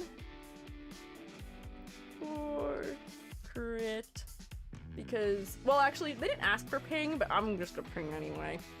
Everyone's getting pings this week. You get a ping, and you get a ping, and you get a ping, and you get a ping too. Everybody gets a ping. A bunch of people are probably gonna get pinged tomorrow also if I don't have your designs. Lots of pinging. Pinging everywhere. See, who's winning? It looks like Pacha Bikinia is winning right now. You've got way more health than anyone else. Like, you could, like, probably one hit. Yeah. Wow, Rex, you almost made it to the end. The shroom state must run with the gibs of shrooms to ensure a bountiful harvest of good critiques and lots of charity money. Oh! What? Pacha Bikinia takes the victory! Unless there's someone else still hiding. I know it is you. But yes, we do need to ensure a bountiful harvest of crits and charity. We must work hard. I'll give Yami another minute to show up, but we'll read the deets, and then I'll have a sippy of my bevy, and then we will go, because we still have 2 left, and I'm right on target for time, so I'm pretty consistent. I've been really consistent this week, and I'm proud of myself. I'm gonna have so much to yap about when I finally get released and can just speak next week. I'm gonna have so much to yap about, but I've been really good. You have to be proud of me, legally. Legally, you must pat me on the back now. I'm waiting. My shoulder is turned in your direction to receive the pat. But this is Yammery, Nis, who goes by she/her, and does not have socials yet, which was declared to me. The character's name is Lydia Robinson, who is themed after Y2K. She's a college cheerleader. Her design isn't really finalized yet. If you'd help answer how to make her more Y2K and or more bratty, that would be wonderful. Hell yeah. No chanting. Rex, who do you think you are? No chanting. No. Legally and illegally proud of EG. What does it mean to be illegally proud of me? Striker. What does that mean? Squeegee's the best. Squeegee's our god. Professor Doctor. I wouldn't normally let you call me a god, but I am God Professor Doctor Squeegee.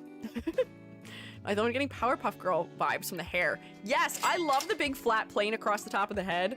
I feel like you are drawing some inspiration from some 90s cartoons, and I think that's doing good things for you. I want to tell you to look at Clone High. Yammery. If you have not looked at Clone High and its art style, I think that would help you so much to depict the era that you are kind of going for. Flat top of the head is already kind of doing it. File, create new from clipboard. Yeah, everybody's so shapy. Yes, Totally Spies might also be a fun reference too. This is Totally Spies. I see that also. We'll grab that too. I'm thinking of Clone High also because Clone High is also in a school. Oh wait, I see. The blonde girl from Totally Spies feels a little bit similar in the hair shape too. Yeah. Did Yam get summoned? Yes. Yammery did get summoned. Bam. Totally Spies. Sharp, angular things may be great. They're offline or invisible on Twitter. They have a Twitter? I thought they said they didn't have a Twitter. Not Yam All That. Clover? Huh? Oh, is that the girl's name? I don't know what their names are. I didn't watch Totally Spies. I never watched it on Twitter, Discord. Oh, okay. We may have to proceed even without them, just because we will never get through all the critiques if we wait for everybody to be present for a crit. We'll just mark a timestamp for them, maybe, so they can come back for it. Yeah. Belt made of fabric, like the utility fabric, with a very long free end, with a clippy snap closed buckle. Clippy snapped closed buckle. I'm trying to parse what you mean by that, Riraku. Do you have an example of it, Riraku? I'm like not managing to imagine what you're talking about right now. Watch it 'cause I got sisters. Fair. I also have a sister, but it wasn't the kind of thing that she watched, really. She was not quite into that. Like for luggage? Huh? Riraku, I'm still not following. I'm not following, unfortunately. I do not know. You may need to show me. For luggage? Snap closed onto the fabric with little teeth to keep it from slipping? What? Fabric belts with a ring? That's what I thought Riraku was talking about, was the ones that are like... It's the one that I put on my Uma Musume, where it's like, hang on. Like, you get the little, like, fabric bits that go, like, down here, and they're, like, going through the rings that sort of, like... Hang on, wait, like... This, but I don't think that's what Riku's talking about, where, like, it's, like, folded between them, almost. And then it would be, like, you'd see probably, like, it going over part of that also, too. I don't know. People are making belts out of non-belt materials all the time. Oh, like a belt made... Okay, never mind, I'm following. I see what you mean. Belt out of non-belt material. Ah... One that kind of has like an alligator mouth for a buckle. Oh. No, that was old lady in the 2000s? This? Oh, I guess it is Y2K. I was thinking 90s. But some of the stuff going on here for Y2K like, this feels older also. Old lady in the 2000s? I don't think the belt I just drew was old lady in the 2000s. This was like Disney star in the 2000s. What do you mean? This is very, Hannah Montana, That's So Raven scarf belt. Alligator buckles? Is that what they're called? I'm gonna Google an alligator buckle. Nope, that didn't help. Ah, I love an alligator buckle. I see exactly what you mean, Riraku. Gotcha. Late 2000s? Oh, is that later 2000s? An old lady in the 2000s. Got a lot going on here. Seeing beachy and I'm into it? Are we doing Y2K preppy? I think that is the goal, is Y2K preppy. She's supposed to feel bratty, which by direct result of that, I'm thinking of Bratz dolls. Because do you know who was incredibly fashionable? Bratz dolls. Do you know who also came across as kind of bratty also? Bratz dolls. Big chunky jewelry and belts were a thing. Yeah, that's true. Trying to think about how a cheerleader would dress during that time, though, has me a little bit stumped, just because that's not the crowd I've spent time around, essentially.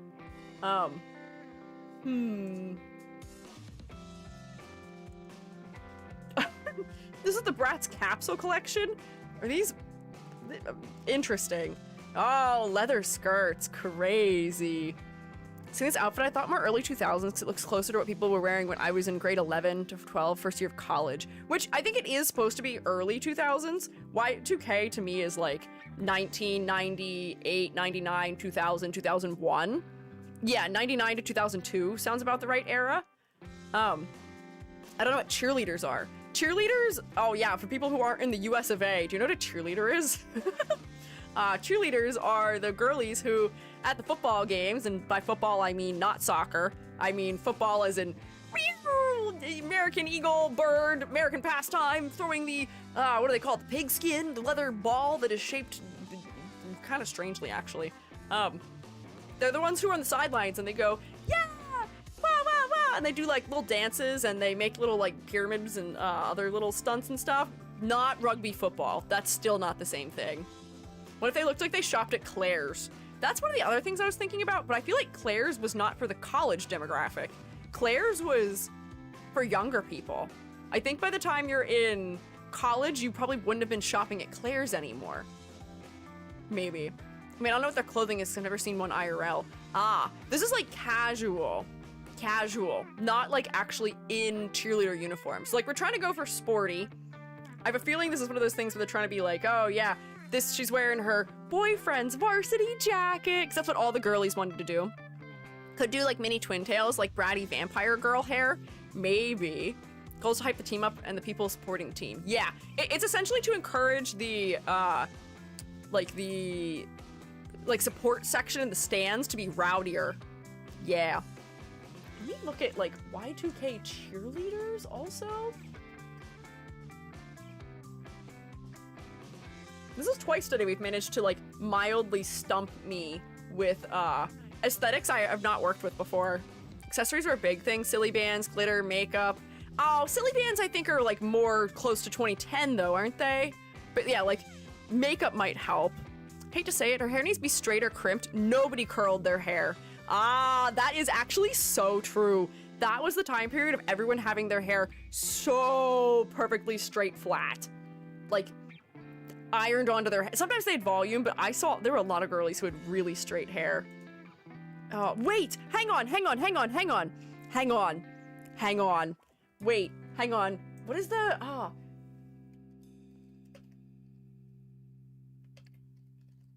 What is Step Up supposed to be set? Is that no, that's not the right movie. What is the cheerleader movie? There's like a Y2K cheerleader movie. Step Up's dancing. What is the cheerleader one? Bedazzling things was a thing too. That's true. Is it Step Up? Because there may be something there. Step Up I think is a little bit late. Step Up I think is 2000, like, closer to 2010. Bring It On? Is it Bring It On? That might be it. Because that may be a good... Yes, Bring It On. Yes, that is exactly what I'm thinking of. Thank you, Kaneko. Looking at how those girls dressed would probably be incredibly helpful. They are like high school seniors, I think. But like that's pretty close to college also. Yeah. Let's see. Oh, there's only pictures of them in their like athletic clothing that I'm finding. Weren't there some characters in Saved by the Bell that could work? Perhaps also, yes. So I think the suggestion here would be look at girlies in media who fill the role that you want this character to fill. Where look for the girlies who maybe were cheerleaders. Look for the girlies who are maybe quite bratty. In a similar age range. Your high school seniors and your college kids do dress kind of comparably often. I say because I work with college students. They don't look that different. High School Musical. High School Musical, I think, might be a little bit closer also to 2010, right? I don't think it's that early. But I think this might be one of those things where you may need to find some good references. Oh, the zip-up fleeces! Oh my gosh. Look at these outfits! This is from Bring It On. Look at this. Low neck t-shirt with all this like bedazzling on it. The 3/4 length pants, zip-up jacket over it, baby doll pink shirt with a graphic on it, slightly athletic wear, pants that are tucked into the shoes. Crazy. Wild. Mean Girls. Yeah, Mean Girls may also be helpful. I don't know what year is Mean Girls set in? High School Musical 2006. Yeah, that's a little too late, maybe. So random for my input, but Smallville, Danny Phantom, Glee are really good examples of this type of clothing and style. Maybe Glee, I think, is going to be far too late, though. I think Glee is closer to 2010 also. Heavy on the bangs. That's funny. None of the girls in this movie seem to have bangs. Because as cheerleaders, you have to have your hair pulled, like, all the way back off your face. So, like, all of these girls have... Actually, none of these girls have bangs. Oh. Although, we do have some curly hair happening here. This hairstyle with the little, like, top knot might actually be incredible. 2004. Thank you, Rex. Rex is just Googling everything. Don't think the Mean Girls are cheerleaders. I don't think they are, but they're still bratty high schoolers. Where did you find a picture of me in high school? Is this you, Ririku? I feel like this top knot might actually be incredible, though. I really like the flat top of head. I'm not sure what this is. This might be a ribbon that's being worn. But, like, one of those, like, scrunchies. I love me a good scrunchie. On the top of the head, and then if we could just see that the hair is, like, essentially, like, spilling out behind it. Oh, I don't have a layer to make this easy. But, like, you could still, like, have it be, like, real flat on top. Like, that might make sense with the era a little bit. For the hairstyle, perhaps. Brown shirt girl. Brown shirt girl. Oh, this one? This character? Is this you, Riku? Clueless, maybe. Lizzie McGuire. Oh, Lizzie McGuire might be good also. I think Lizzie McGuire is much closer to 2000. Clueless, technically 90s. Legally Blonde. That's not really cheerleaders. Freaky Friday. Lindsay Lohan, Lindsay Lohan, Lindsay Lohan, Lindsay Lohan. Live suggestions for the only hairstyles people accepted. Let's see. What were the only acceptable hairstyles? I'm curious. I wasn't at an age where people would have judged me for my hairstyle. Oh, the bump! Oh my god, the bump! Oh, the bump. The bump. The bump. Maybe we need to get that forehead out. Show the forehead. Show the forehead. The bump. Yes, the bump, question mark? This. Everyone was like piling their bangs like really high on the front of their head. Maybe we need to make that forehead show. To get the era across correctly. But like you can still have your like one tendril that's coming down. Oh, but if I do a bump, that might make it... I really like this flat across the top of the head element. How would I bump that?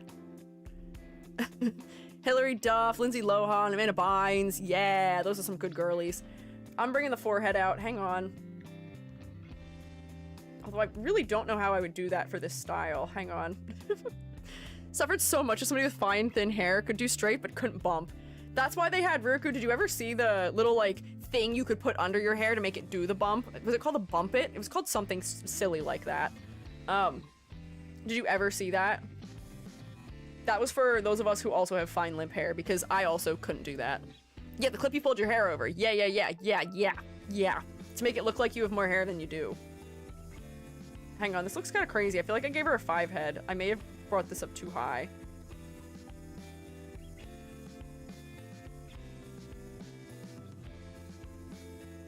hang on. Made it a little weird. Only saw the ads for it, yeah. It would show until I got into hair school. I had no idea how to backcomb. Oh, yeah. Backcombing was kind of the solution for that. There we go. Don't make the forehead too huge. Jamie Lynn Spears. What year is Zoe 101 set in? Because that could also be a reference. There's some girls who I think would fit this aesthetic, and that is also college, too. Also. That could help. But yeah, I think it is going to come down to, like, making those accurate references to things from that period. What year is Zoe 101? That might actually be pretty good. I forget how little Jamie Lynn Spears looked in that. Loki has the bump. I do low-key have the bump, don't I? I'm so Y2K, aren't I? Zoe 101. Let's see, what year? What year is this? IMDb, tell me. 2005? No, it's too late! Here's the thing, though. As much as we're debating all of this, a lot of styles did sort of span several years in time. A lot of styles were not just like oh, this was a 1999 exclusive. This is something that ended when the millennia changed over. A lot of styles sort of like phased in sort of slowly and phased out sort of slowly. There were a couple things that sort of picked up pretty quickly, but there's a number of things that probably wouldn't be weird to have seen, even if it's something that's like we're seeing in media that's from beyond that time. You know? I'm just trying to make sense of this weird stuff I've done to this hairstyle, essentially. Thank you for typing years in chat, Rex. I appreciate it. I was finding it also. Style comes from the July 26, 1942, and only that particular day only. Exactly. But I think what I'm kind of getting to is that I am feeling like the outfit feels older to me than Y2K. Perhaps. I think the hairstyle change may improve the era a little bit. Whoops. Honestly, I feel like I've made this too big. This could probably still be smaller. There we go, and if we still have this like across the front there. I don't really know what this object is, but I don't know if it's really helping with the read. I have a feeling it's probably trying to serve a role, adding some asymmetry, but I'm not really sure it's working very well as that. So I might nix it for now, for clarity's sake, around the head. I think that the eyes and the facial expression may be one of the reasons why this fellow doesn't feel especially bratty also. Like, a lot of your girlies who were coming across as bratty felt like a little bit more self-important. These eyes feel very gentle in comparison. I don't feel like I'm being looked down on. We're like, we may need to exaggerate the eyebrows a little bit more, make the eyebrows sharper, because they're still kind of friendly. Like, if the eyebrows were like sharp and kind of pointed a little bit more down, she may come across as a little bit more bratty, perhaps. It's a jacket. Unless you were a football fan, nobody wore those jackets. Otherwise, it's spot on, like Britney Spears in her first video. Yeah, the jacket is what's throwing me. But I think that the jacket is probably, like, assuming that, like, her boyfriend gave her the varsity jacket. Jacket was super popular when I started high school. Yeah. Hang on, let me just slope the eyebrows down a little bit more. Like, if the eyebrows go like this, and they're a little bit, like, narrower,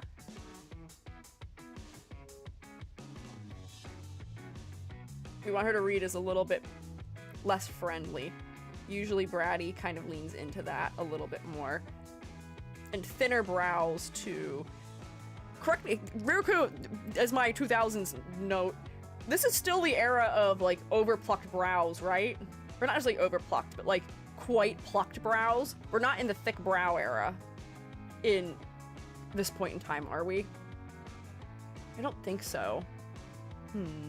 Hi, little bee-bean. Arched thin brows. Ah, okay, yes. That is kind of what I was thinking. So I feel like getting the brow style correct for that also will also help with, like, the time periods. Like, you can still have it so that the eyebrows are, like, sort of phasing out at the ends, but this is feeling a little bit more bratty. She feels a little more judgmental now that I've changed her eyebrows. We can see the entirety of her eyebrows already.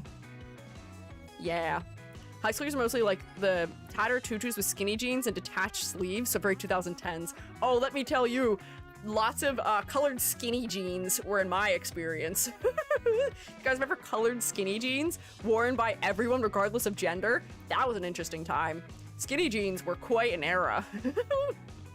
2000, people were indeed drawing on their eyebrows a lot. Okay, yes, thank you. There seems to be a number of fellows who have recollection of this time period, which is helpful.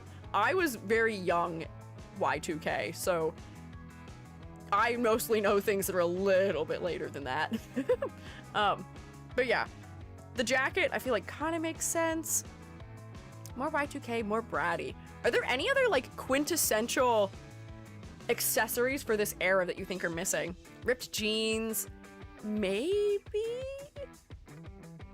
Like, I feel like you have the bare bones of the era down. Just click to change the hair shape a little, bingo. Did I get you a bingo? I'm so happy for you. Wait, do I have that on my bingo? Oh, do I have that on my bingo? I don't think I do.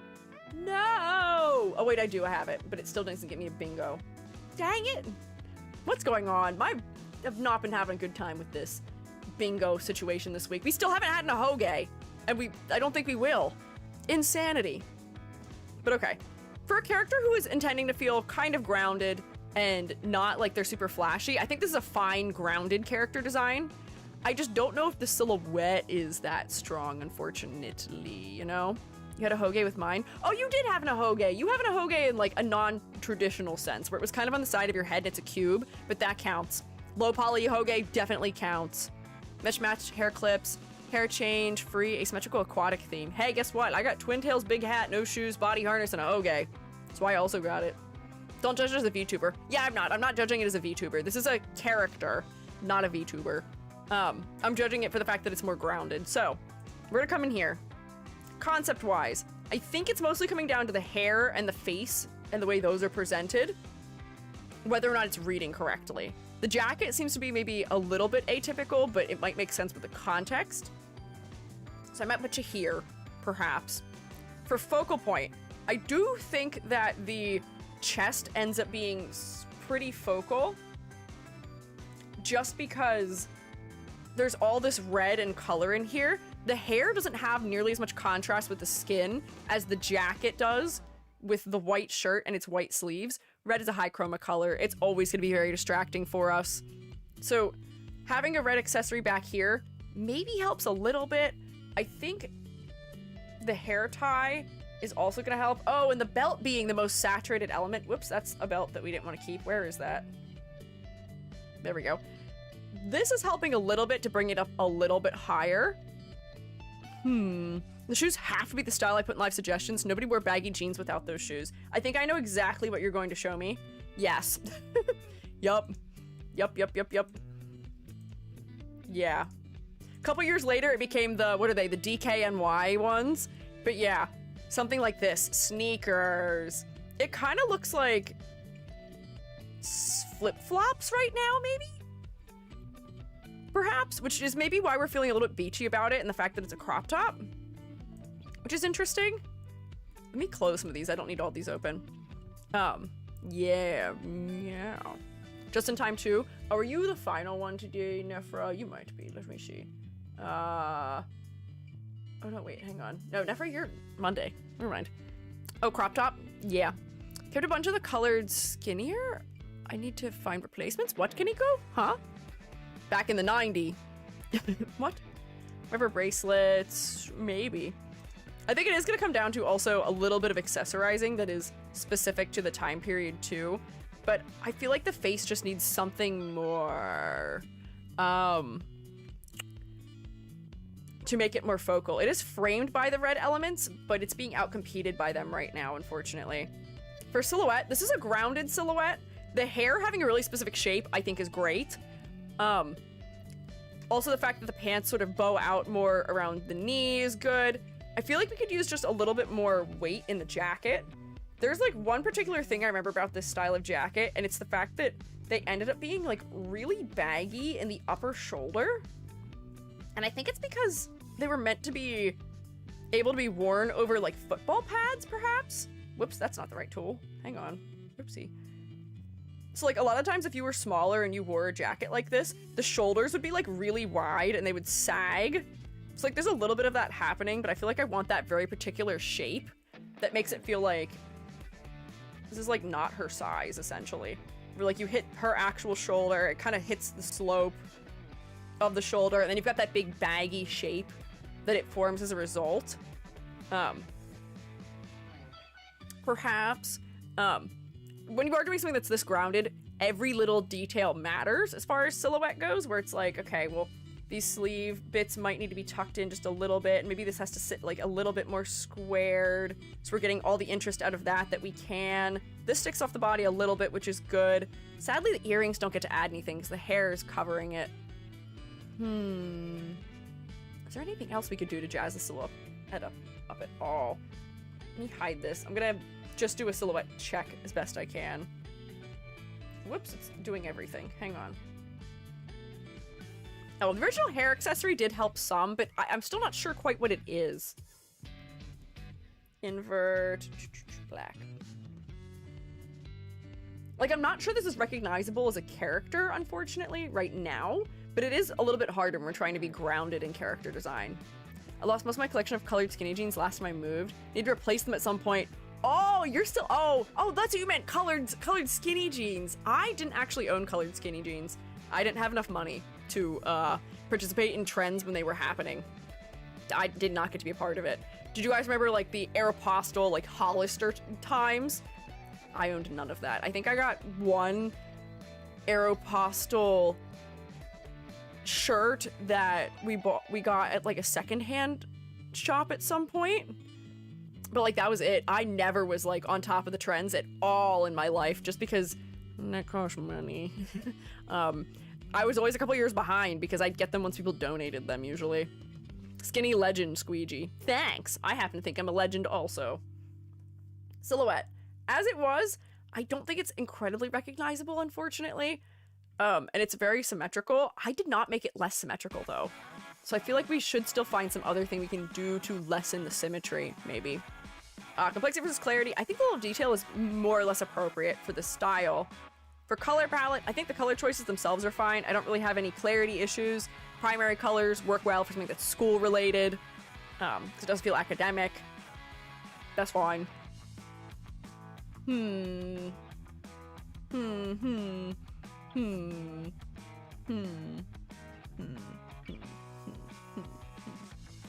know what my fear is this week? I'm afraid that I'm gonna get burned out of useful suggestions. I know that's probably an insane thing to suggest, and I know that's probably not how the mind works. But I can't help it.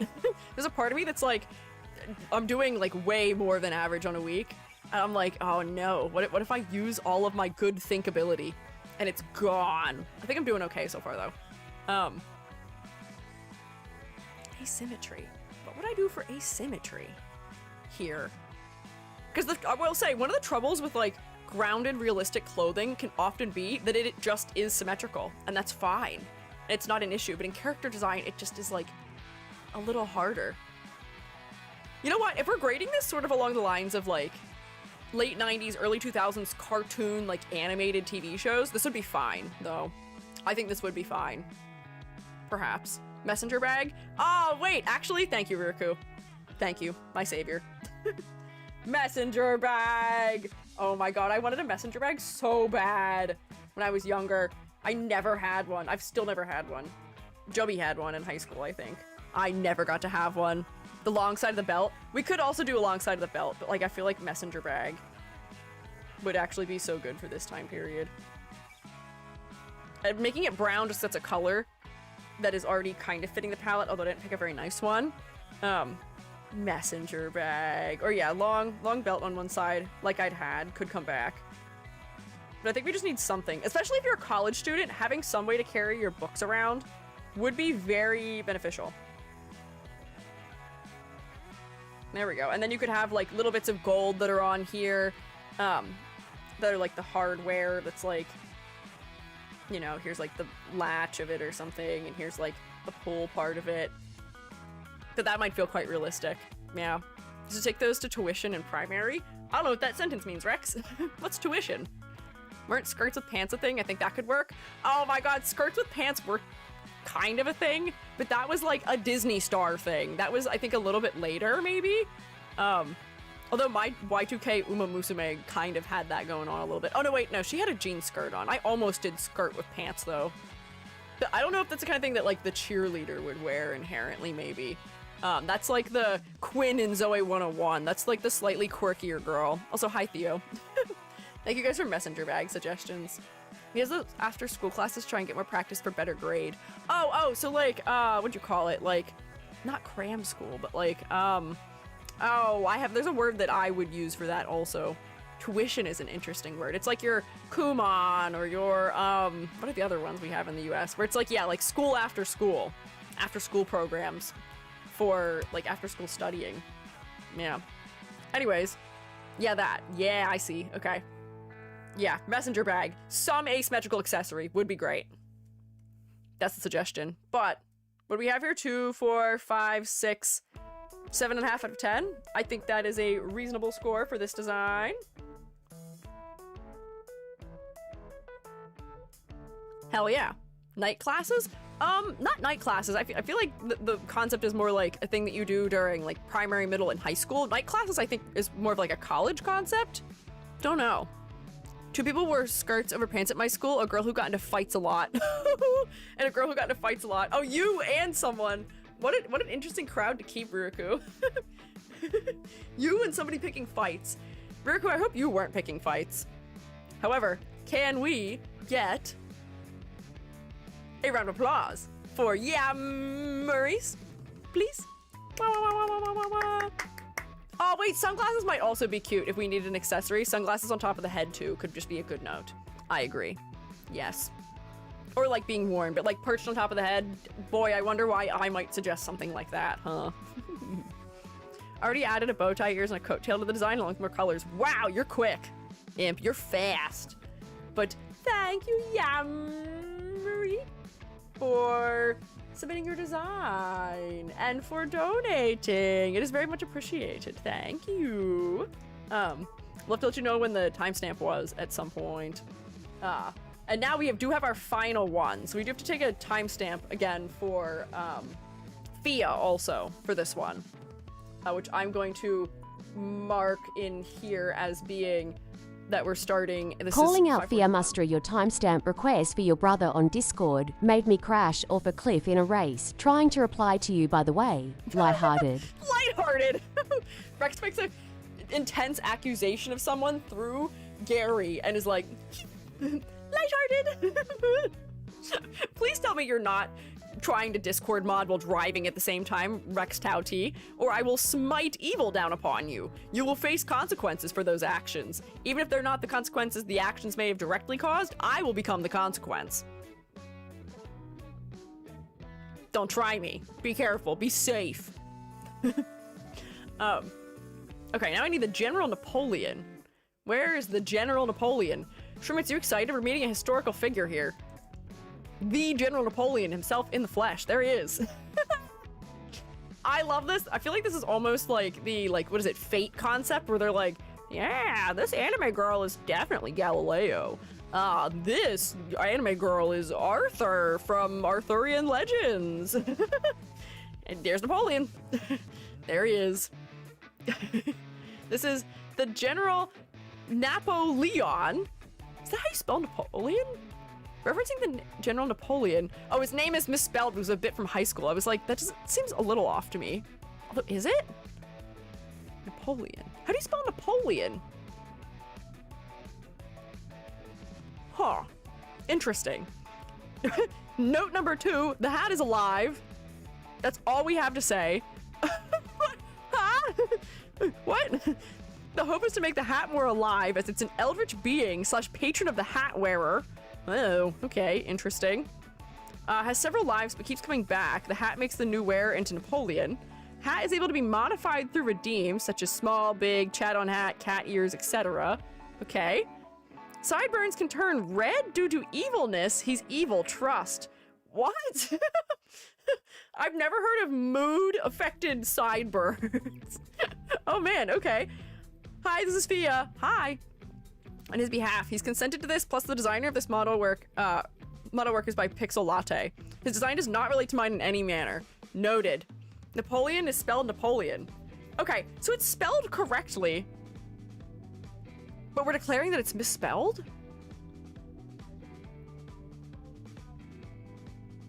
Interesting. Someone's confused here, and it might be me also. Is he as short as they say? Hey, Shroommates, it's not nice to comment on somebody's height.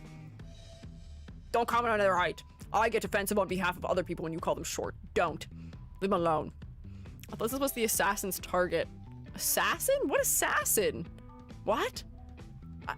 Huh? I'm a little lost here. Okay. Anyways, hang on. So, Napoleon. I would love to know what we're supposed to think of this fella. Oh, this Fia's target? That makes sense. I actually see what you're saying, Rex. Because Fia was a colonial assassin.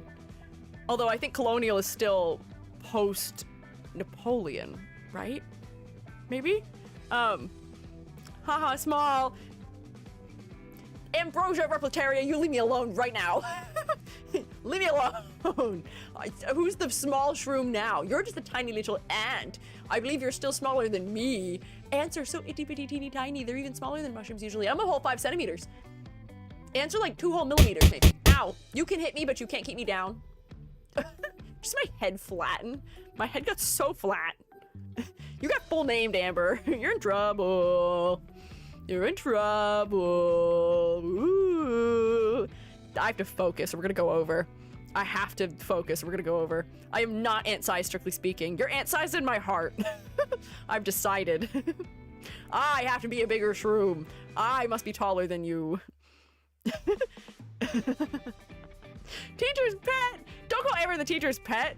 Amber's the teacher's aide. Amber's the TA. That's a totally different thing. That's not the same. Teacher's pet would be one of the students.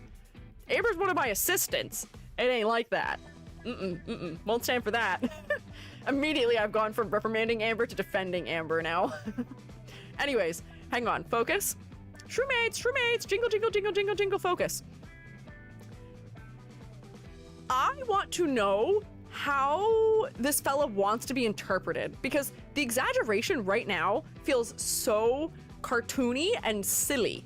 Like, not in a bad way, but it doesn't feel like this is like a serious character at all. Some things are just so big. The hat is huge. The epaulettes are massive. The coat goes all the way down to the floor. The shoes are quite big. This fella feels like his eyes are screaming for help. I guess he is kind of, what, possessed? Is that what it's saying? Yeah, patient of the hat wearer. The hat has forced him to become Napoleon. It's for the bit. Yeah. I feel like it may be for the bit, maybe? And I'm gonna say something wild, which is that I feel like we could even tone down some of these things just a little bit, because it just feels a little too over the top for me. Where you could still be, like, silly cartoony, but, like, some things are just maybe a little too big. It just makes the proportions read as a little strange. Like, you could flare these out more and make them just, like, a hair shorter, so that they come back sort of a little bit into the realm of possibility. And the reason I feel this way is because the proportioning style is very realistic to a person. If you want to go, like, cartoony, silly, you may want to consider a style that is not so anime. That is, or maybe is anime, but is not, what are you probably, like, 1, 2, 3, 4, 5, 6, 7, hee hand gesture. You might want to consider being not 7 heads tall and being closer to maybe 5, maybe a little more chibi-esque, just slightly. Makes it feel a bit like a kid in a costume, yeah. Which maybe that is what the intent is, because it is somebody who has been forced into this position. But if you want to keep this proportioning style, you may just have to tone back a couple of these things a little bit. It can still feel like kind of like a silly, exaggerated costume, but like your collar is like double the width of your neck right now. Like, you could make the cravat like nice and big, because that's one thing that would make sense to exaggerate. The belt buckle could maybe get exaggerated, but like, I think there's just a couple things that also, for just clarifying silhouette, we may want to do in here, like tuck this in just like a little bit more around the neck, perhaps. Yeah. Like, this already feels like something that is somewhere between very, very silly, but also a VTuber who I could take seriously as I need to, you know? Even if they want to be more serious, they need a blush on the hat redeem called Josephine. What does that mean? Burku, what do you mean by that? Is this a Napoleon reference that I don't understand? Who's Josephine? Huh? Very, very strange and confusing. That's Napoleon's wife? Okay, that's what I was thinking it may have been. His Uma? His horse. Oh my gosh, his Uma. Give him an Uma. Okay, so I may just make him a little bit more realistic in his proportion, but we could like exaggerate the collar of his jacket maybe more too. You could exaggerate like his sleeves a little bit if you want him to be sort of generally exaggerated, and that'd probably be fine. You just have to play around with what elements are big or small. He was obsessed with his wife. Obsessed, but she hated him. Oh no, that's not good. That's rather unfortunate. I love Jubby, and Jubby also loves me. I couldn't imagine loving Jubby and being married to Jubby and Jubby hating me. That would probably deal immense psychic damage. I think this man was suffering from immense psychic damage.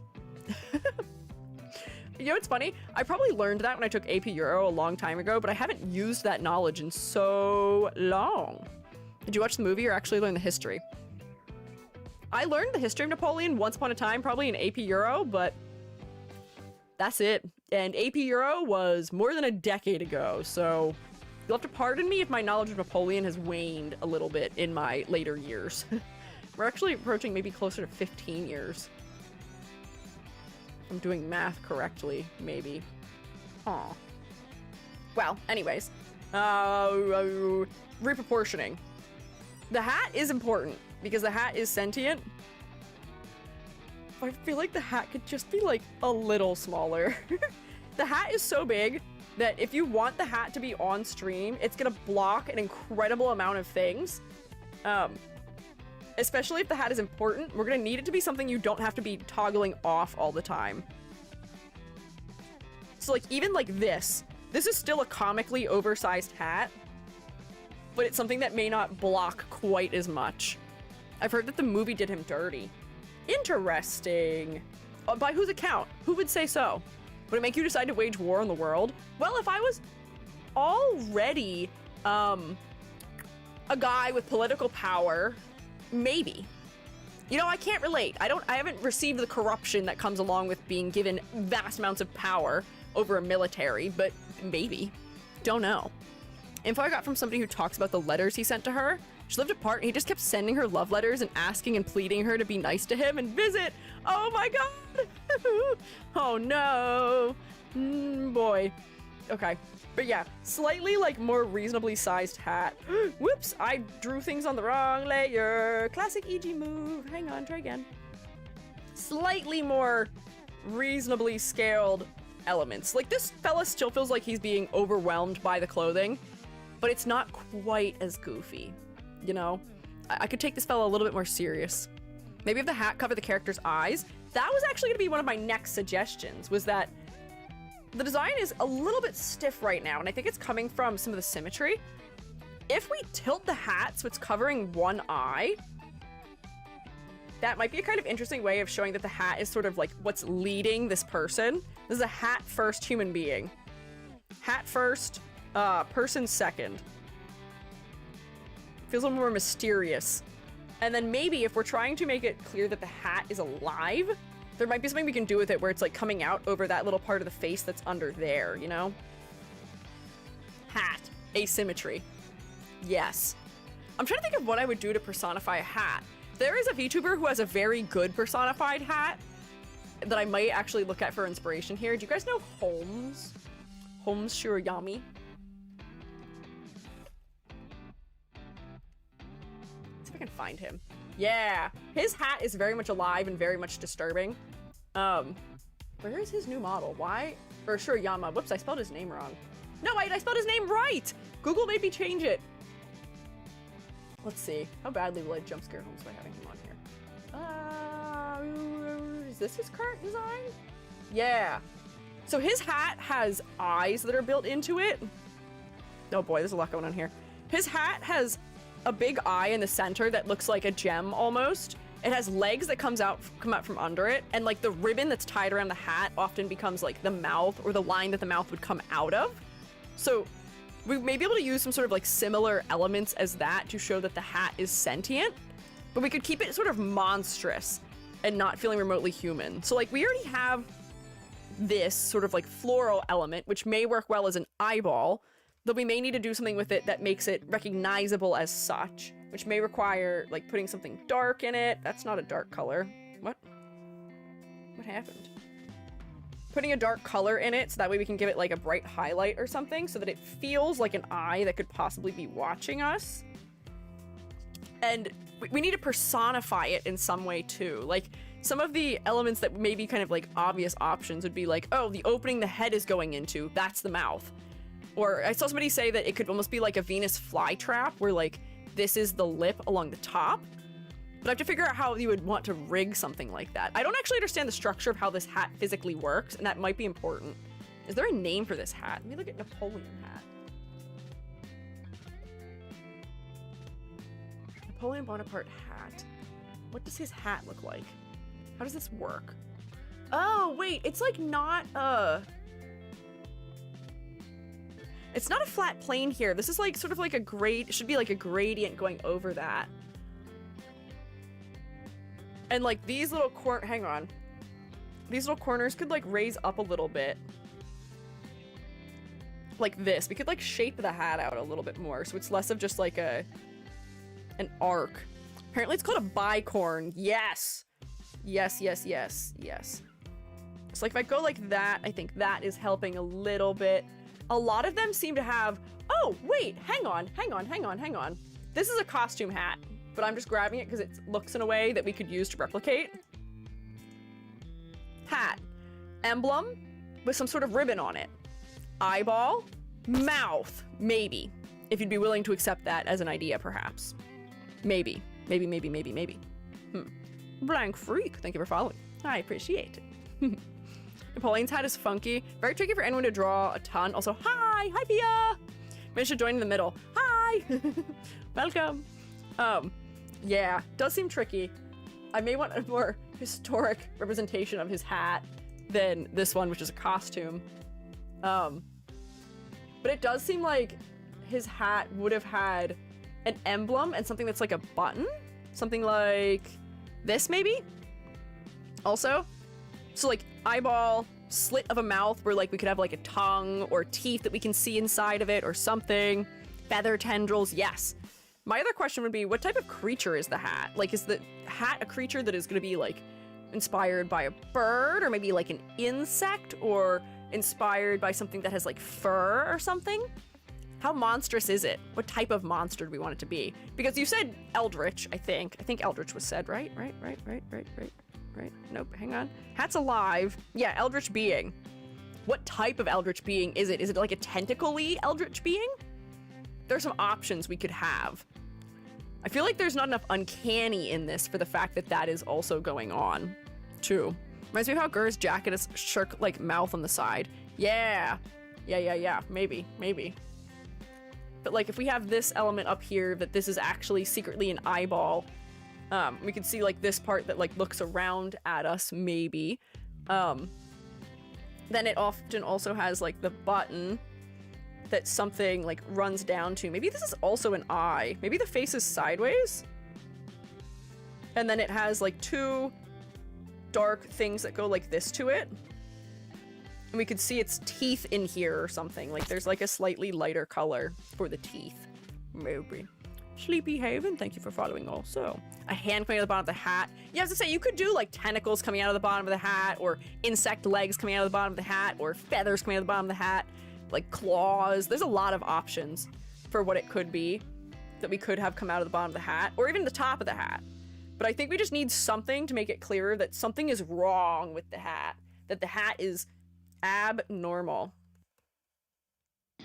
I'm just looking for things right now. This is something where I feel like you would definitely benefit from sitting with it longer than I am. I'm going for whatever the like simplest solution I can find right now is to turn this into a character, but we kind of need it.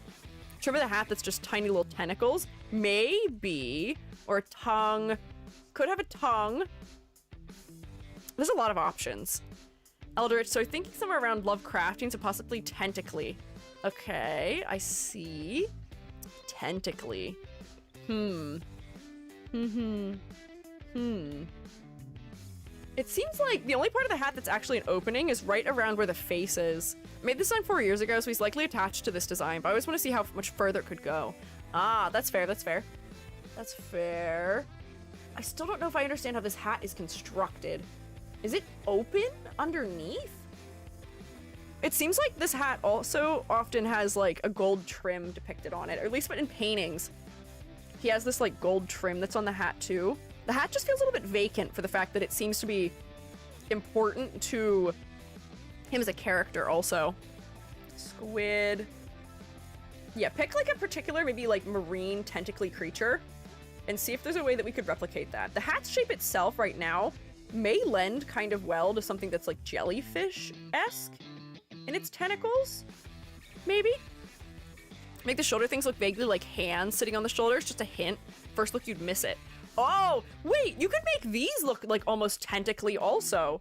Where like if they like culminated in points instead of being like blunt at the end, these could almost be kind of like tentacly in a disturbing manner also. Perhaps. Wait, like floating hands? Floating hands. What do you mean floating hands? In the lore, is this lore like a guy with an eldritch hat, or the eldritch hat is possessing and corrupting the guy? I think it's that the hat is possessing and corrupting the guy. The hat is the eldritch thing, and it's sort of doing its... exerting its will. Having the epaulets just be hands could be fun. That's true. How uncanny would he want to go with this, maybe, might be a question. Like, he does seem to appear very cartoony and friendly, but I don't know, the Napoleonic hat? Huh? Bicorn hats have trims or embroidery on the edges? Yeah. So, like, this could be a good area that you could put some more information into also, if we're gonna do the teeth or the eyes. The things that make something feel eldritch is putting parts of the body places we don't expect it to be. So, also parts of creatures on parts of the body where we wouldn't expect them also. Like, probably the quickest thing we could do that'd be like, oh, something's terribly wrong. You want to see that eyeball? No, you won't, because there's actually like something coming out of the hat that's like right here. You don't get to see it. Funny you thought you could. You actually have a tentacle right in the way. And then like this has its like whatever, like suctions or cups on it or something. A lot of, do octopus tentacles usually have a dark side and a light side? Something could go that way. The guy needs some corruption, but it'll ruin the conventional attractiveness. But it could always be a toggle. It doesn't have to be something that's always happening. Like, it's something where he can, like, sort of, like, put it away for a little bit of time, right? Inside joke since high school? Napoleonic hat, as in a hat that makes you like Napoleon or Napoleonic. Ah, okay. Sash could become a long, drooling tongue. Ooh. That might be quite creepy, but I feel like there could be somewhere we get a tongue. Like, the collar in here could be a good place for a tongue if it's coming out from, like, under one of these layers. Could be tongue-like, almost like he's got, like, an extra mouth that's hiding under his throat. That could be interesting. Or, like, maybe this is where we can see the hat's influence, too, because this could be a place you could say, ah, here's a brooch. And then this brooch is actually the eyeball. And then there's, like, terrible, evil going on here. And we can see there's, like, oh, this is pretending to be fabric, but it is actually alive. Terribly, horribly, disturbingly. There's a lot of options. Yeah, eye brooch. Some we're on the same page. We're thinking similarly. But this is one of those things where the more like little subtle things we can do to make it uncanny, the better probably for that. So like if we had like, oh, whatever's happening up here under the hat, you have just like one that's like,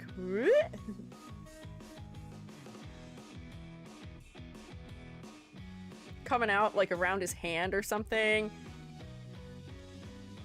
A couple little touches like that can really go a long way to tell us, oh God, okay, something ain't right. I should be worried. I should be more concerned than I am looking at this fellow who seems very cartoony and friendly. Here's one coming out from the bottom of his jacket, maybe. Yeah. Ew! Yeah, we gotta increase the slight amount of ew that might be happening. Because that'll help us to realize something isn't quite right. Oh, hi, you're here! Hi, General Napoleon! I'm saluting you, but you can't see it. Hi! We're thinking of ways to eldritch you up a little bit. We want to see the personality of the hat more. We want the hat to get personified. It's the guy! The guy is here! Crazy. Coat dripping ichor, maybe. That's how it's meant to be misspelled? Huh? What do you mean? That could be interesting. Wait. Tongue comes down from the left, then wraps around from the right like a sash. The badges are actually eyes? Whoa! There's a lot of potentially creepy things we could do with it. Yeah. Here's a question, Napoleon, since you are here with us now. We were trying to figure out how, like, cartoony silly you were supposed to come across as. Napoleon? Not Napoleon. What's happening? Did we figure out the spelling thing? Did I spell it wrong? Wait, I misspelled it! I misspelled it because I autopiloted probably. Oh my god, it's only it's misspelled. I spelled it correctly and therefore misspelled it. That's what happened. Got it. Everyone autopilots his name. I would imagine so. I think I saw the note that was misspelled and I copy pasted this, so I didn't even think anything was up about it because I figured this spelling was the same as that. Oh, facepalm. Whoops. Okay. So, anyways, peek into the untold darkness and mysteries if/when the coat opens up a little bit. Yeah, if we could see, like, more if the coat was open, that'd probably be good too. But we're just trying to think of, like, little things you could do to make it uncanny. You know what's a really good reference for making things mildly unsettling is Dredge. A lot of the characters in that are, like, mostly normal, but because of, like, the grungy art style and the fact that some things are just, like, a little to the left about them, they're just so mildly disturbing that it might be a good reference, because that is another game that is sort of playing with the eldritch and things that are minorly cursed, not necessarily possessed, but they're being, like, corrupted. So, like, some of the creatures they have, have, like, eyes where they shouldn't, or, like, limbs where they shouldn't, and how they shouldn't, things like that. But they don't necessarily feel scary for it. Some of them do, but not all of them. But yeah, just a couple things. Also think cartoonish evil. I've been planning on adding more eldritch into my hat as toggles in the future. Okay, cartoonish evil. I see. So as long as we don't get too gross with it, it shouldn't be too bad. Like, I think like 1 or 2 tentacles coming out of the hat, maybe the one wrapping around the arm would probably be fine. Making a mouth at your neck might be too much. So I might just move this to its own place to live. Although I do enjoy the brooch as just like being a thing that's taking up some space there. Because for the fact that you are somebody who had so much power and so much influence, I feel like you're almost a little bit underdressed. I feel like you're missing some details that would make you feel more like you have status, you know? Potentially. Just got in. What if there's a toggle where the hat has tentacle arms that wiggle around? That might be good. Question, are y'all French? Do you want more French concept or is the concept a parody? That's a good question too. Oh, like, it's like, I feel like, you know, like, he would definitely have been like more decorated with medals and stuff like that for the fact that he was a conquestor to some capacity, where he'd have his like, here's his like ribbons that hang off of his thing. There's a terrible amount of clarity happening right now just because I'm using the same colors that are already happening. Playing's kind of schlubby. That's true, but he always made sure he was depicted as not being. He was compensating for his complex, the many of kinds he had. Perhaps. I must go, my people need me. Farewell! Thank you for hanging out. Most depictions of Napoleon show him with a number of medals that he is wearing. Whether they were deserved or not is maybe a question, but yeah, that's why the hat's so big. It's the gag of seeing someone's hat behind a wall, realizing the man is not tall. The hat is parody. The reason why I don't have many medals or ribbons, give respect to those who actually fought in said conflicts. Ah, okay. That might be fair. But I feel like you're just missing something as a result. Maybe we just have to do a little bit of reproportioning of some elements where, like, that's not the color I selected, I swear to God. Like, sash needs to be, like, a little wider, maybe. Maybe it needs to stick out off the body a little bit more or something. Like, it feels like I'm missing something here. And it might be the fact that, like, you are wearing such a long coat that this is just a big blank area. Maybe we need texture in this area, perhaps. Because if something isn't interesting from its shape or, like, the color transitions or the contrast, it could be made to be more interesting through texture. And maybe if we're leaning into the fact that he's kind of a schlub, and he was not a great dude, maybe he's not keeping it all clean. Maybe he's not doing a good job of not getting a terrible amount of nonsense all over his coat. It's like he's got some, like, staining on the bottom edge that's maybe not super obvious. It's not really incredibly dark, but just, like, a little bit to show something's a little bit off. Or, like, if we're leaning into the Eldritch element, you could have patterning in the clothing that feels like eyes or teeth or something. But if there's a rip somewhere, yeah, tear could be good. If we want to show, like, a little sliver of something not quite right that's underneath it, also, maybe. But, like, I think it is going to come down to, like, just needing to add some interest to some of these blue areas that are in here. Because there's just a lot of really flat blue here. Might make this a little darker. Like that, maybe? Doesn't even be that intense, perhaps. But yeah, a rip might be good. I'm trying to think of where I might put a rip. So, like, I can imagine the hat opening in a corner and a YouTube coming out with teeth. A YouTube? What's a YouTube? I've never heard of a YouTube before. Teeth or eyeballs on the sash. What if if instead of having, like, medals, what if he had, just, like, eyes or something, like teeth? Things that he had pinned to himself that's, like, trying to pretend to be pompous and trying to pretend to have some status. They're sitting in a similar position, handled a similar way, but it's clearly not what it is, maybe. Bottle cap pins. Wait, that might also be kind of funny. Something that looks like they made it. A YouTube with teeth is uncanny indeed. True. Whoops, wrong layer. Honestly, I kind of love the idea of making them out of bottle caps. Where, like, you could, like, maybe, like, clearly see that he's got, like, a really, like, terribly scrapped together, like, pin holding it on. Like a safety pin or something. So we can tell that they're not real. Yeah, metal's drawn from paper, also. He's pretending. He's not really the one who deserves the medals. He had to make his own medals. He had to DIY them. That might be kind of funny if we're leaning into the parody aspect. Yeah. Cardboard medals could give a cartoony feel without giving him a false respect. Yeah, bottle caps. Yeah. Gold star from his teacher. There's a lot of potential options here, but yeah, I think we just need a couple more details, especially in, like, the upper body, just a little bit. But yeah, hang on, we haven't actually graded things yet. Why don't we start with grading? So we were talking mostly complexity versus clarity. We were talking level of detail. I feel like something is missing, and some of the proportioning I think is just a little overdone for the fact that you are like regular in human proportions. You are not chibi. If you want to be as exaggerated as your original base one was, you may need to be a little bit more chibi-esque just for people to readily accept it. It felt like there's a difference between being parody and being, like, goofy and silly and being a little too much. Like, here we can still see this is way exaggerated from what we'd expect in reality, but it's not going so far to the point that we're like, all right, I got it. Here it's just enough that we're like, I see. It's not overkilling it, maybe would be what I would call it. Yeah. Put a little joke button in live suggestion. A joke button? Huh? What do you mean a joke button? What do you mean? What is a joke button? I'm looking at live suggestion. I don't see a joke button. What do you mean? Oh, wait, it was still sending. Hang on.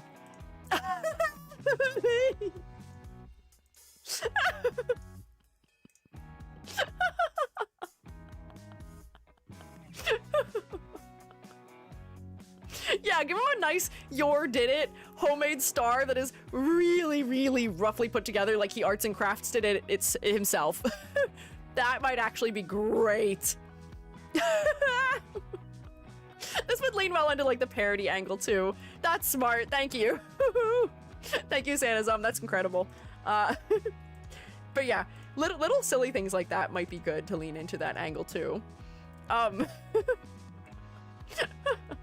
Silhouette. I will say the giant hat and the giant epaulettes were helping you for the silhouette, but I think you need a couple more things for it. I can't think of other VTubers that have quite that silhouette, but like if you have little tentacle bits in a couple places that create some negative space pockets or add just a little more asymmetry, that'd probably be a good addition. For color palette, you're so blue. You're so blue. Usually we want a clear color hierarchy in a design, and I think you do have a color hierarchy. Predominantly you're blue, like 80% blue, maybe 10% gold, and then even smaller amounts of every other color. But as a result, we may just need to break the blue up a little bit more with some like darker colors, maybe some pattern or texture that's over it. I saw somebody say frost texture. I'm not sure what the frost texture would imply, but like oily kinds of textures coming from the bottom up, or like dirt or grunge or something might be enough to activate this area. The color choices themselves are fine. You may want some darker values, particularly around the neck and the collar area, just for clarity's sake. So I think I'm gonna put you right here for that. Yeah. Yor did it. Yes. Put it in the hashtag work in progress channel accidentally. Oh, you're good, Santism. I had figured it was just like my Discord lagging and that I hadn't seen it. I was like, you're not lying to me. It's probably just my thing not working. Focal point. Let me remove all of my silly business that I have done here and go back to the base. It's the hat. Well, you're creating a really strong triangle here. There's not much to look at down here. So the focal point is definitely waist up. The hat is so big and black and sharp, and it's so exaggerated in the silhouette compared to everything else that it's really all I can look at. But unfortunately, the person becomes secondary. And if you are still controlling the face, as in like blinking and talking and things like that, that may not be great that your head's being that outcompeted. I do still think that even with like slightly altered proportioning, the head is still more important than anything else because of the hat. But I think it's just maybe a little bit more balanced. Whoops, I've put the tongue back in. Where's the tongue? No tongue. There we go. Fixed. So like this feels a little bit more appropriate for looking at the head. We're not looking up here. We're looking more here. And because I've dropped it lower, it almost ends up framing the face just a little bit more. Honestly, you could probably fluff the hair out just a little bit more too to frame the face even more between a lot of darker elements, perhaps. But I do think the head is becoming more focal now. It also helps that this is a big dark area. The epaulettes being a little bit smaller is also helping, but before, I think it's not quite where we want it on the face, maybe. And then for concept and motifs, I want more Eldritch. I want to know that the hat is alive. I want to know what the hat is doing. I want to see the hat's control. I want to see the things that are slightly uncanny, a little bit disturbing. You can overwhelmingly be a parody and silly while still having some things that are just like slightly wrong. When somebody shows up to stream, it may take them a while to notice one or two of the elements that are not quite right, but once they do, they can't unsee it. And that is what I want from you as far as concept goes, is just a couple of things that give us the hint that there's more going on here than meets the eye. Because without those elements, I may have just thought that you were Napoleon. Also, oh my gosh, we went way over. Whoops! I have just noticed what time it is. Ah. At the start of the guild, I thought he's the Templar to Fia's assassin. Maybe. But I think that is the bulk of the suggestions that I have for you. Grade is 2, 3, 4, 5, 6, 7 out of 10. Above average. I think the concept is doing a lot of fun things. And there's a strong basis here, but we do need some tweaking, perhaps. Oh, low contrast color, what have I done? There we go. Hell yeah. Oh, wait, no, you might not be able to hear me. Whoops, ad break. Hang on, we'll hold our applause until he returns also. Like, Fia can hear me, but he cannot.